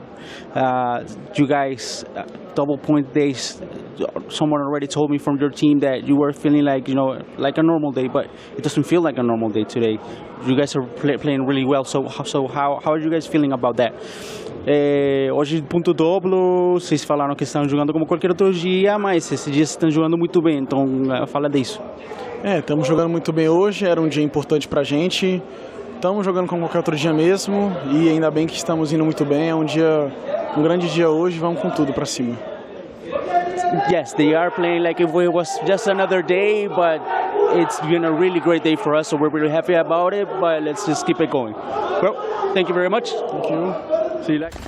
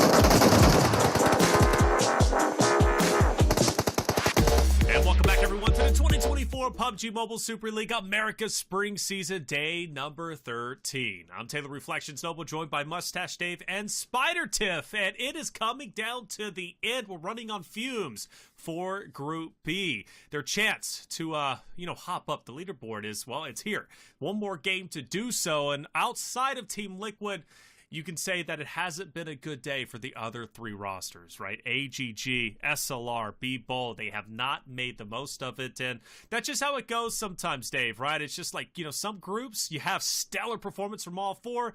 Some groups, it's only one, right? Yeah, Team Liquid definitely taking advantage of their double points. I believe now they're like 124 ahead of second place, and when we started the day, the gap was only 35, so... Wow. Team Liquid doing such a phenomenal job here. Alpha7 starting to crank up the heat just a little bit, but it is a little too late, right? With only one more game to go. And I love that Tiff uses this term like burning your double points there. Like I love that actually. And Team Liquid burning it to perfection here today, right? Because moving forward, they're just going to have to be consistent while other teams like Alpha7 have their double points there, right? So I think Team Liquid doing everything in their power to make sure that it's going to be a challenge for those other squads come double points. Oh, it's a challenge for sure. The good news is, right, Tiff, like Team Liquid, they're happily going to the international stage, right? They're going to global finals, or at least group stage at global finals. So they can rest easy there. Now it's time to improve, and I do think they're improving each and every fight because again, those just mythic, right? Those individualistic fights that he gets into is just chef's kiss, absolutely beautiful. Alpha7 though is a scary prospect with their double points. They get to burn through theirs, right, when it comes to Sunday, but Alpha7, remember the last Erangel we were on, Tiff? Alpha7 was a team that got a winner chicken dinner, 16 eliminations, right? So they're looking to go back-to-back, maybe a little bit of a repeat in Game 6. You want that for Alpha7, right? Especially with Mafioso. It's like, hey, just watch, find out. We watched, we saw, they conquered, but they need to be able to prove that consistency, because at the end of the day, the only thing that's keeping Team Liquid at the top is their consistency, the ability to grab those winner chicken dinners and just take multiple placement points away from Alpha7. Because every time you think about it, the winner chicken dinner, you're guaranteed 10 placement points. And if you're getting those wins on your double points day, it just manifests into a crazy amount of numbers, which we saw those 2 back-to-back wins in week number 1 for Team Liquid, and that's where they started to really kind of put those points on the board. And Alpha7 did try to answer back throughout week number 2, but at the end of the day, it's just Team Liquid that's held out to be just a bit more consistent. Let's go back to the start, though, right? Team Liquid's consistent, but remember NRG? 20 eliminations to start the day, right? We're also could get a repeat of that. There's a lot going into the final game, and I'm so excited for it. And you, out in the chat, should be excited for the PMSL Pass. It's active today to the 30th of June. There's a message pinned at the top of chat with the code and a link. Redeem the code with the provided link to earn 20 points in the new PMSL Pass events and be that much closer to earning the Dark Arts Shadowman set and Dark Legend UMP 45. Well, here it is, the end of the day. One more map to decide what the standings will look like going into day 14. Chat, get loud. Let us know who's going to take the final game. Will it be NRG, Alpha7, Team Liquid, or somebody else? We're about to find out our answers to that question. Mustache Dave, Spider Tiff, take it away. Hopefully we get someone else, because I would love to see some change of pace here on our final match on Erangel. But when you've already got an interesting playing path over here on that western side, you know Alpha7's going to get their boots on the ground relatively quickly there, Dave. Yeah, Alpha7 looking for that repeat, like you two said, with their last Erangel performance, especially with trying to hopefully shut down the snowball tonight that we've seen from Team Liquid, who have just been dominating. But talking about shutting it down, Influence, Rage, looking to shut down, and Hyper. Influence have been so consistent here tonight when it comes to points. And, well, and Hyper could be 4 additional points starting from their final game of the evening. This is crazy, because I'm sitting here talking about the momentum that Influence Rage has found, and they're not even on a double points day. And when you drop Milovan and push Federal cannot fall here, and Baton hits the nade straight onto him. Law with the knife, and just like that, in complete shambles for Influence Rage, who are sitting in that survival stage slot. And we're working towards 3rd place, iNCO Gaming. Now your attention has to turn to Deathwolves here in the final map, and even FURIA, if you want to kind of go that route. They're just 13 points behind Deathwolves, but at the end of the day, anything's possible. Crazy. I was literally looking at the numbers here. Influence had a 3rd place 7 eliminations, a 2nd place 10 eliminations, a 2nd place 10 eliminations, and then of course the 1st place with 11 eliminations. So Influence Rage have had such a great night when it comes to just acquiring as many points as possible, maximizing it, and just setting them up for success come tomorrow when they do have the double points. So right there though, classic and Hyper, classic North America right there, coming in clutch at the final hour to shut them down, baby, to shut down the momentum of Influence Rich. That's what I want to see from Alpha7 and Team Liquid. I want to see them shut them down. Shut them down. Shut them down. I'm on the bandwagon for Influence Rage right now. They were showing up all day. They were getting active like you were wanting. And now you're rooting against them, Dave. I'm all over the place. That's a hot take. I know. The only team I'm never double crossing is right here, the Deathwolves. Right, I've been on this squad since my very first cast. This squad has been a very standout team, in my opinion, come their qualifiers to get here, and they've been consistently showing up in this lobby, in my opinion. So I call the Deathwolves top 4 day 1, and I stick to it. Do you remember that time one of the NRG players said you had a nice mustache and then you bandwagoned for them and you were like, oh, I'm raising the banners for NRG. My, how the tides have turned for you. I said NRG page 1, right? Is that, what did I say? I don't remember where I called them at, though. It's fine. It's fine. For Entity 7, would love to see if they could jump up ahead of 9Z, but for now, we're just looking to learn, take those smart engagements, and kind of grab that area just south of Alpha7. I can't believe I just got called. I'm pretty easy. You send me a Christmas card, like, that's all it takes, you know? You're on my list every single year. Like, pretty easy going guy. You say I got a nice mustache, boom. You got Dave's support. #1 in the lobby. I'm easy. It's the way to go. But for now, 9Z on the screen. Now, granted, their win. Yeah. That's true. Their win came in drop #2 on Miramar. And honestly, would love to see them have another moment of success here in day 13. Okay. I'm glad they got somebody in their corner. They're Death Wolves, though, in Cerverni. So this is, like you mentioned, I love that you pointed out, like, now that influence are taken out early on. This is the Death Wolves, hopefully, game to maybe get a winner chicken dinner and really try to close that gap here. I'm all about the leaderboards. I'm all about the hunt. You got the storyline for the first and second that we can see is starting to widen here after today, and then you got the storyline of like who's going to clutch that 4th place survival slot, of course, and I think that storyline will remain up until the very end, probably the last game, honestly. Hopefully that's the case. Hopefully FURIA could pick up some slack though as well. I know they burnt their double points day, but that doesn't mean they're out the race yet, especially if teams like Influence you know, continue to get a hot drop by like in Hyper or whatnot, and they don't adjust.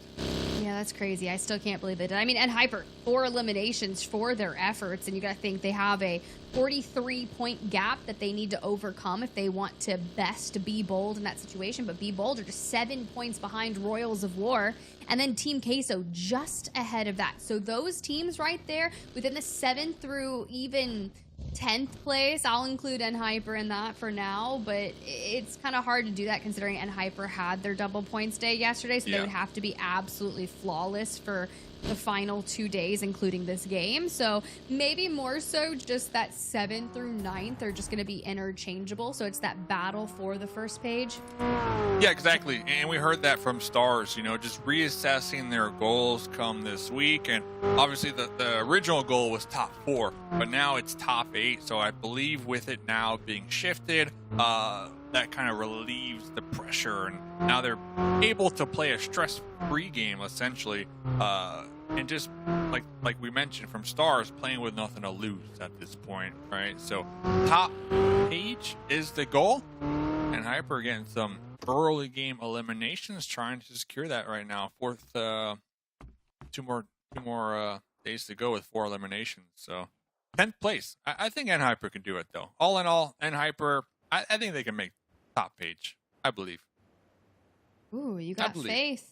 Yeah, you got faith. 455. What top page is top 8. You got Royals of War. I know that's Reflection squad and all, but I think Hyper coming on top. Royals of War needs a really solid game here, especially knowing that after this there's only 12 drops left. That's crazy, right? I mean, how time is flew just by. flown by. Yeah. Next thing you know, you're gonna see our teams advance on to the group stage. One lucky team in 4th place will go to the survival stage to really battle it all out. And well, Team Queso in 7th place overall on the leaderboard, just holding on by 3 points, have someone in their sights. It's gonna be SLR, Woshans, and just a few peppers going down. Just gotta show that presence. Say, yeah, you just can't roll up on me, buddy. Yeah, and you know, the PUBG Mobile World Cup, what, $3 million? Like, that's just crazy. To me, that's just so many snake plants, right? That you can afford with that, right? You can snake plant it out. And you already got teams like Boom Esports, you know, you got Brute Force, the Money Makers, the Rejects showing up. So Survival stage, I believe Team Spirit and Vampire Esports are already qualifying for that one. So there's just so many notable teams already showing up to that world stage that look forward to it. It's gonna be great. All right, FURIA setting the trap there for Entity 7 in hot pursuit, and Artruzing giving us all the camera angles. Becker, though, going to be one of the first ones to allow Gustazzi to grab that knock. The drive-by consumes them. This is just some kind of movie. Game 6 shenanigans. It's always what it is. You know, the land fatigue towards getting to some of these players, and they're just like, hey, there's a squad. Let's just go fight them. So, and this is what I want to see from like those lower teams, like just to kind of stop overthinking every single decision and just play some PUBG Mobile. And right there, in my opinion, that's FURIA just not overthinking the play, and well, they're going to be getting the elimination in the pocket early game.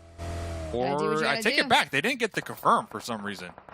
Nah, so Franco goes over to Blim, starts to hit the reset. Oh, just a couple more seconds to go here. Artruzing kind of focused up there on probably healing in the distance, but for now, able to double back, hit the res, keep that line of sight.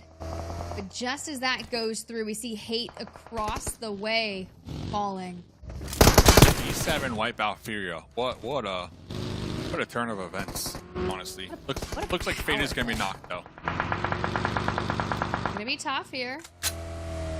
Blim and Franco here on your screen. Not sure if we're gonna be able to get the res off on the homie, but we'll make a play for it. Pick him up, throw him in the back seat. Oh, finally no. FURIA. Okay, now they're gonna get the run over. Okay. Not done yet, but there it goes. A couple more love taps to seal the deal. And back on over to Hyper, the ones who took down Influence Rage right off Rift. Here to play spoiler, here to control whatever they can. Looking for that information, because as that zone relatively centered up for our next rotation, you have to start thinking about what everything's going to look like for our teams that are in center here on Erangel. Hey Tiff, do you mind me asking you, I've been pretty vocal on my favorite squads. Do you mind me asking you, like, has there been a team over the last 3 weeks that has like really just stood out to you? You're like, I like that. That's a cool looking team. I look forward to seeing them perform in that next round. I think there's going to be both like Team Liquid and Alpha7. I've loved the shakeup at the top of the leaderboard and just kind of seeing them jockey back and forth in terms of eliminations. But at the end of the day, watching Team Liquid just start being incredibly consistent, especially on their double points day, it's been quite nice. Now, I don't know if that's like the cheap answer to say just the top 2 teams, because it's been quite interesting. However, just watching people... I think it's a good one. It's a good one. Yeah, it's like, I'm going to stick that. I'm going to take that. I respect it.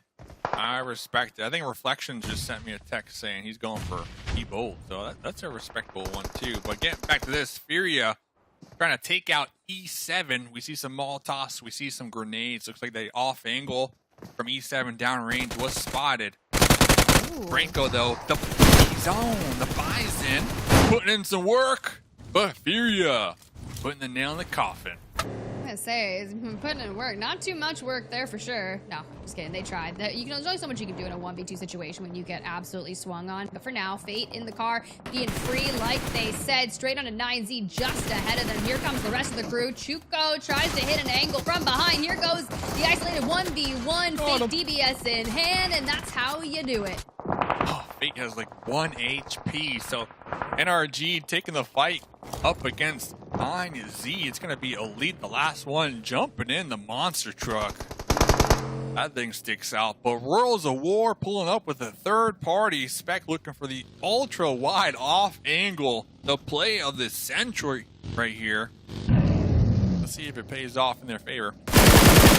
Ooh, we need to pick up these eliminations here. Now, mind you, think back to their 20 elimination win in map number 1. J7, though, grabs a knock on to Cold Goat, grabs the knock on to Victix. It's the full, and just putting on the moves over here. Got the confirm. A lot lot of trades going back and forth. Yeah, 2 NRG members bleeding on out. Looks like Rules of War. Tonka in the smokes trying to get the pickup here. J7 prioritizing the push here. Looking for some connects with grenades. Gotta take them out. Gotta take out Rules of War. They're getting the reset and smoke here. And they're back up. They're back up. They got grenades and they're tossing their utility right now. The tables have turned. B3. One. Behind we go. Can we get the second? No! Tonka's gonna be able to hit that trade. At the end of the day, where is Spec? Spec pops in the vehicle. And here comes the third party, Titan Gaming, looking for Royals of War, descending upon them with the quickness. 4 deep in vehicles, getting crazy. The easiest 2 eliminations you'll ever see from Titan Gaming. And I love the call out, like, where was Spec? The off angle, not paying off, unfortunately. Spec is going to be the last one alive on top of Potato Hill, now relocating. But Titan Gaming taking full advantage of that right there. Maybe Spec just got out within, like, just the right amount of time. Because at the end of the day, once he saw the wind of Titan Gaming just hitting that, you're just like, all right, cool. I'm just going to try to stay alive. I've got 4 eliminations. Maybe I can come away with just a couple of placement points at the end of the day. Yeah. It's better than nothing. But as that circle starts to shift, it's been Team Liquid that's undergone so much chaos here throughout drop number 6 and down to a duo. Oof. Yeah, down to a duo right now. 0 eliminations so far. We'll have to keep tabs on how they end off their night. Pretty consistent night when it comes to just how many points they're able to acquire. Alpha7, let's see if they take advantage of the fact that Team Liquid are going to be down a couple members here. The odds Shots on ringing out, yeah. Trio left of Alpha7, one elimination in the pocket there for Mergrelline. And One was on to Team Liquid too, if I'm not mistaken, that 1 elimination. So they just keep running into each other, that's for sure. But we start looking at kind of where they found themselves. They're in the next play zone, which is great. We do have that 1 remaining member of 9Z. You can see Elite there in the distance. Spec as well. A solo here between the vehicle and the rock, just trying to stay out of cover. But at the end of the day, it's FURIA starting to set their sights onto iNCO Gaming. And now that iNCO Gaming is in the top 3, which they've been, but knowing that Influence Rage has fallen, this is their time to try and put even more of that point spread on the board. Right. See some shots over here from iNCO on to Titan Gaming. Titan Gaming going to be in the south, and I saw Ayala, the last one alive for Team Liquid, kind of sneaking in the bush right now. Did get 1 point on the board, finally taken out, was spotted. Wow. From Redox. I mean, that was a huge one because Ayala, we've seen tonight, homie can clutch it out when it comes to being the last one alive for the squad. So, Team Liquid, done and dusted. 3 members up for Alpha7. Pretty centralized position for the time being. Death Wolves in the north. They got Be Bold out there towards the east side, and then SLR downrange in the south. So a couple moves they can have. Would have loved to see Team Liquid break 900 today. I know Reflections was calling for 1,000 by the end of week 3, and I'm like, okay, breaking 900 today would have set you on that trajectory, but for now, the Death Wolves that you spoke of in the north are getting peppered from afar. They're kind of regroup over here nearby the compound and set their sights on where they want to head just next, because they're not in that next play zone. Now, granted, the rotation isn't going to be that tough for them. They should be able to waltz right in. Or Be Bold. Oh no. FURIA putting in some work right now up against the Death Wolves. Ooh, maybe not waltzing right in. Yeah, now it looks like they're going to be going towards Team Queso as well. Really trying to find a position. Next circle goes up. Alpha7, big chilling, and Hyper down there on the east side chilling as well. But FURIA trying to backstab the Death Wolves, who look like they're going to be rotating towards Be Bold here. So the Death Wolves just out there in the open in their vehicles, going to be popping out, taking some shots now.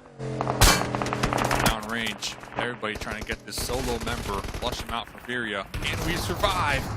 Able to make it in the play zone, but parked right on top of Alpha7. Yes, they're farming after all. Team Queso, though.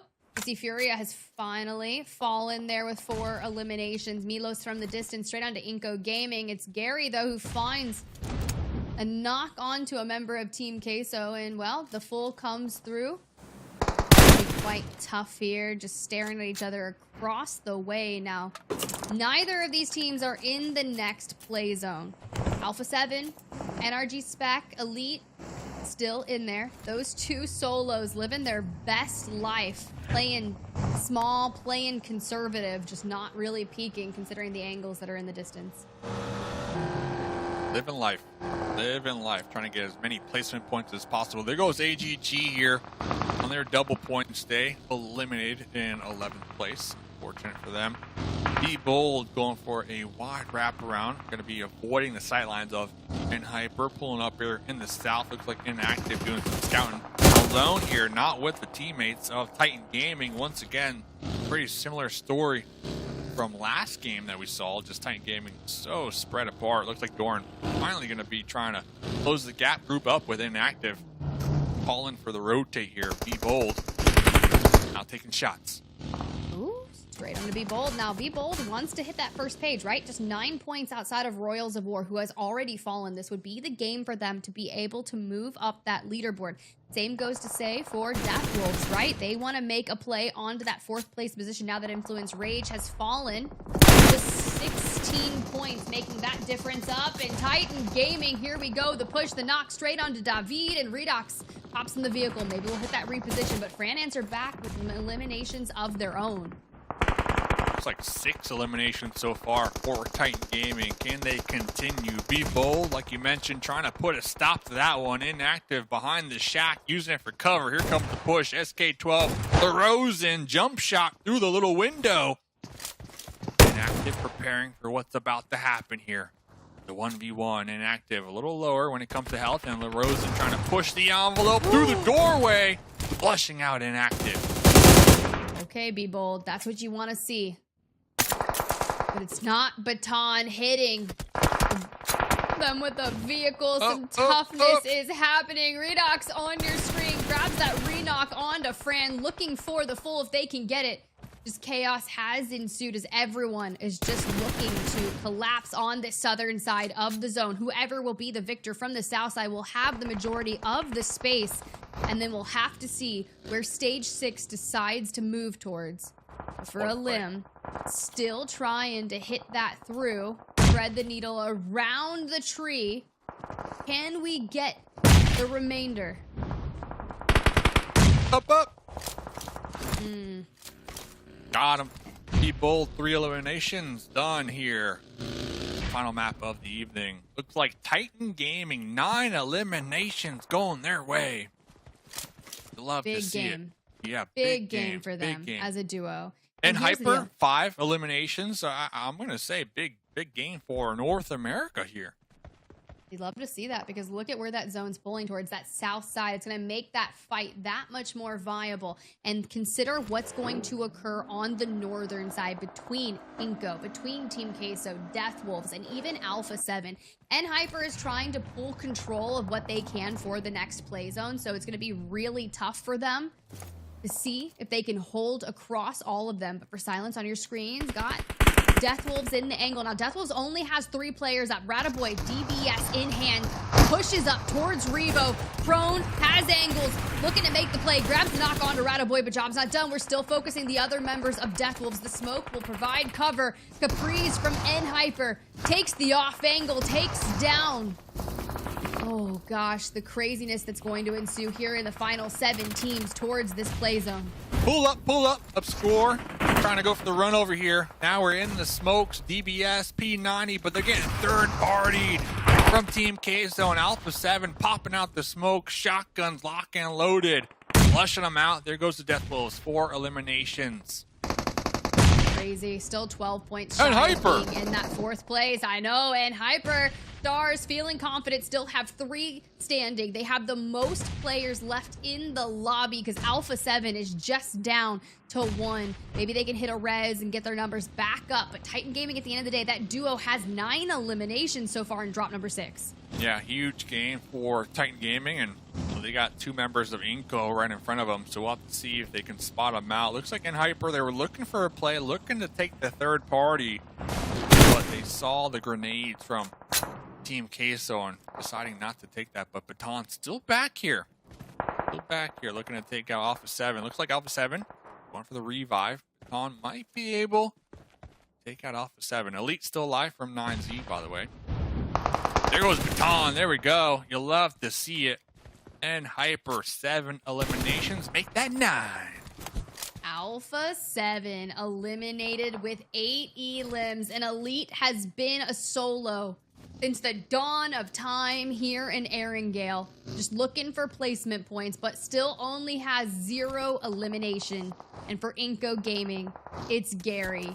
It's Gary. It's Gary, man. 22 bullets and a dream. That's all Gary needs to get the winner chicken dinner here. Hands up. Eats the nade.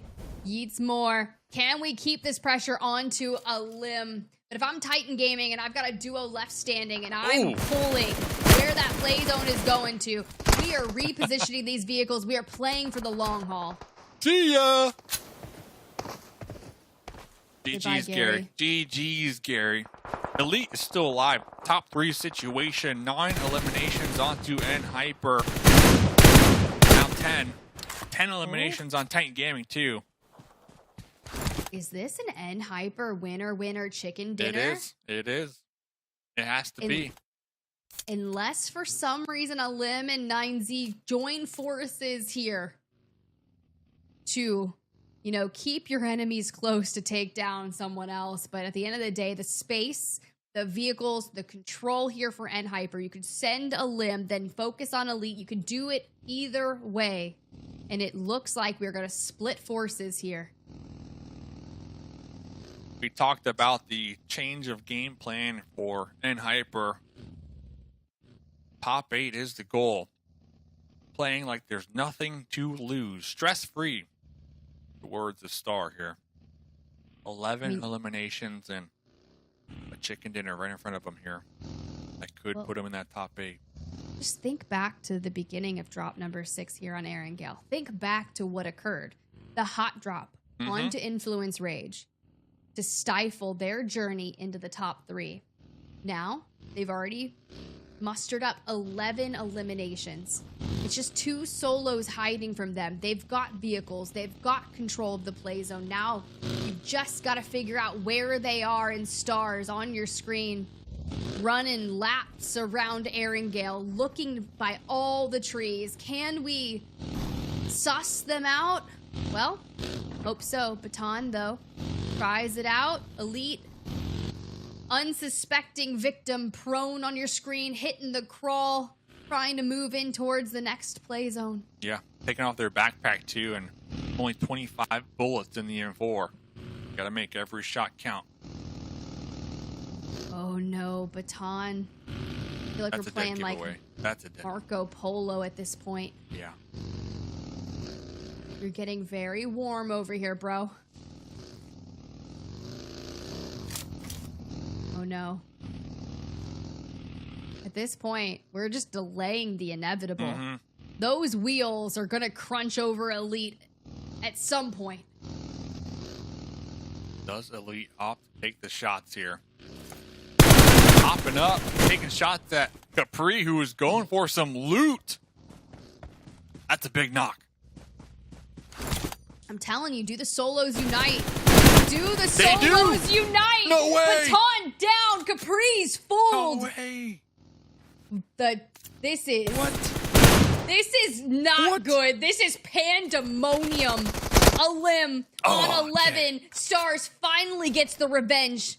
Says no way. But this brings it to Stars versus Elite. Elite picked up a Groza. Oh no. We've seen this before. We've seen 9Z do the inevitable.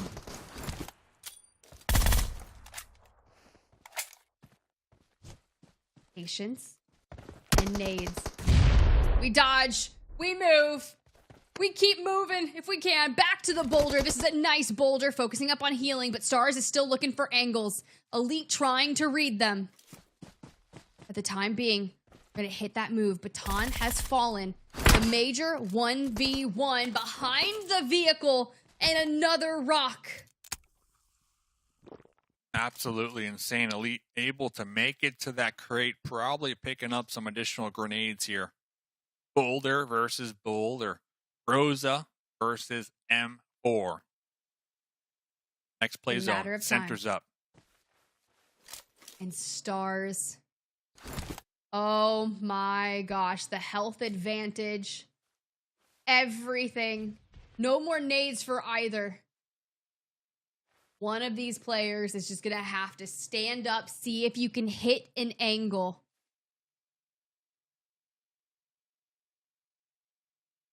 But patience. Who's going to be the first one to move? And Hyper on 12 eliminations, 9Z on 0. At the end of the day, this would be an 11-point win for Elite. You can see Stars already trying to take some shots. Starting to take those peaks, put that pressure onto Elite.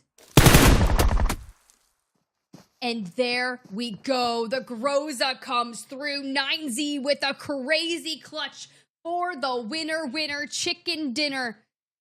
Only one elimination needs to be that final one. An 11-point game for them. 2 wins today.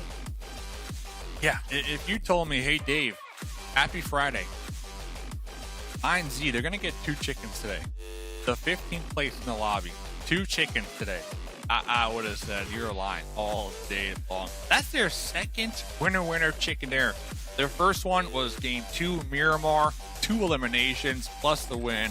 And now, once again, the solo player just snaking it to the late game, getting the winner chicken dinner. Like, I would have never have guessed that. So shout out to 9Z for definitely trying to make the goal of like that first place or that first page a reality here, hopefully with 2 more days to go. Reflections. Hey, I am blown away. Dude, just like Stars is blown away on the head glitch, man, on the rock. Like, yo, how do you lose that fight? I mean, 9Z Elite is pushing you. There's just a bush there. You can shoot through that. He's pushing you. You're hitting shots. Take your time. Plan it out, my boy. But Elite, his shots are steady. Tiff, you called it. It's like, are these solos going to team up? Now, they don't team up in the sense of like, oh, you know, we're actually teaming, right? Collusion. It just happens. And it's just like, I couldn't believe it. In Hyper, get so comfortable. How could they not be? I mean, they literally got vehicles, everything like you said, but they just couldn't spot the solos. I mean, you're going to want that one back, that's for sure. That's a little bit of a misplay, if I do say so myself. It was like 9Z gets one elimination, and it's for the winner for the win. Dinner I know. on Hyper Stars. Oh, efficient. Very efficient. No, you're 100% right on that. That is just, it blows me away. And also too, to add even more salt to the wound, like Stars was on 4 eliminations at that point, and then Baton was on 6. Like those 2 alone were like tearing it up. Baton had the most eliminations just a couple of days ago. So it is a total breakdown, and it's heartbreaking because Dave, you have yesterday SLR had just a total breakdown against Mythic in the 2v1, and now you have in Hyper and a total breakdown against 2 solos on 2 different teams. Yeah, I mean, yeah, they definitely threw that winner chicken dinner towards the end, but they still walked away with 12 eliminations and the 2nd place finish. So, I mean, they're going in the right direction, right? You know, I don't want to be too hard. I'm kind of looking at it glass half full, I guess you can say. But yesterday they did burn through their double point, right? And remember, Stars said the goal is the first page. Yeah, that chicken dinner would have definitely helped, without a doubt. Yeah. And I agree. 18 points is something to be proud of. In fact, the most in the lobby. In Hyper, shout out to you for the big victory. I just worry about those critical moments, and it's like, would Team Liquid have let that happen? Would Alpha7 would not at all other teams on the end? Yeah, so that's my concern, right? It's not so much of like, you know, they didn't do a stellar job. It's like, should that moment have happened? And the answer is no, just like SLR yesterday. So I just want to see those moments cleaned up. But either way, a great game from them. And second page, not too eventful, but I will say, I mean, even on second page, a lot of teams getting points where normally we see a lot of zeros there. So game number 6 was at least fruitful for everyone except Influence Rage. But let's not kid ourselves. Influence Rage had a stellar day, picking up a lot of points and more importantly, elevated themselves, Tiff, to 4th place. They really did. Now, granted, if you end here in 4th place, you get to advance on to fight in that survival stage, but you want to advance to the group stages and be in the top 3 if you can. Not only that, more prize money to be had in the top 3, but you have 58 points that are separating you from iNCO Gaming. And albeit, we talked about it, iNCO Gaming in Group A, they had an amazing bonus points day yesterday. So Influence Rage has theirs for tomorrow, and that's going to be one of the biggest storylines for me to look at because they've only acquired 60 bonus points in their prior 2 weeks, averaging about 30 per week, which is very lackluster in terms of teams that we've witnessed. So absolutely correct. Influence Rage. Big opportunity to shoot up the leaderboard. How high can they go? That's the question I have, but I'm sure they're shooting at least to get 3rd place, and it is absolutely possible, especially with a day like they had today. Now, we do have one mover. Dave, at least 9Z does move up with that one elimination. Winner, chicken dinner. Granted, you know, it took a little bit to get there, but they got it. SLR will drop down. In Hyper, though, will not move, although they are at least inching closer to be bold.